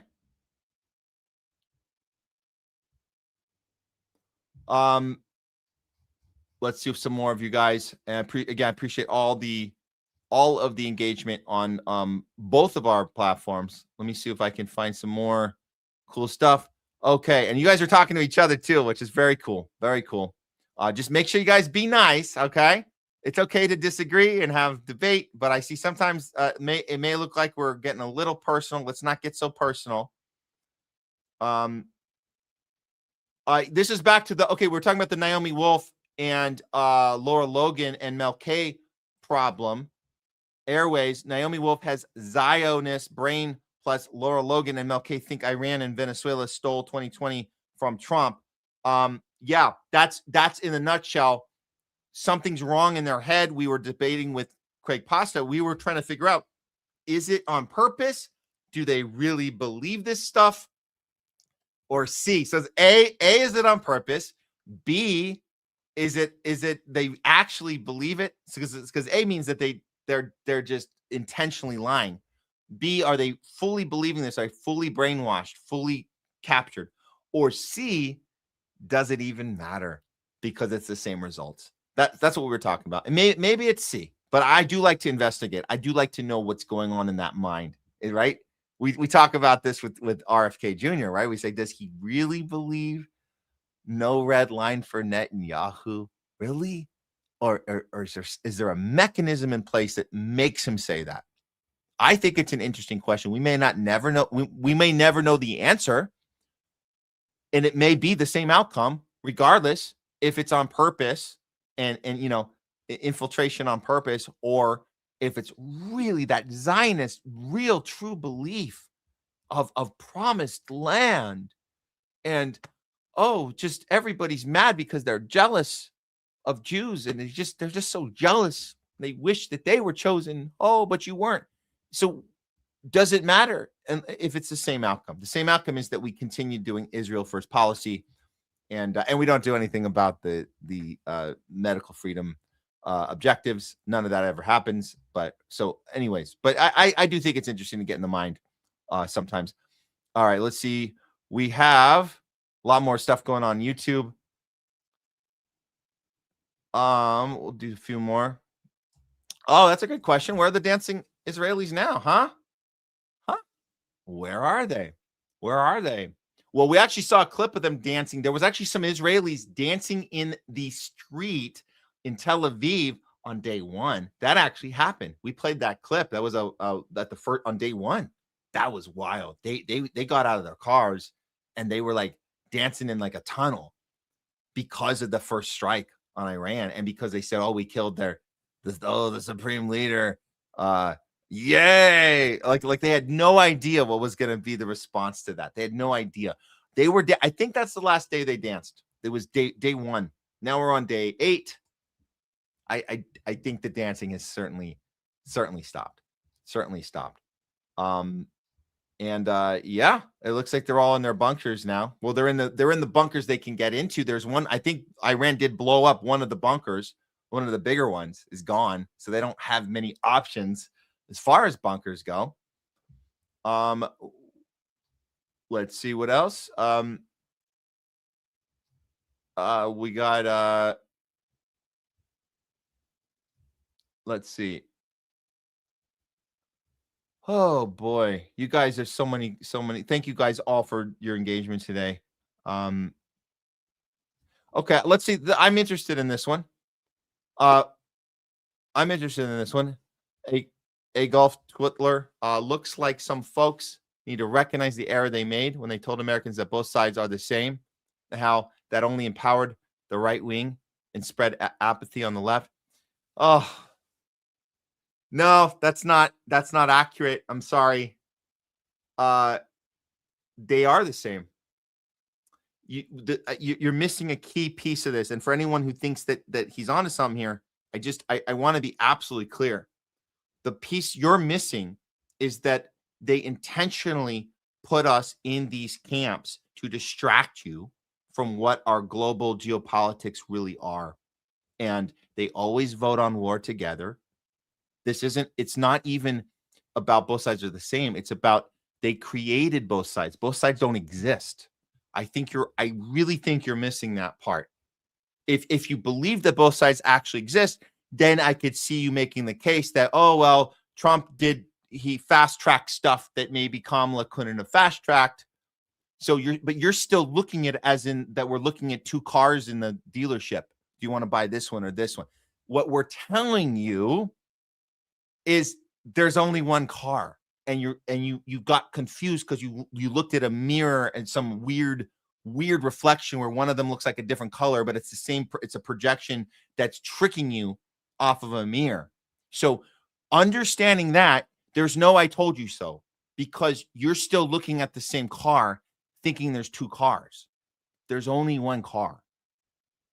You were tricked. These are fat fragments of manipulation of your eyes. You're seeing 2 things that aren't there. There's one thing there.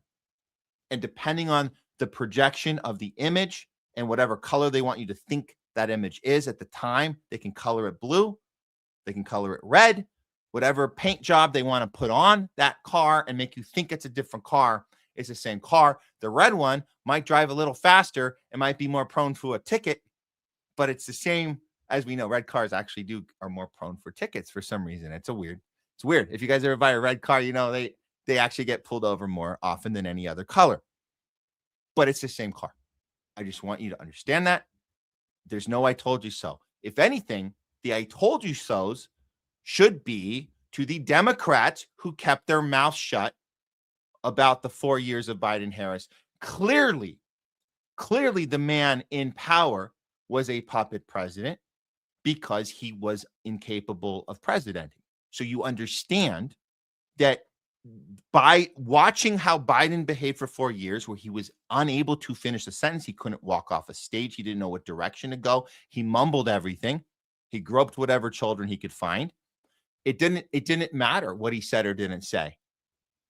The decisions were being made by people that we didn't elect.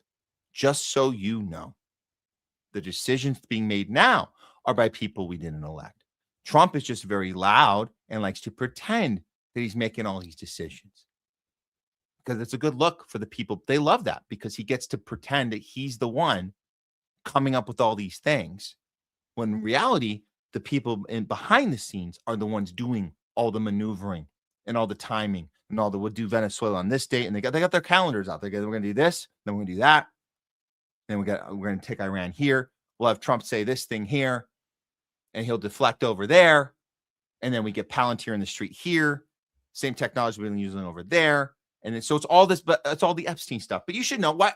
Come on, guys. If you paid any attention to the Epstein list, the Epstein files, the communications between Epstein and all these bankers all over the planet and all of the things that they were conniving and concocting well before Trump was even in his first term in office. And you understood the mechanism of bankers controlling the direction of wars and capturing and playing both sides and creating fake pandemics and kidnapping and raping and torturing and eating children and capturing all the institutions around to protect themselves, capturing the media who had all this information. The media went around along with it 10 years ago and told us that Pizzagate was fake when they knew all of this. They had it all.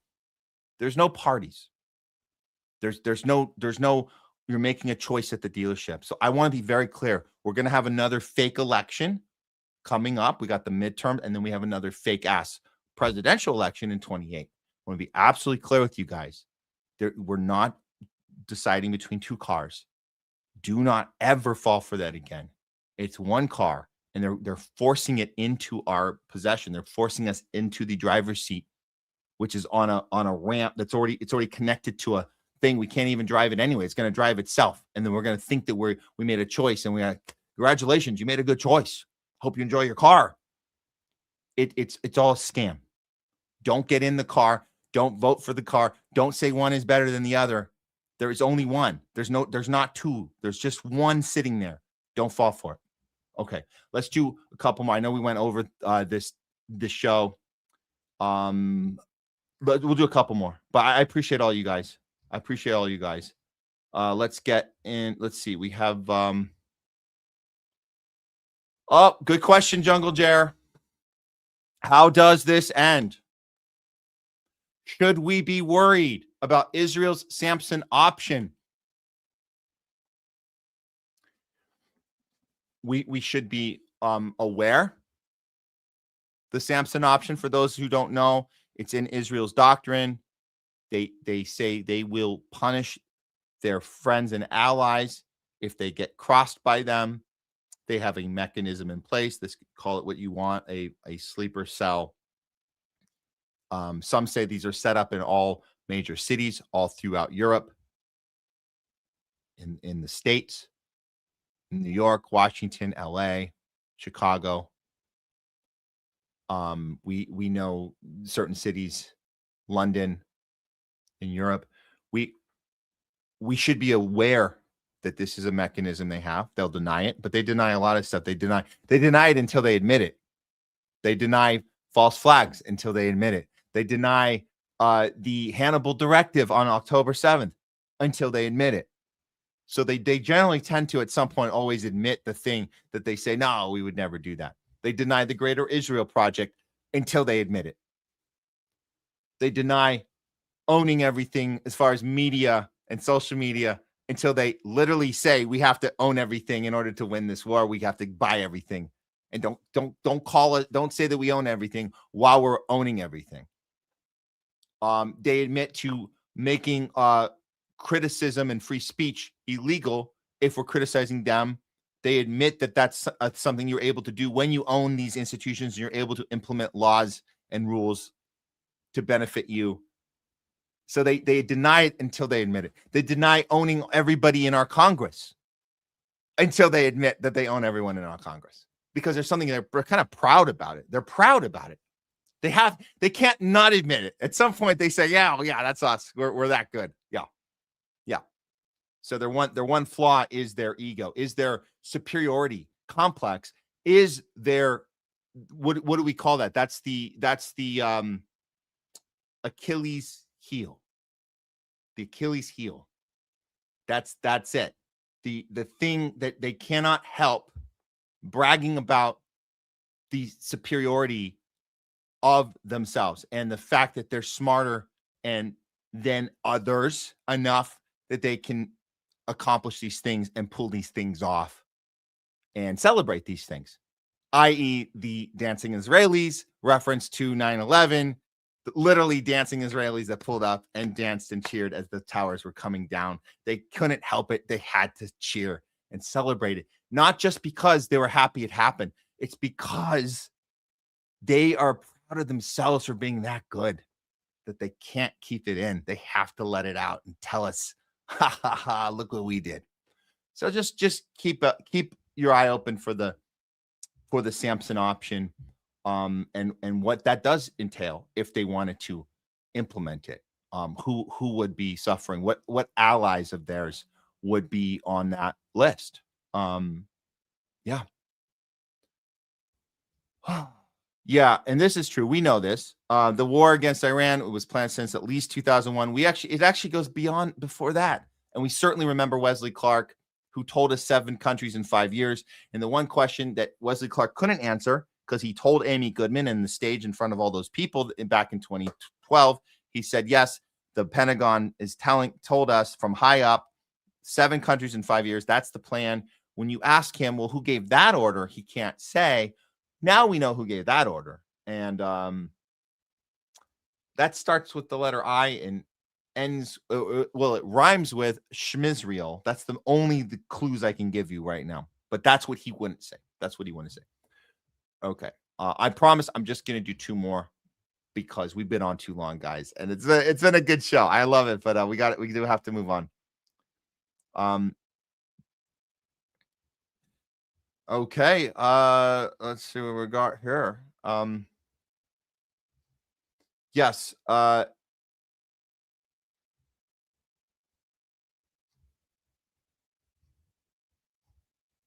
Okay, here we go. Oh, see, this is what I'm talking about. I'm not going to put these up here. You guys are being a little mean to each other on YouTube here. I've seen a few of these. Not good. I think we need to get some moderation going on there in the future. But let's be cool. Let's be nice. It's okay. We can disagree. We can debate, but let's keep it let's not go personal, guys. We don't go personal. You guys know we have all these guests that come on and we get into heated discussions. We never get personal. I think we only had 1 guest ever come on. If you guys promise to be nice to each other from here on out, I will reveal to you the guest that went personal. The one time we had someone go personal. Okay, so promise, no more being personal. You guys, again, you can disagree, you can debate with each other on ideas. Don't get personal, or we have to mute you or do those things to you. You guys don't want. Okay, promise that. I will tell you the one time we've been doing this 174 episodes. Only one time we had a guest get personal with us, and probably won't have him back on. I don't think he wants to come back on anyway. So that's good. That's good. We didn't officially blacklist him, but yeah, I'll tell you who that was. And it was the 4th time we had him on. He'd already been on 3 times, and it never got personal until the 4th time. And that was Dr. Shiva. He was okay the first 3 times. But then things got personal. In the 4th appearance, it was me and Jay. Jay Scott was on with me, and we were hosting a discussion with him. And yeah, crossed the line. Let's not cross that line with each other. Okay. Okay. Great. One more comment, and we'll wrap it up. Let's end with a little Netanyahu. Yeah, we don't know what's going on with Netanyahu, but whatever it is, if he's still in one piece or not, either way, he must go. He's not only the head of the snake, but also the ass of the snake. But make no mistake, if he goes, Israel is going to replace him with a new snake. So just know that. We can have a little mini win if he's gone, but there'll be more to fight. It doesn't end there. And I'll tell you guys this, all you Trump derangement syndrome people that said Trump was the greatest threat in the entire history of the planet, make no mistake. If Trump takes the fall here in the U.S. for all the crimes against humanity that our country and Israel have caused, not just in the last year, but our entire lifetimes, if he takes the fall, we're not ready to celebrate. Know this, they're going to replace him, and it's going to continue until we take the entire system down. The entire system of Israel has to go, and the entire way we run this country has to go. We will no longer be led and run and manipulated by psychopath, warmongering, supremacist-minded, Zionist, psychopath, child-eating, rapist, murdering, banker, scum of the earth, Epstein class people. Never again. Never again. The whole thing's got to go. And that should do it for Talking Back. I will try and get a few more of you guys' comments up at the end. But I will leave you with this. Okay. I will leave you with one more thing. And we have a big show planned for Thursday. I'm going to tell you guys right now. Thursday is a great show because we're going to be joined by Nico House, actually, who has some big insight to share with us regarding the tracing system that's going on in Israel and how they're targeting independent journalists. And he's been targeted. And we're going to look at that. If you guys didn't know, Nico House has been dealing with this shit. So we're going to have him on tomorrow, on Thursday. We're going to discuss his situation and what the rest of us can do about that, because that is something affecting all of us. So looking forward to that. That's Thursday. What else do we have coming up? Let's see. Well, first of all, I just want to thank everybody for all the engagement today. I loved all your guys' comments, except when you guys are talking shit to each other. But other than that, great engagement otherwise on Rumble and especially on YouTube today.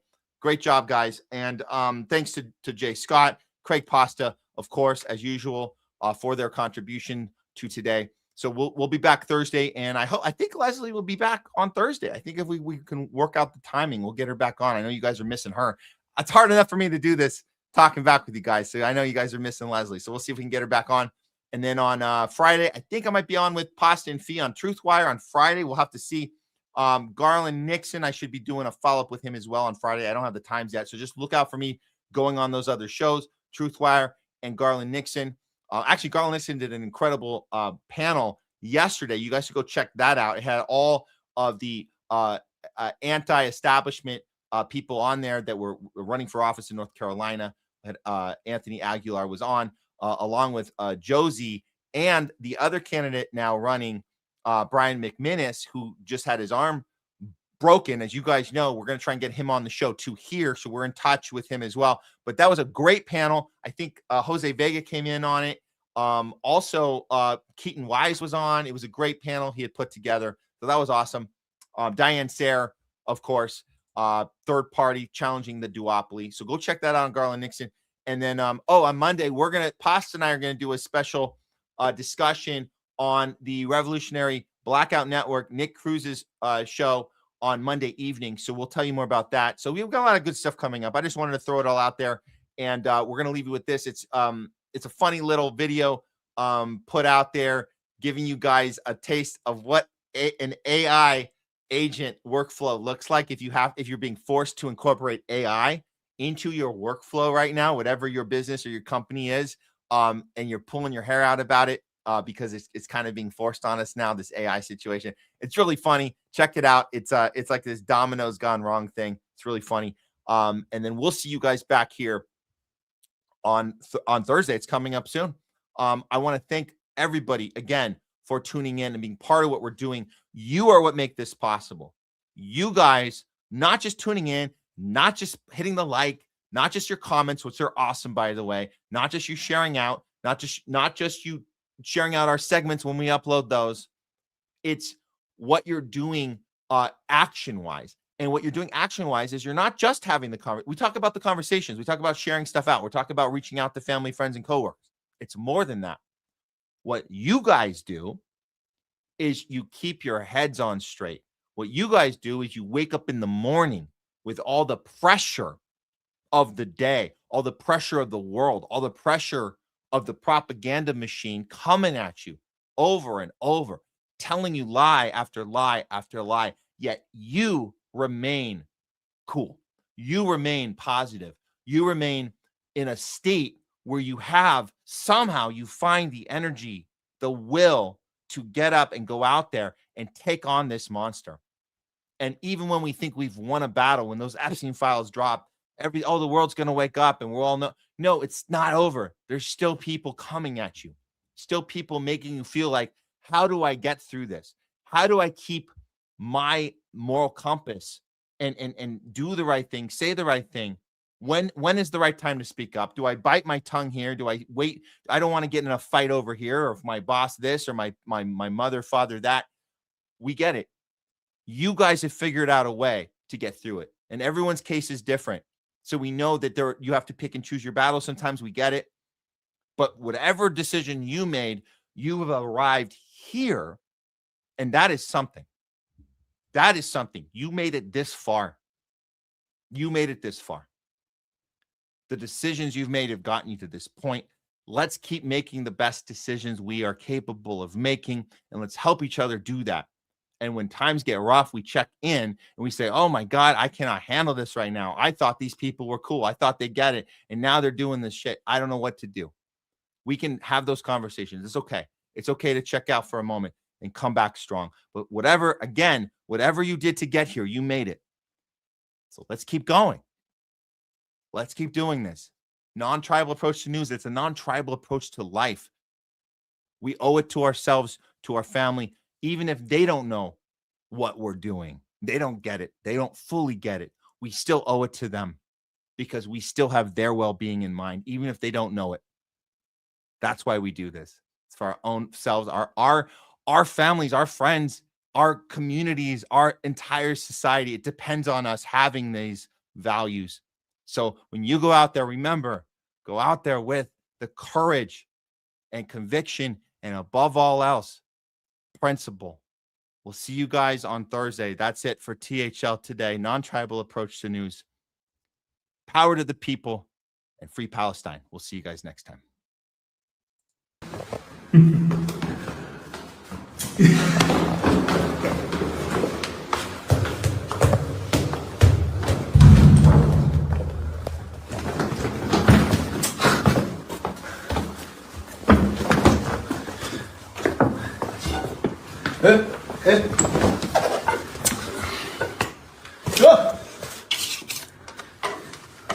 Joder.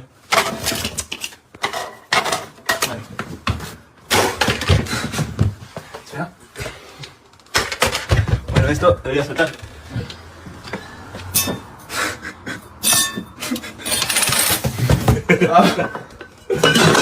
Joder.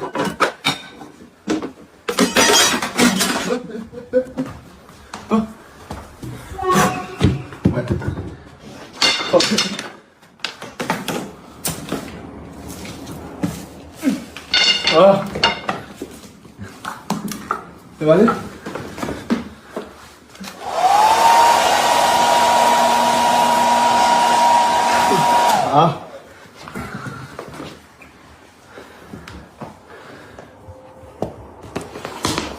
¿Eh?